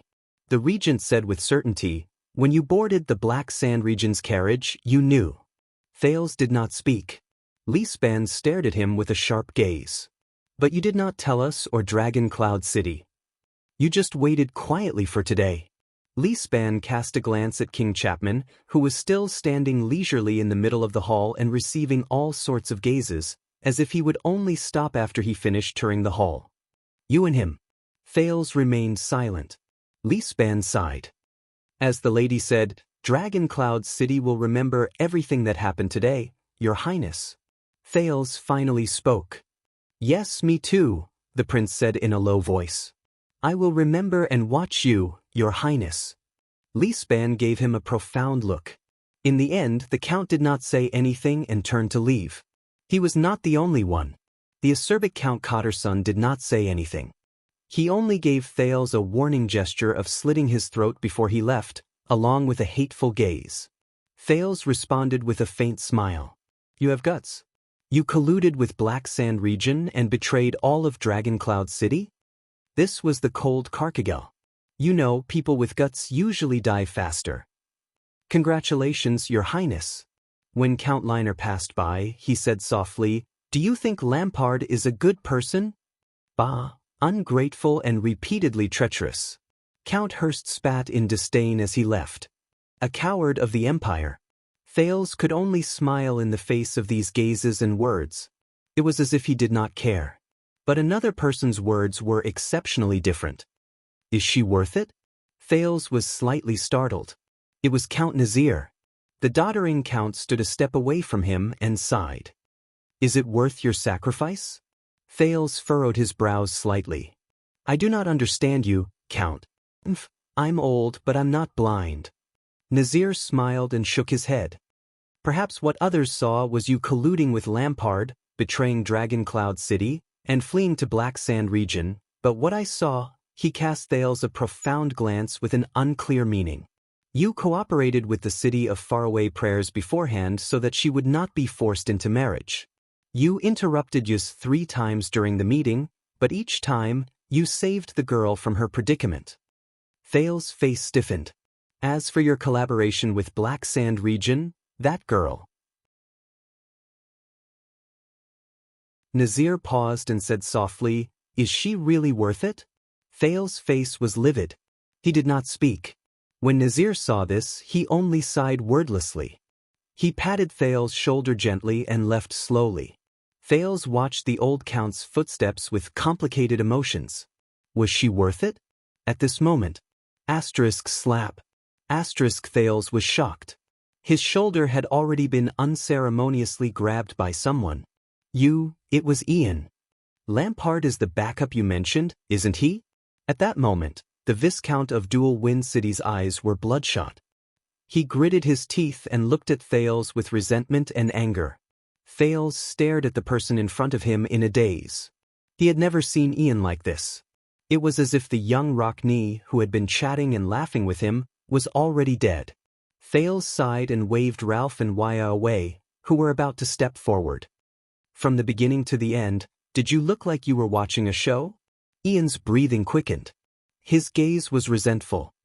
You cooperated with me on the surface, but sold me out like a clown behind my back? It's very interesting, isn't it? Thales was silent. After a long while, he forced out a sentence, I'm sorry. Sorry? Ian seemed to be angered by this sentence. His lips trembled. The city of faraway prayers. The city of faraway prayers was betrayed just like that. Traitor. Ian's gaze became more and more terrifying. His grip on Thale's shoulder also became stronger. You think this is very smart? You have the king's protection, and the Archduchess has the support of the vassals? Thales did not speak. He turned his head away unnaturally to avoid Ian's gaze. I'm sorry. I didn't have a choice. His attitude seemed to have angered Ian. The latter growled hatefully, No, no, no. You can't run away. I promise that one day, all of you will regret this. Ian gritted his teeth. His expression was a little crazed as he vowed, One day, all of you will pay the price. Ian turned to the motionless Archduchess on the stairs and threatened sternly, Especially your little girlfriend. You take good care of her, huh? Very well, then I will. Thales tensed up. He flung Ian's arm away abruptly, causing the latter to be stunned. Before you threaten me with something senseless, you'd better take care of yourself first, Ian Rockney. Thales' expression turned cold. He met the extremely resentful Ian's gaze. You and your sister. Ian was slightly startled. You know, even if your sister got 0 points in Defense City. Thales said softly, it's still better than a certain someone getting negative points in Dragoncloud City? Ian widened his eyes. His expression became more and more unpleasant. That's right, Ian. A long time ago, a terrifying and ugly old witch taught me. Thales' gaze became sharp. Betrayal is the true meaning of an alliance. Ian glared at him as if this was the first day he met Thales. Today, I will teach you this sentence. Free of tuition. Ian's expression changed. He was about to flare up, but his shoulder was held down tightly by another person. A loss is a loss. Monty, the Raven of Death, stood behind Ian and said coldly, Ian, at least act like a man. Ian glanced at Monty in disbelief. This isn't over. Finally, Ian gave up on pestering Thales. He approached him and stared into his eyes. Thales, Jade Star. I know. Lampard isn't the only opponent I have, and you... Thales continued to stare at him coldly, not showing any signs of weakness. In the next second, Ian angrily flung Monty's hand away. With a dark expression, he brushed past Thales and turned to leave. Thales stared at Ian's back and sighed in his heart. What an honor. Ian. Monty snorted softly. He glanced at Thales and flashed a somewhat ferocious smile. His malevolent gaze made Thales feel uncomfortable. The Raven of Death walked past him and said lightly, As expected, you live up to your reputation, Your Highness. Thales gulped uncomfortably. But the complicated gaze he saw next made Thales feel uneasy. Accompanied by Nicholas, the young girl silently walked towards the main door. When the Archduchess passed by Thales, the rhythm of her footsteps paused slightly. Thales closed his eyes. A furious voice traveled into his ears, but it was not her. How did you do it? Thales took a deep breath and opened his eyes. The Star Killer stood in front of Thales. There was no longer any anger in his gaze. There was only coldness and hatred. You've lied to us about Lampard for so long, but, from Axe District to here, there are at least 3 layers of guards. Nicholas sneered. How did Lampard arrive at the entrance of the hall without any obstruction, and then appear at the right time to cooperate with your act? Thales had no choice but to wave his hand again to signal Wuxia, Ralph, and the others not to come forward. Saroma stood not far from them and did not turn her head around. Thales exhaled. At this moment, he truly felt a heaviness in his heart. The diplomat group from Black Sand region has been in Dragoncloud City for a long time, Thales said flatly. Viscount Kentvita came in the name of meeting the Archduchess. As long as no one knows the king, they can smoothly pass through the patrols at the first gatehouse. As for Heroic Spirit Palace, today is a special day. The elite Archduchess guards are all around the Hall of Heroes to protect the nobles. So, the palace guards are in charge of guarding the palace gate, and they have to receive the suzerain's attendants who are waiting outside. Thales said quietly, so, as long as we know their shifts in advance, Ralph's psionic ability and Waya's identity work together. Lampard can avoid the palace guards and reach the entrance of the hall, leaving only your Archduchess guards in front of him. Nicholas narrowed his eyes. The palace guard shifts? Thales nodded with a gloomy expression. The Archduchess guards can't avoid them, but Lampard doesn't need to face them directly. He only needs to have Kentvita find the herald at the entrance and have him inform Count Liespan in the hall that the king is here. Nicholas furrowed his brows. The Archduchess was already at the end of her rope at that time. Thales sighed. What I need to do is to intensify the conflict and push the terrible situation in the hall to a point where no one can handle it. Count Liespan, who knows how to judge the situation, will know what to do. He's very good at making choices. Not far away, Saroma's shoulders trembled slightly. Thales finished speaking. Nicholas stared at him coldly. The palace guard shifts? Nicholas' voice became more and more terrifying. Every word he uttered was laced with danger. That's a secret that is rearranged every month. Which rat betrayed us? There's no need to disturb the others. Thales shook his head. That head chef's son, Joseph. Do you remember him?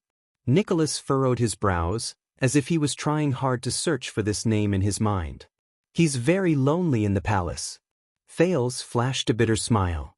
I often practice my sword skills with him when he comes to the courtyard to deliver food. Nicholas seemed to have figured something out. His face turned pale. The scullery? Of course I can't get my hands on the monthly shift arrangements. Thales nodded slowly. But the palace guards also need to eat. The scullery's daily cooking arrangements are fixed. For example, when they need to make bread for a small team, where exactly to send it, Nicholas' expression became more and more unpleasant. Don't make things difficult for Joseph. Thales shook his head. His tone was flat. He's still young. He thinks it's just idle chatter during sword practice. So, some of your actions in the palace over the past 6 years, whether it was skipping classes to read books in various corners, talking to animals out of boredom, lowering your status to meddle with the servants' work, or chatting with the servants and guards in a friendly manner. The Star Killer let out a faint sneer, but for some reason, it made people feel a chill run down their spines. Were they all to gather information, or to test our defenses? And you've behaved yourself for the past 6 years? All of it was an act? In the distance, Saroma's back stood still. The Archduchess guards waited respectfully around her. Thales' breathing froze for a moment. Nicholas and Thales were silent for a few seconds. Most of the nobles in the hall had left. Only the stern King Chapman, accompanied by Kentvita and Croche, was watching from afar with interest. I talked to animals because I was really bored. As for the rest, the second prince inhaled and squeezed out a gloomy smile. I have no choice. No choice? Thales turned around and stared at the Soul Slayer pike on the shelf. He could not help but sigh as he reminisced. It's been 6 years in Dragon Cloud City. Every letter I wrote had to be opened and checked. Every destination I went to had to be searched beforehand. Every person who spoke to me had to be interrogated 3 times. Even the paper I used in class had to be inspected. Every book I touched had to be recorded by someone specially assigned to record it. If there was anything wrong with my daily schedule or actions, you, Liespan, or Madame Gings would interrogate me. Then I would be grounded. Saroma's back trembled slightly. Thales sighed and said, My every move was under your surveillance. If it weren't for the Archduchess' special permission, I wouldn't even be able to step out of Heroic Spirit Palace. As for Waya and Ida, every constellatiate who leaves the palace, not only do they have to be searched, but there are also scouts following them. Even if they throw a copper coin to a beggar, you will catch the beggar and lock him up for 2 months. Even the diplomatic groups from the kingdom who come to visit me are restricted and monitored. Nicholas still stared at him silently with a terrifying gaze. I know that you used King Chapman's name to lock me in this palace, cut off all contact with the outside world, cut off the normal education I should have received, and expect me to muddle through a meaningless life, to become a canary that can only cry in a cage. Nicholas was silent. Thales lowered his head and said dejectedly, "Constellation, the Secret Intelligence Department, and I did bring you great trouble and even disaster 6 years ago, but at least we fought side by side. Is this necessary?" This time, the silence lasted for a long time. Nicholas let out a cold laugh. "Not only is it necessary, in my opinion, this is far from enough," he said resolutely. "Justin is still too lenient with you. He should never have let you come into contact with the people from Black Sand region. That's why you got the chance to betray us. You betrayed all of us. Did you think that you would be safe after escaping to Black Sand region?" Nicholas' gaze was cold. "Remember this well, little prince of the empire." Thales furrowed his eyebrows slightly. "With just you? Forget it." The prince shook his head slightly. "Don't overestimate yourself just because someone calls you the Star Killer, dead face. You and I were never on the same level." Nicholas' expression froze. "Very well," the Star Killer said hatefully. "Be careful, you better not fall into my hands. When that time comes, you won't even have the chance to regret it." Nicholas gave him a fierce glare, caught up with the Archduchess team, and strode away. "Thank you, Deadface.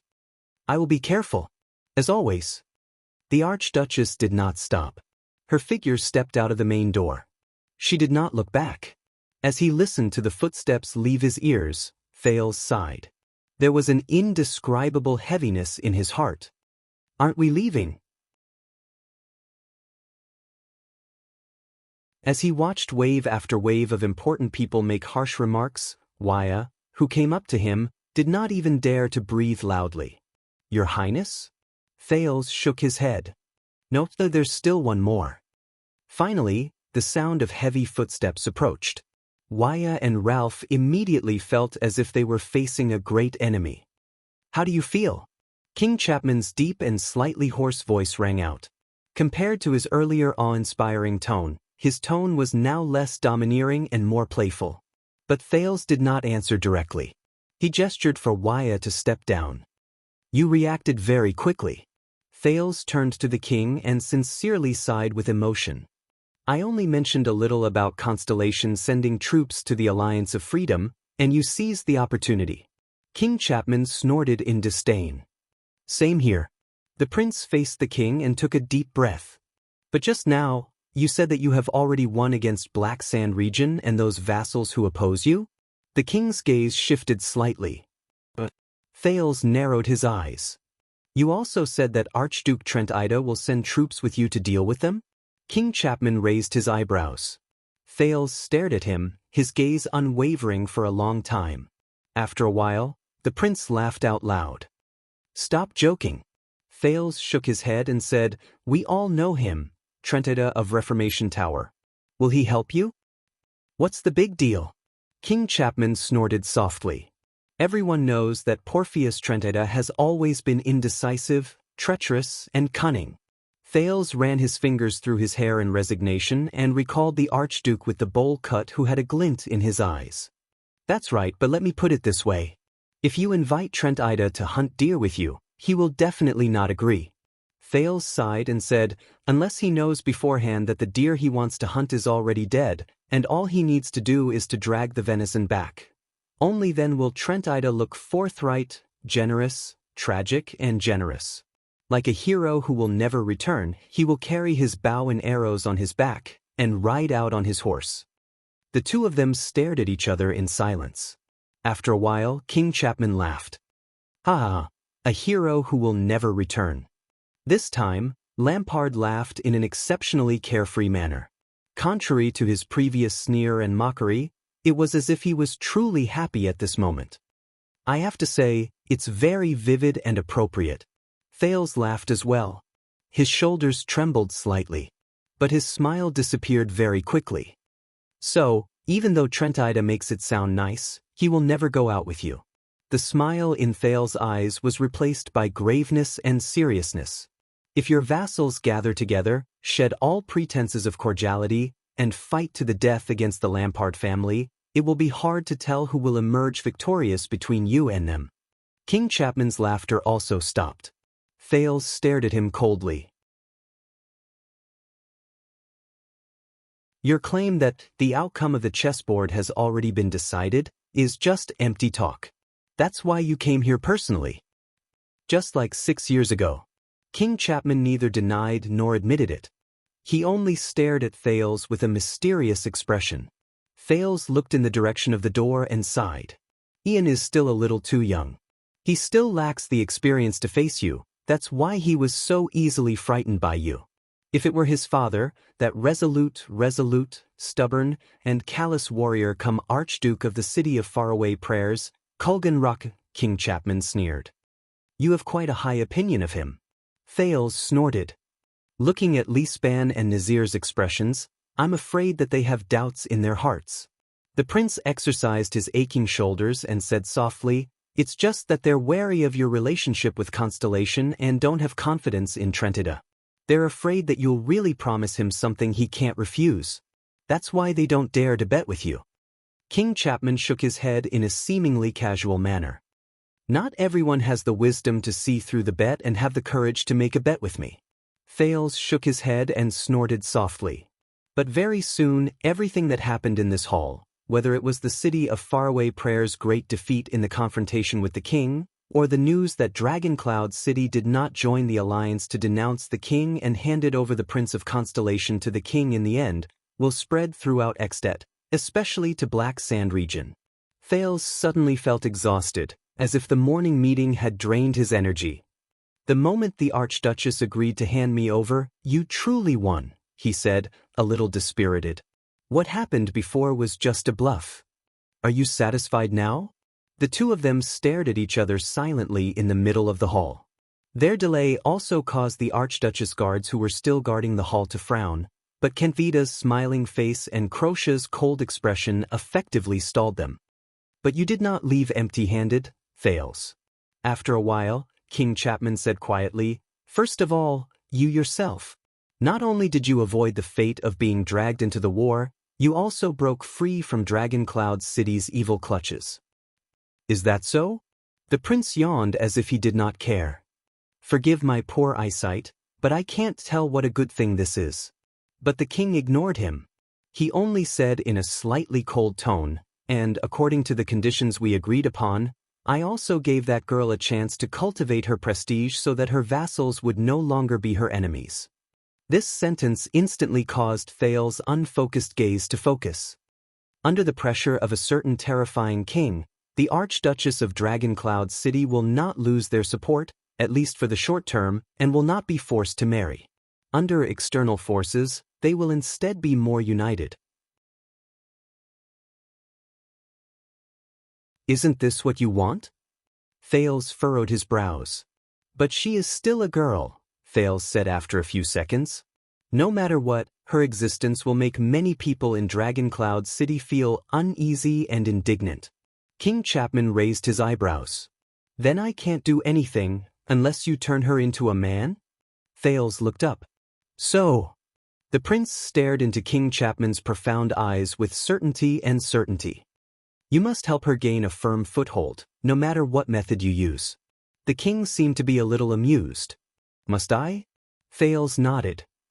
As the king of Extet, he said calmly, it is in your interest to let an archduchess who is controversial and a girl who subverts tradition continue to rule Dragoncloud City, which is full of capable people and has a strong foundation. You also don't want to see an archduchess of Dragoncloud City who is as watertight as Lispan, as cunning as Nazir, and as unyielding and upright as Carcagel, right? King Chapman's expression froze for a moment. Thales stared at him without blinking. A slight ripple appeared on the king's rugged face. Indeed, we don't need a second King Nuven. Thales breathed a sigh of relief. For this, you even have to help her obtain a considerable amount of power. The second prince's tone became heavier and faster. Don't forget, as an archduchess, the obstacles she faces are similar to the problems you face to a certain extent. For example, the tradition in Northland that has lasted for thousands of years. When King Chapman heard this, the interest in his eyes grew stronger. Moreover, she is the archduchess whom you acknowledge, and you are also voting for her. Thales suddenly stopped talking. Moreover, you still have a trump card that can kill her. Her throne is tied to your crown. Thales put on a stern face and did not speak again. King Chapman exhaled slowly. I have a feeling, Thales. The king curled up the corners of his lips. Coupled with his gaze, it gave people a slightly prickly feeling. During the time you are in Black Sand region, we will get along very well. Thales' expression darkened. Is that so? Both of them sank into silence again. After a long while, King Chapman said meaningfully, the same old question, how does it feel? Thales responded with a cold snort. How does it feel? King Chapman took a deep breath. His expression was joyful, as if he was enjoying the beauty of Dragon Cloud City at this moment. From the city of faraway prayers to Dragon Cloud City, from Leaspan to the Archduchess, you are a traitor who betrayed everyone, or at least, that's what they think. Carrying everything on your shoulders and moving forward alone? King Chapman's gaze became sharper as he stared at him. His words were forceful. How does it feel? Thales was silent. He lowered his head and did not speak for a long time. The prince suddenly remembered how he sat in the carriage of the Marquis from Camus Union 6 years ago. When he angrily questioned the then Archduke of Black Sand region, who later became King Chapman, the other party's cold reply. Child, you don't know anything. Black Sand region and I are already beyond redemption. King Chapman stared at him and shook his head in what seemed to be disdain. He turned around and left. The moment he turned, the Prince of Constellation's voice came from behind him. But it was gloomy, and cold like never before. This feeling, Thales stared at the ground. Without raising his head, he said hoarsely, this feeling is like Chapman Lampard. The king's body froze in the middle of his stride. In the quiet air, Thales snorted softly. With his usual expression, he called for Wuxia and Ralph and walked towards the door. When the prince reached the entrance of the hall, he paused for a moment. He stared at the rough floor tiles, which were slightly uneven, and curled up the corners of his lips. 6 years ago, he met the born king, whose name shook Northland for the first time in this place. 6 years later, in the next moment, Thales resisted the urge to turn around. He took a deep breath. Damn it. Thales lifted his foot without hesitation. 6 years later, my foot.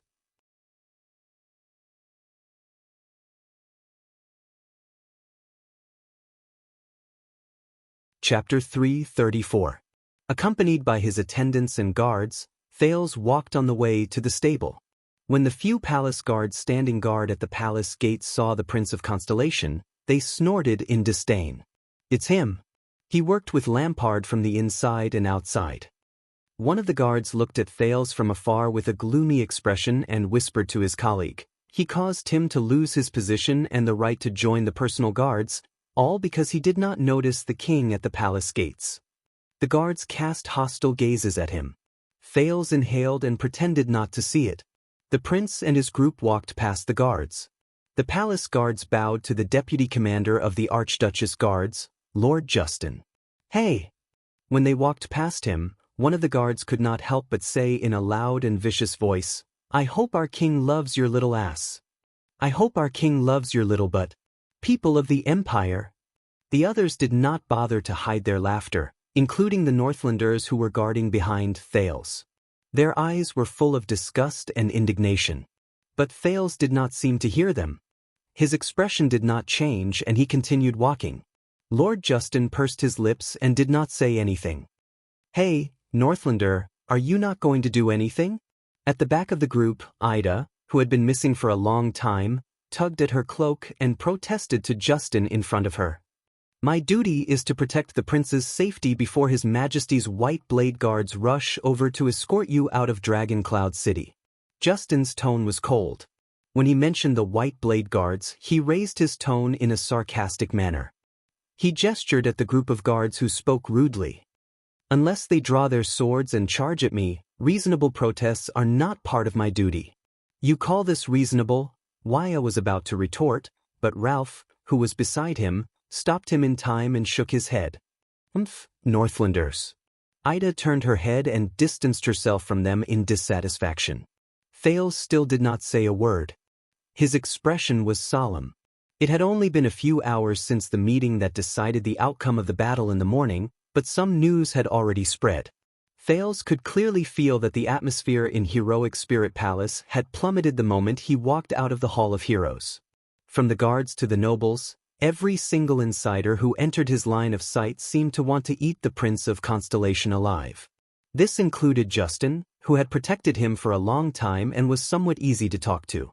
The prince sighed in his heart. At last they came to the stables, and Jenny's loud neigh sounded cheerfully. But Thales was slightly stunned. Someone was already waiting for them. Justin calmly nodded at the people in the stable.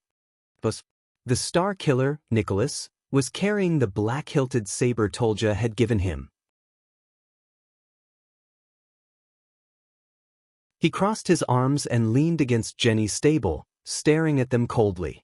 Just like so many times in the past, Thales turned his head around in resignation and exhaled. It was him again. "You're in a hurry to find Lampard?" As the group of Constellations frowned, Nicholas stared at Thales with a hostile expression. "You can't even wait for the people from Black Sand region to come and fetch you?" Thales shook his head. "As you said, I'm going to Axe District, to the courier station in Black Sand region," the prince said calmly. "I'm also going to talk to His Majesty about the future arrangements." This time, it was Nicholas' turn to frown. He snorted in dissatisfaction, then laughed disdainfully. "You're really unscrupulous after falling out with me." The Star Killer's mocking tone was filled with indescribable anger. "But you feel that Heroic Spirit Palace is no longer safe, so you quickly hide behind Lampard? The sooner you leave, the better?" Thales stared at Nicholas in silence. He raised a hand and stopped Wuxia, who was about to speak. Nicholas put down his arms, slowly walked to Thales, and stared straight into his eyes. "Listen, treacherous little prince. Forget about meeting Lampard." Nicholas enunciated each word slowly. His words were filled with a chill unique to the commander. "As long as I'm still here, before the people from Black Sand region come to fetch you with a warrant, you will stay in Heroic Spirit Palace obediently." Behind Thales, the people from Constellation stared at the Star Killer with vigilant expressions. Nicholas bent down, his forehead almost touching Thales' hair. His gaze became sharper. "You don't have to go anywhere. Pretty boy." Ida fiercely made a gesture of rolling up her sleeves and moved closer. "Do you believe that I won't beat?" Nicholas put on a strange, cold smile. He turned his body sideways, revealing the hilt of the sword behind him. On his back, the golden saber reflected a wondrous light. The temperature around them seemed to have risen a little. When she saw the saber, Aida's voice instantly became softer and weaker. "That?" Thales shook his head and pulled Ida behind him. "Ida, let me do it." The female elf, who was usually wild and unruly, was now very obedient. She followed Thales' arm and was gently pulled back. She did not forget to make a fierce gesture at Nicholas that said, "I'm not afraid of you." She slit her throat. Thales stepped forward and stared at the Star Killer quietly. Nicholas snorted coldly and leaned against the pillar again. He shook his head at Justin. "Bring him back. Make sure he doesn't come into contact with anyone else." But at this moment, Thales suddenly exhaled and shook his head slightly. "Do you hate him?" Nicholas was slightly startled. "What?" "I'm saying that you must hate him very much." Thales took a deep breath. He remembered the White Blade Guards who sacrificed their lives to protect them 6 years ago. He raised his head and his gaze was clear. "I'm talking about Chapman Lampard." "Your king." Nicholas' gaze was focused on Thales' face. His expression became more and more terrifying. His gaze slowly drifted away, as if he was looking into the distance. "I have only one king. And that is definitely not Chapman Lampard." A few seconds later, Nicholas' gaze slowly focused. His words were sonorous and forceful, regardless of the past or the present. As for Lampard, the only reason why he is still alive is because he appeared in Dragon Cloud City. The Star Killer's enunciations were clear and short, but Thales could feel the hatred and anger behind each of Nicholas' words. I'm still worried about the city left behind by the late king. That's why I didn't cover my face, bring my sword, and send him straight to Hell's River. So, you better choose carefully. Whether it's talking to him or standing beside him, it's not a good idea. Thales fixed his gaze on Nicholas and nodded in all apparent seriousness, as if he had understood something. So, you told Lispan, right? Nicholas was stunned again. Thales raised his hand and gestured for Wuxia and the others to step back. He took a step forward and faced Nicholas alone. You told Lispan about the fact that Lampard already has something on Dragon Cloud City, the Archduchess identity. Thales sighed and spoke softly at a volume that only the two of them could hear. That's why Lispan was so restrained in the hall this morning. He didn't want to see Dragon Cloud City destroyed in the internal strife between the archdukes. It's the same for you. Nicholas' gaze on Thales became more and more displeased. I don't want to talk nonsense with you anymore. He gestured in the direction of the blood court with his chin. Now, go back to your... But Thales suddenly raised his head. But this is far from over. The sudden increase in his voice surprised Nicholas slightly. But what made his expression even more unpleasant was what Thales said next. Lampard and I talked for a while after the meeting ended, Thales said coldly. Thales said coldly, I can tell that he is not satisfied with the current benefits. He wants more and he needs more. As long as he was still in Dragon Cloud City, he would never be willing to stop at a neutral Dragon Cloud City. Just like 6 years ago, he was not willing to stop at a dead King Nuven. The prince looked at the Star Killer with an unusually serious expression. So, do you know what kind of predicament the Archduchess and Dragon Cloud City is currently in? Do you know what he's going to do next? Thales continued speaking solemnly, and now, I'm going to talk to that terrifying king again and try my best to convince him to stop for now. The Star Killer was silent for a while. His frown deepened. What else does he want? He asked softly. Thales shrugged. When he recalled the king's methods, he felt a headache coming on. It's obvious that he's very dissatisfied with me keeping the threat of Black Sand region from the Archduchess. The prince lowered his head, looking rather gloomy. I think he'd rather meet the Archduchess directly and place his bargaining chips and threats in front of her so that he can turn Saroma into his puppet. Nicholas did not speak, but his already frightening face became even paler. Thales raised his head. His gaze was burning. And I'm going to convince him that there's no need to force the Walton family to pick a side, that there's no need to secretly contact the restless vassals of Dragon Cloud City, and that there's no need to be greedy enough to tear off another piece of meat from Dragon Cloud City. I'm going to convince him that the Archduchess's position is not in conflict with his interests. I'm going to convince him that there's no harm in giving the Dragon Spear family some support when necessary. I'm going to convince him that Dragon Cloud City will not be a threat to him in the next few years. With every word Thales said, Nicholas' expression became more unpleasant. I'm also going to convince him that I'm the only person who will be negotiating with him. There's no need for him to look for the innocent Saroma, and then cruelly and mercilessly place that matter in front of her to coerce her into making a choice.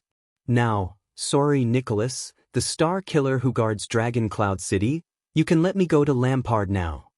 Thales raised his head and took a step forward. He stared at Nicholas with a piercing gaze, almost touching the other party. Or you can think of ways to delay my schedule and cause me trouble, and then wait for him to personally look for Saroma again. To look for Dragon Cloud City. The prince finished speaking. The air became quiet again. Nicholas' gaze became colder as he stared at Thales. Under the canopy of the stable, the Star Killer and Thales stared at each other in silence. The others, whether it was the attendants of Constellation or the guards of the Northlanders, all quietly waited for the results of their negotiation. The atmosphere was tense. Then, Nicholas sneered and shook his head. As he smiled, the air, which had almost reached the freezing point, seemed to have become much warmer. You know, you have to thank Count Lispan, Nicholas said faintly. Even though you lured Lampard here and almost destroyed the day of the council hearing, he still seems to believe that you have no ill intentions towards Dragon Cloud City. Thales was slightly startled. Lispan? The Star Killer continued, Even though you slandered him and said that he secretly colluded with the Red Witch and Lampard to betray Dragon Cloud City. Thales slowly exhaled. Is that so? Also, you have to thank her. Nicholas sighed. I believe that she is also one of the reasons why Lisban believes in you. The moment Thales raised his eyebrows, Nicholas turned his head and looked in another direction. Thales was stunned as he followed his gaze. In the distance, accompanied by guards and maids, the Archduchess of Dragon Cloud City stood quietly under the setting sun. She looked at Thales with a complicated gaze. Golden light shone on the girl's body, making her look even more dazzling. Thales could not help but sigh deeply. She's waiting for you. Nicholas turned and walked away. Before he left, he looked at Thales with a profound gaze. Don't be too slow when you say goodbye. Know your limits. Staring at Nicholas back, Thales closed his eyes. Complicated emotions filled his heart. The next moment, he opened his eyes abruptly and took a resolute step towards the Archduchess. Saroma's expression was calm. She also walked forward slowly. Gings, the female official, followed behind her. The prince and the Archduchess finally faced each other again. Thales forced a smile and nodded at the female official. Thank you, Madame Gings. However, Madame Gings did not move in the face of the hidden meaning behind his words. She continued to stare at him coldly and did not say a word. Then, Saroma smiled at her reluctantly and nodded. The female official's almost frozen face moved a little. She bowed to the Archduchess in a standard manner, turned around respectfully, and left. Even at this time, she still doesn't like me. Thales scratched his head in a very unnatural manner. How sad. Obviously, his lousy opening did not have the desired effect. Saroma still stared at him. The inexplicable emotions behind the pince-nez made Thales rather uneasy. So, you're going to Black Sand region now? She asked very directly. Thales exhaled, avoided her gaze, and nodded. Yes, I want to get used to it sooner. But at that moment, Saroma seemed to be very calm. You didn't expect it either, did you? Thales raised his gaze with a slightly puzzled look. I thought about it later. You said that you wanted me to choose the path that was most suitable for the Archduchess, and that you would solve the rest of the problems. Chapman Lampard. The Archduchess' expression was calm. He should be the solution to your remaining problems, and also your last and worst trump card, right? Thales did not speak. He exhaled through his nose and nodded. The Archduchess' expression was a little gloomy. If everything had gone smoothly, if I had chosen not to be so stubborn, if I had chosen to disregard your life and death, and calmly obtained the vassal's support, if Dragon Cloud City could successfully dispatch their troops, if we could form an alliance against the king. Her voice trembled slightly. Then you wouldn't have gone to Lampard, and you wouldn't have betrayed Ian, and you wouldn't have sold yourself to Black Sand region, right? Saroma seemed to want to smile, but in the end she failed. You know, the moment you spoke up in support of Lampard, I kind of didn't know you anymore. Thales wanted to say something, but stopped. So, just like 6 years ago, the Archduchess turned her head and no longer lingered on this topic. You took the risk and took the final step to save me. Thales could only close his eyes. You shouldn't have been so stubborn, Saroma. There's no need for a hostage. Put yourself in a dangerous situation where you're deserted by everyone. The Archduchess suddenly raised her head. Her gaze was resolute, as if she wanted to argue. But you're not a hostage, Thales. No matter what others think, at least in my eyes, you're not. She seemed to have remembered something and immediately lowered her head. There was an indescribable sadness in her voice. I'm sorry, Thales. At that moment, Thales' mood, which had been extremely gloomy since the State Affairs hearing, suddenly fluctuated slightly. He was like a mountain climber in the winter snow who welcomed a ray of sunlight after climbing over the top of a slope. At least she understands. She believes in me, as always, apologizing to me for protecting me. Thales inhaled forcefully. He felt that the air today was exceptionally refreshing. I can't accept this apology. but you're going to Black Sand region. Do you still remember Lampard's soldiers? They fired arrows at us without hesitation. The girl's voice was a little sad. Can you imagine what you'll have to face in that man's territory? If I want to count on Lampard's help, then this is the price I have to pay. Thales sighed. Wish me luck. Is there anything worse than being tied up on the battlefield or being chopped into pieces? But Saroma's expression was still very stiff. Thales opened his eyes and took a deep breath. Hey, listen to me. It's not your fault, Saroma, all right? It's Constellation who interfered. I mean, it's my father. The second prince shrugged. He caught me off guard, and I could only adapt to the situation. Both of them were silent for a while. That's great. Saroma forced a smile and forced herself to joke. I've never known what it feels like to have a father. The prince looked at the bitter expression on the Archduchess' face and flashed a bright smile. So, do you want to exchange identities with me? Thales seemed to be in a good mood. Anytime, Princess Saroma of Constellation. Both of them laughed. But Saroma's laughter only lasted for a few seconds. Princess, she subconsciously repeated, Princess Saroma, Princess Selma? Thales realized that something was wrong. He took a deep breath, turned his gaze away, and coughed loudly. Then, the prince's expression became serious. Listen, at least in the next few years. Lampard will not be your primary threat. The fight between the king and the archdukes will only become increasingly intense, and the extent and methods used will gradually exceed our expectations. Saroma looked at him quietly and nodded quietly. It was as if both of them were back in the library and in the classroom. Under the rule of the Archduchess, Dragon Cloud City, which appears weak on the surface and is internally divided, will instead be ignored by them, whether intentionally or unintentionally. You may even become the target of their enticement. You can even stand in the position of a third party and reap benefits from both sides during their confrontation. Just like this time, be cautious when they extend their hands, but do not place your bets rashly. Thales was extremely serious. At this time, sit firmly in your position. This is your top priority. Be a competent, qualified, and even outstanding Archduchess, Saroma. The Archduchess smiled. Her expression was a little forced. King Nuvan left you a good entourage. Thales recalled the scene during the hearing. Nazir is wise, astute, and skillful. Karkagel is a man of few words but has quite a bit of prestige. Even the seemingly annoying Cotterson and Liner, and even the people who are not part of the 6 counts, they will all be useful to you. If you show them the boldness and skillfulness that an archduchess should have, prove to them that you are indispensable to this territory. As for Lisban, when Thales said this, he could not help but pause for a moment.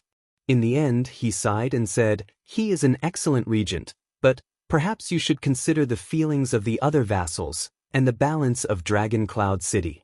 Saroma frowned. You don't like him? Thales shook his head. Your enemies will still be within you. When the prince thought of this, his heart became a little heavy. Perhaps they will appear in various forms: the dissatisfaction of the vassals, the contempt of the people, the obstruction of tradition, sinister rumors. But at the end of the day, the biggest enemy is yourself. Saroma snorted softly. Her gaze was still fixed on Thales. It was as if this was the last time they would meet. She smiled and said, the biggest enemy is yourself? It sounds like the pretentious, empty, rubbish encouragement in a knight's novel. Thales could not stand her gaze. He had no choice but to lower his head. Because you are a girl, Saroma? Saroma was slightly taken aback by his words. Thales let out a long sigh. There was a strong sense of sorrow in his words that could not be dispelled. You are a girl. That means that in most games in this world, not just in Northland, but also in Northland, you have to pay a higher price than men. You have to work harder than men and achieve better results than men. Only then will you be able to obtain rewards, results, and recognition from the outside world that are comparable to theirs.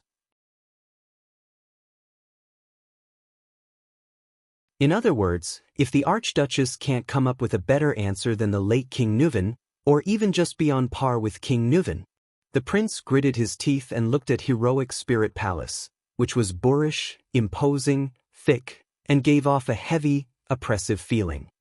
Then you will forever be that little girl. Saroma was silent for a long time. Her mood was gloomy. Finally, the Archduchess sneered expressionlessly. It's really not fair. I know it's not fair. Thales frowned and looked at her. He could not hide the worry in his eyes. That's why you can't give up. Do you know what will happen if you don't fight back against the beggars who beat you when you're surrounded by beggars? Saroma raised her eyes. They will continue to bully you, beat you, ridicule you, and isolate you. Thales seemed to have thought of something. He unconsciously tensed up. They will repeat this scene over and over again, forming the impression that you deserve to be bullied. The Archduchess thought of something. She remembered the story of the prince who was born in the lower city district that Thales had told her before. I know. The prince stared at her, his expression was unpleasant. But this is not the worst. The worst is that other people, everyone, whether they are new or old, whether they beat you up or not, will gradually get used to this scene. They will take it for granted. Thus, as they live and eat among the beggars, this impression will be deepened and spread into everyone's consciousness. Until, intentionally or unintentionally, they treat this situation as part of the rules. They make up and derive **t reasons such as born this way, the strong prey on the weak, there will always be bullies, and there will always be people who will be bullied, so that everyone, whether they are new or old, strong or weak, and even the bullied yourself, will subconsciously believe that this is the environment, this is the rule, this is the norm, and you can't change it. So, the best choice is to accept it, adapt to it, acknowledge it, and go along with it. Then, when you are beaten up again, you will suffer less. This idea of everyone subconsciously getting used to the environment and the rules is the worst. In the prince's mind, the hazy sea of memories rippled slightly. At that moment, Thales' gaze became a little unfocused, as if he was staring into the distance. It will make you forget that individuals and society are united and inseparable. Your actions are also one of the factors that shape the environment and the rules. He exhaled and brought his thoughts back to reality. It may be a little complicated, but... Thales looked at the girl in front of him, who had a puzzled look on her face. He pursed his lips. If you don't dare to change and choose to respond in silence, or even exile yourself, then the unfair environment will never change. The prince said softly, "Girl." Thales looked at the gradually silent girl and sighed softly. You're right, Saroma. I shouldn't have treated you as a weakling waiting to be rescued. He smiled again. And you have to learn to grow on your own, learn to believe in yourself, learn to listen to the old crow's lessons, Thales said quietly. Even without me. Your Excellency, Archduchess. Take care. Once he finished speaking, Thales could not bear to look at the girl's expression anymore. He turned around and left.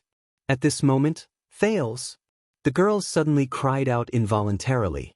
There was great worry hidden in her voice. Be careful! Thales' footsteps paused slightly. He did not turn around. He only smiled. Yes, I will, but Saroma interrupted him regardless of the consequences. No. On the eve of the council hearing, Count Leespan came to me in private. Saroma seemed to be very anxious. She subconsciously looked around. He came to advise me that it would be best to stay away from you and the ominous Jade Star family. In order to convince me, he told me some secrets in advance. Thales was stunned. He turned his head sideways. What secrets? In the next second, the words that came out of Saroma's mouth made his heart tremble. Calamities. Thales' expression froze slightly. What? At that moment, no one knew what exactly he felt in his heart. He slowly turned his head around, maintaining a normal expression. Saroma's tone was a little hurried. Her expression was the same as when she secretly skipped class when she was young. In the countries built by the people who participated in the Battle of Eradication, such as Extet, Even though each family's inheritance is different and has different versions, at least the descendants of the 10 knights and at least the heirs of the 10 archduchy families will be told some secrets about the Battle of Eradication when they come of age. Thales completely turned around and stared at Saroma in a daze. The Battle of Eradication. Saroma pursed her lips and hesitated for a few seconds. Then she made up her mind and said, "After the war more than 600 years ago, we became more vigilant, and the remaining calamities became smarter. With a more complicated, secretive, and dangerous relationship, we lurked on both sides of the world, maintaining a careful balance in all kinds of situations." The Archduchess raised her head. The Archduchess raised her head. Her voice was soft but resolute. "But the Battle of Eradication has not ended. And they and we are still enemies." Thales' breathing gradually quickened. He could not help but clench his fists. The young girl fixed her gaze on him. Her gaze was filled with worry and vigilance. Thales, 18 years ago, during the bloody year of Constellation, the reason why you were attacked from all sides, ran out of ammunition and food supplies, why Extet invaded the south without any qualms, why the Baron Bone tribe and the orcs were also in a great uproar, even your rebel army and the tragedy of the Jadestar royal family, all of these are related to this, to the calamities. In that second, Thales' pupils shrank abruptly. He could not help but raise his voice. "What does it have to do with this?" But the Archduchess shook her head. "I can't go on. Seal only told me this because he trusted me." Saroma's expression was mournful and hesitant.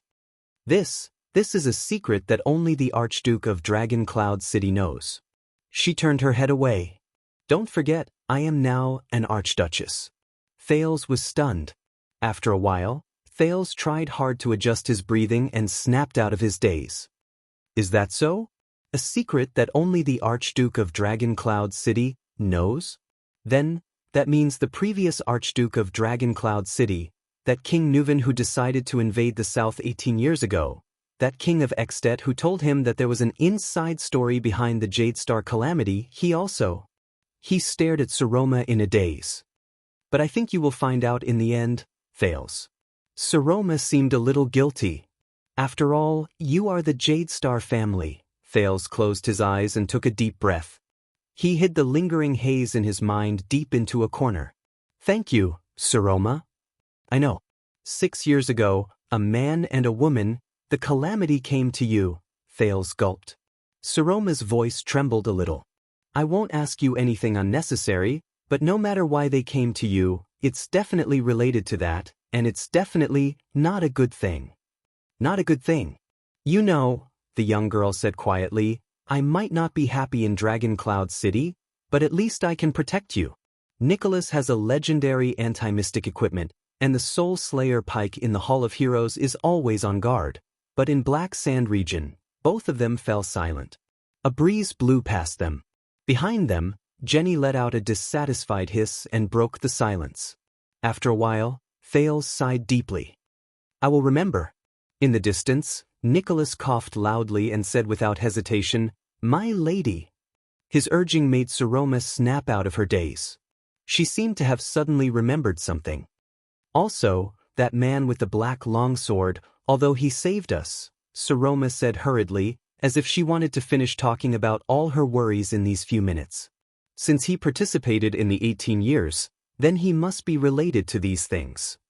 As your family's enemy, I can't think of any reason for him to let you go or even protect you.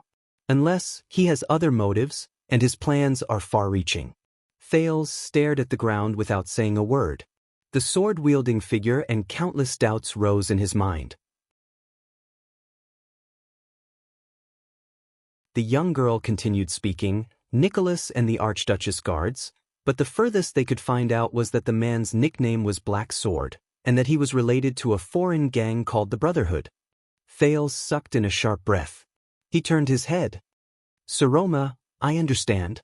The prince said rather bitterly, "Thank you. Thank you. Thank you for not asking why." At that moment, Saroma saw the prince's bitter and terrible expression clearly, and she could not help but be slightly stunned. Nicholas was urging them on again. Don't, Saroma. In the next second, Thales closed his eyes, turned around, and left. Light panting came from behind him, as well as faintly discernible sobs. The sky was very blue and very clear. The few clouds were gradually dyed gold by the sunlight. Gings, the female officer's orders came from behind him. The Archduchess' footsteps rose and gradually faded away.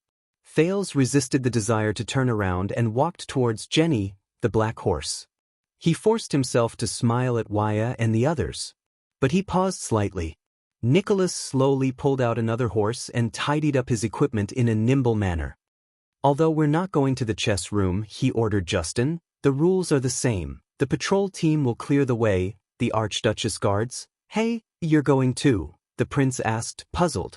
Nicholas turned his head around. As the Archduchess ordered, young prince. The star killer snorted coldly with a hostile expression. I'll send you to Lampard, to. He flashed a sinister smile that harbored malicious intentions. The last journey. Thales rolled his eyes. The last journey. This dead face.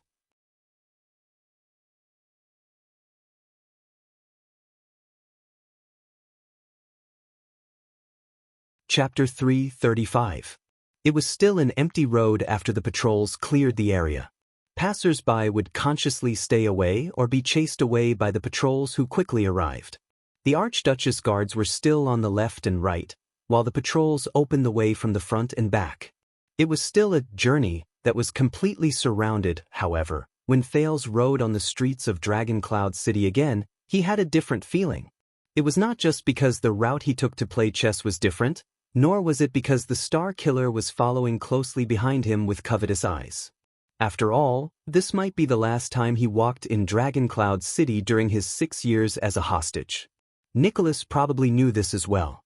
Hence, when Thales acted out of character and did not tug on the reins to gallop at high speed, this always made the Archduchess guards around him grumble when he went to play chess in the past, and instead let the veteran Jenid, the only person other than Thales whom Jenny, the violent black horse, did not dislike, hold the reins and slowly moved forward to Axe District as if they were sightseeing. The Star Killer only pouted in dissatisfaction, but did not say anything. Jenid. Thales stared absent-mindedly at the buildings moving backwards on both sides. You have been in the diplomat group for more than 6 years, starting from the birch tree forest in the Northern Territory. Jenid turned around and cast a glance at the prince. Yes, your highness. Thales sighed and said, after being trapped in Dragon Cloud City for so long, it's not as exciting as when you charged and broke through enemy lines under Duke John's command. It's probably not as comfortable as when you were in Eternal Star City's city defense team.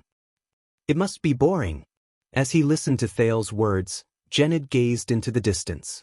This veteran of the Starlight Legion, who had served under the Starlight God of War and the Fortress Flower and experienced the disaster 18 years ago, became a little more spirited after 6 years in the north. The numbness and lifelessness of his time as a city defense team was gone.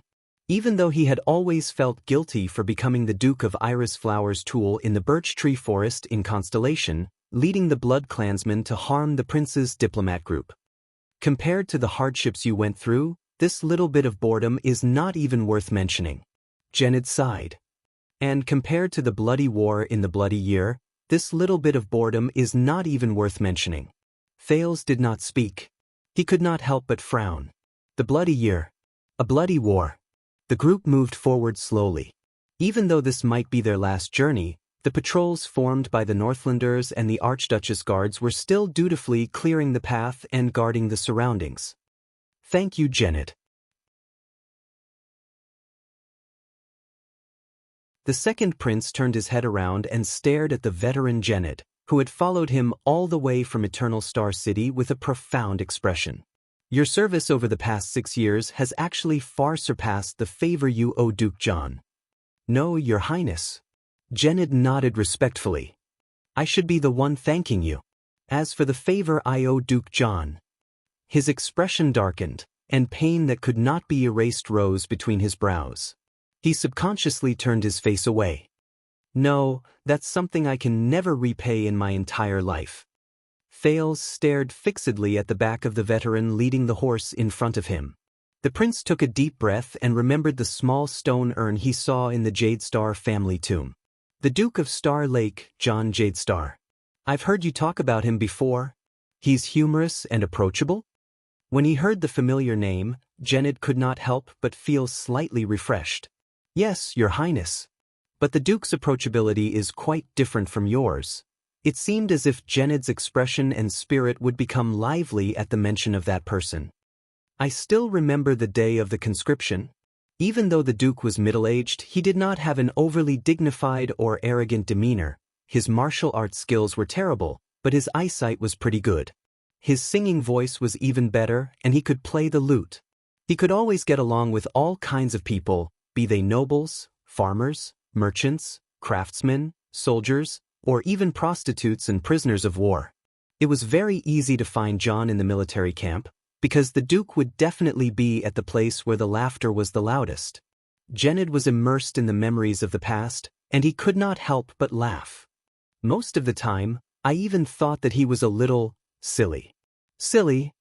Thales cast him a puzzled look. It's not that I'm being disrespectful, but... Genid furrowed his brows. I don't know how to express it. Anyway, all of us in the personal guards talked and laughed with him, and we subconsciously treated him as one of us, not as a commander with authority, or as the Duke of Star Lake, the younger brother of the King of Constellation with a noble background. The more Genid spoke, the more energetic he became. 18 years ago, during the military conference of the Starlight Brigade, the Duke was always absent-minded, or he would snore or even drool when he was asleep. The nobles who were present were all very embarrassed. Because of this, Captain Sonia apologized pitifully, and at the same time, she would clench her teeth and hit the Duke's head in front of everyone until he woke up from his sleep or knocked him unconscious. Vice Captain Kenya even had a record of using ice water to wake him up from his slumber. The veteran laughed out loud. Even though the Duke looked aggrieved every time, and he would explain pitifully that he was not sleeping, but thinking of countermeasures in his dreams. What? Sleeping during a military conference? This is the Starlight God of War who quelled the rebellion? Thales was stunned when he heard that. He could not help but scratch his head. It sounds really, special? Of course, it just sounds ridiculous. After all, if he was really an idiot, he would not have the title of Starlight God of War.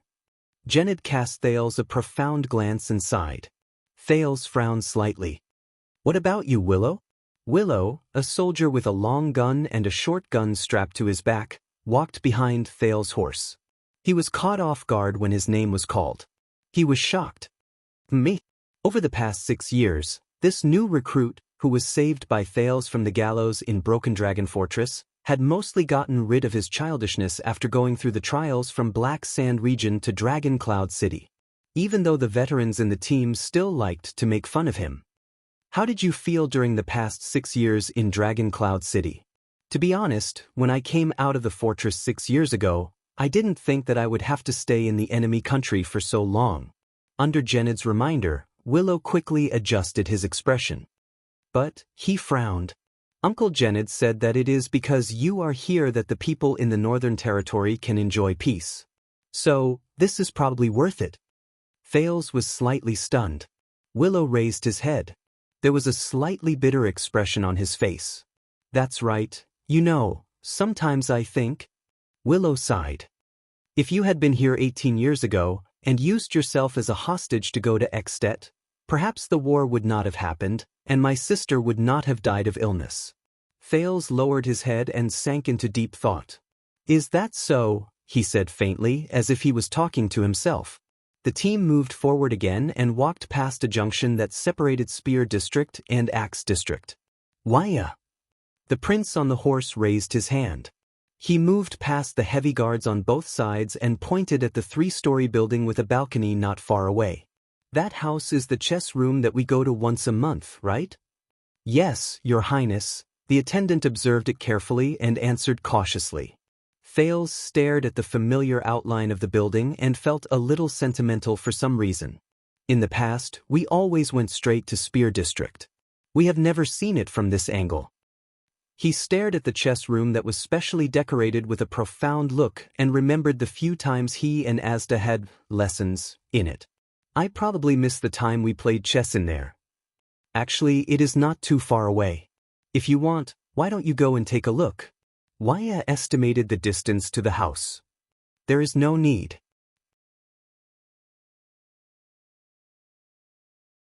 Thales shook his head and pointed at Nicholas beside him. He sighed and said, "Look at his expression. He probably wishes that an assassin would jump out of nowhere and kill me before we go to Black Sand region." These words made Wuxia frown deeply. He subconsciously looked around. Ralph made a mocking expression at him, and as expected, it attracted the attendants' angry glare. Nicholas turned his head, snorted coldly in disdain, and urged his horse forward. "Where is that vice diplomat of yours?" The Star Killer asked coldly. "Why didn't I see the cunning Putre Nemain with you to Black Sand region?" Thales' expression darkened and he shook his head. "We have not seen each other for 6 years. To be precise, Putre is no longer part of my diplomat group." 6 years, and the moment he appeared, he accompanied Constellation in attacking the Alliance of Freedom? Nicholas' expression was tense, and his words were stiff. "Perhaps I should have arrested him a long time ago. That man is not simple. He might be the middleman between Constellation and Lampard." Thales raised his eyebrows. "According to Putre, you have been watching him in Dragon Cloud City." Thales sighed and said, "Shouldn't you know his every move better than I do?" Nicholas gritted his teeth and gave him a warning glance. "Speaking of which, you know," the Star Killer said coldly, "I have confirmed that the person who leaked the Archduchess' secret to the secret room was not Lispan." Thales was slightly startled at first. The prince took a second to remember something. Then, the corners of his lips curled up and he secretly exhaled. "You still need confirmation?" But Nicholas' expression immediately became terrifying. "But you were the one who lured Lampard here. So, if it wasn't Lispan, was it you, young prince?" The Star Killer's expression was cold, and he looked as if he was about to beat him up at any moment. "You took the initiative to leak the biggest secret of Dragon Cloud City to Black Sand region and the secret room. That's why the king came here and joined forces with you, right?" "What?" It took Thales 2 seconds to snap out of his daze and figure out what Nicholas meant. The next moment, the prince widened his eyes and his voice suddenly rose. "What?" Nicholas ignored his astonishment and continued to speak coldly. "Answer me. Were you the one who gave this information to Lampard?" Thales stared at the Star Killer in a daze. He remembered the lie he had casually made up to test the other party. The Star Killer was still staring at him with a burning gaze. When he saw that the Star Killer was not joking at all, Thales, who did not know whether to laugh or cry, felt a headache coming on. This guy is really serious. The next second, Thales took a deep breath and let the air stay in his lungs for a while before he exhaled weakly. "It's still the same old saying, Nicholas." He shook his head rather helplessly. "When it comes to certain things, you and I," Thales looked into the Star Killer's eyes and said with great sincerity, "we're really not on the same level." After he said this, Thales no longer cared about Nicholas' extremely unpleasant expression. He gestured for Genid to urge the horse to move past him. Behind Thales, the nimble elf protector quickly followed. The half of his face under the cloak stuck out his tongue at the livid Star Killer. At this moment, asterisk whoosh, asterisk an ear-piercing sound suddenly came from afar.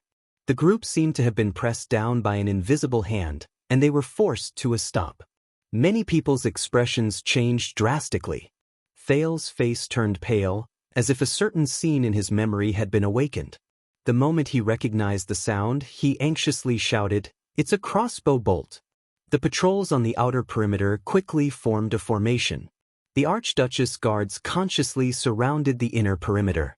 The Constellations reacted with the prince as the center. Ida lowered her body and slid past Jenny's horse's hooves in 2 steps. She leaped to Thales' side.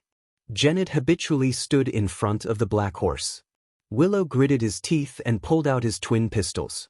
Wuxia instinctively wanted to pull Thales down from the horse, but he was held down by Nicholas, who was beside him. Everyone calm down. The Star Killer pushed Wuxia away with an unpleasant expression and reprimanded his attendant impatiently. This is just a signal arrow from Dragon Cloud City. And it's not nearby. The tensed Nicholas nodded at the people beside him. The Northlanders who had formed a protective formation immediately spread out in a well-trained manner.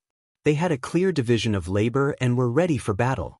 A few soldiers from the patrols in front of them nimbly climbed onto their horses and set off towards different streets to gather information. Only then did Wuxia snap out of his daze. He looked at Thales, whose face was also pale. What's going on? Thales was bewildered. Listen to the sound. It's in front. It was Ralph's sign language. This is the whistling arrow from the patrols. Nicholas stared at the empty street in front of him. They need reinforcements. Thales frowned slightly. Reinforcements? Boss. Lord Justin stared into the distance with a serious expression. His tone was very nervous. The direction of the whistling arrow is in front of us. It's our destination, the courier station of the diplomat group in Axe District. The Northlanders, especially the patrols who were not as well trained, immediately burst into an uproar. The troops, who were originally vigilant of their surroundings out of habit, immediately shifted their gazes and looked at the street in front of them. Nicholas hummed in acknowledgement. His expression was calm as he stared in the direction of the sound. What? Thales was shocked. The courier station of the diplomat group? Isn't that Lampard enough? Nicholas shouted loudly, interrupting everyone's restless guesses. The patrols are under the jurisdiction of Garrison Officer Lysden's main disciplinary hall. Reinforcements from the patrols in other districts will arrive soon. He spoke coldly, and his tone was filled with the authority of a commander. And that has nothing to do with us. What we need to do now is to stand guard and wait for the next moment, asterisk whoosh. Asterisk another urgent sound cut off Nicholas' words. Boss, the second shot. Justin spoke in a hushed voice beside Nicholas, but he could not suppress the anxiety in his tone. Looks like the situation is urgent. The breathing of the Northlanders and Constellations quickened at the same time. Thales stared at the street in front of him and felt the tension in the air grow stronger. Nicholas furrowed his eyebrows tightly and gritted his teeth. Where are the scouts? What about the report from the front? Thales pursed his lips.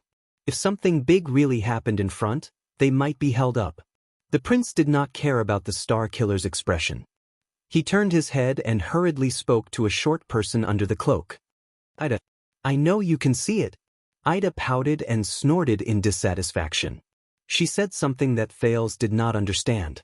But her movements were not the least bit sluggish. The elf protector sprinted to the side of the street, grabbed a window pane, and jumped to the top of a 3-story house in a few steps. In everyone's eyes, she was as agile as a gecko, attracting many amazed gazes. On the roof, Ida gently raised her right hand and stopped in front of her forehead, which was covered by the cloak. At that moment, the elf seemed to be very relaxed, as if she was enjoying the breeze. But the people on the street were all staring at her nervously. The Star Killer snorted in dissatisfaction and muttered to Justin in a low voice, "That's why our stalkers can't keep up with her." A few seconds later, Ida turned her head.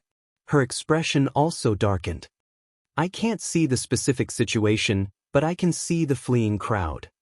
Faced with everyone's nervous and expectant gazes, Ida muttered and reported in a field of vision that normal people could not see, "Oh, there are sounds of fighting in the air, at least a dozen pairs." Thales narrowed his eyes. The fleeing crowd? A few pairs of fighting? But the elf did not need to continue talking. Lord Nicholas. As the sound of horse hooves rose, one of the cavaliers from the patrol team rushed back. He panted rapidly, and there was a hint of exasperation in his voice. Ahead. Black Sand Region Station. Lampard. The King's post house has been attacked. Everyone was shocked at the same time. The King's post house? Attacked?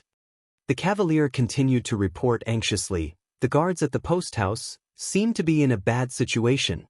The patrol team in Axe District was caught off guard. 2 disciplinary officers and 3 squads are fighting. I saw a few corpses. Many people frowned.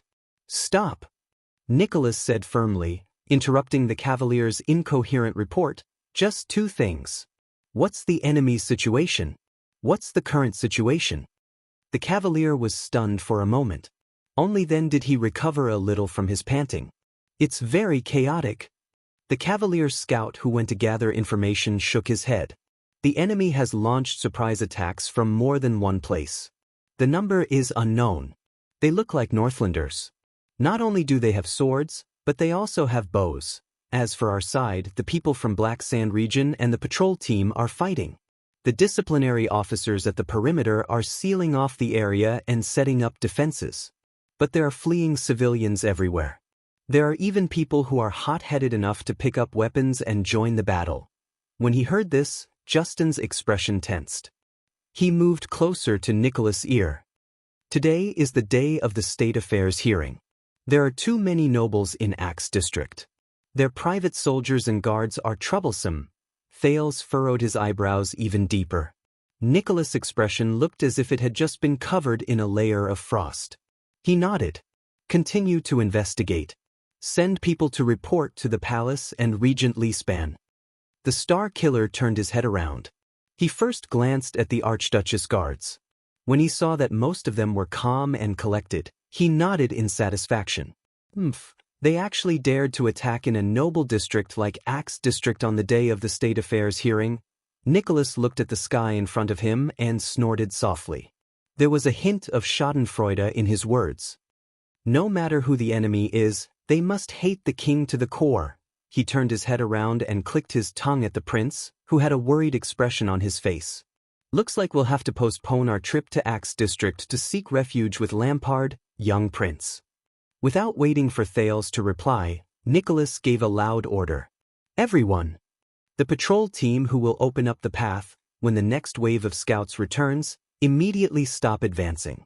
Set up a defense line and seal off the flow of people coming from Axe district. No one is allowed to pass through, be it our own people or others. The patrol team immediately took action when they heard the order. Ever since the accident 6 years ago, the patrol team in the first gatehouse had been like the palace guards. From then on, they listened directly to the orders of the Archduchess or the Archduchess guards. Nicholas' voice was very decisive. As for the Archduchess guards, archers, spread out on the spot and fill in the defense. Clear the high ground on both sides of the street to ensure visibility. Kill any unidentified targets moving at high speed in this direction. As for us, change our direction and return to Heroic Spirit Palace. Justin, lead the 4th team and form an intercepting formation. You'll be in charge of bringing up the rear. Watch out for any threats coming from that direction. The Archduchess Guard's actions were faster and more efficient than the patrol teams. They immediately moved from the rear to the front and retreated. Lord Justin's team almost formed a human wall and sealed off the path leading to the chaotic district. Many archers climbed up the houses on both sides of the street, drew their arrows, and aimed in that direction vigilantly. When he heard the other party's orders to seal off the area and retreat, Thales sighed. He knew the Star Killer's attitude now. Thales turned around and reminded the Star Killer indignantly, I know you want to see him die, but if Lampard dies here today, are you sure this is a good thing for Dragoncloud City? Nicholas shook his head in disdain. My current responsibility is to transport you back to Heroic Spirit Palace in one piece. I don't care about anything else. Thales took a deep breath. All right. The prince spread his hands. Think about it. King Chapman died mysteriously in Dragoncloud City, which is under the Archduchess rule. If I were the city of Faraway Prayers or Defense City, I would definitely righteously criticize Dragoncloud City, which did not protect me well and was even more suspicious of me. Then, in the dirty deals of the King Selection Congress, the Star Killer froze for a moment. He turned his head to look at Thales with a cold expression. Thales shrugged in resignation. For Dragoncloud City? At this moment, the sound of the 3rd whistling arrow came from afar. The atmosphere became even more tense. After a few seconds, Nicholas snorted angrily and turned around while he cursed. "Son of AB***, he yelled in dissatisfaction. "Gale, bring the 5th and 6th teams to the post house to reinforce the patrol team over there. We've practiced this kind of situation for the past 6 years. You know what to do." A veteran Archduchess personal guard nodded and smiled with pity on his face. He brought half of the Archduchess personal guards to reinforce them. Nicholas was obviously in a bad mood. "The rest of you, retreat according to the original plan." In the terrible atmosphere, the group of people turned around with complicated feelings and went back in the direction they came from. They hurriedly retreated for a few minutes until they returned to the border between Axe District and Spear District. When they saw the familiar chess room, the tense atmosphere in the group slowly subsided. "Damn it. Waya's expression was tense as he spat. "Why do we always run into this kind of thing?" "Calm down, Waya," Thales said with a gloomy expression. "Remember my words, don't panic." But Thales was also adjusting his breathing on the horse's back as he thought about what happened just now. On today's State Affairs hearing in Axe District, where nobles gathered. Attack? No. Assassinate Chapman Lampard? Who is it? And, if Lampard dies here, when he thought of this, Thales clenched his fists and gripped the saddle tightly. He stayed in the middle of the retreating group with a solemn expression. "Hey, young prince." The Star Killer rode to Thales' side and said coldly, "You know, if we had maintained our usual galloping speed and arrived at Axe District earlier, we might have been caught up in that attack." Thales frowned. "What do you mean?" Nicholas shook his head. "I mean, your head might not be as valuable as Lampard's life." Thales thought of something and felt his skin crawl. "You're saying that group of people might have wanted to intercept me?" Nicholas snorted in disdain. The second prince subconsciously looked around. The streets were quiet. Ida was running on the rooftops vigilantly, observing the surroundings from a high vantage point. The Northlanders group was also normal. Thales turned around and said with a face full of suspicion, I'm not that unlucky, am I? That you're tuning in to the Wandering Hero YouTube channel. Don't forget to subscribe and join us on this journey to catch the most captivating stories.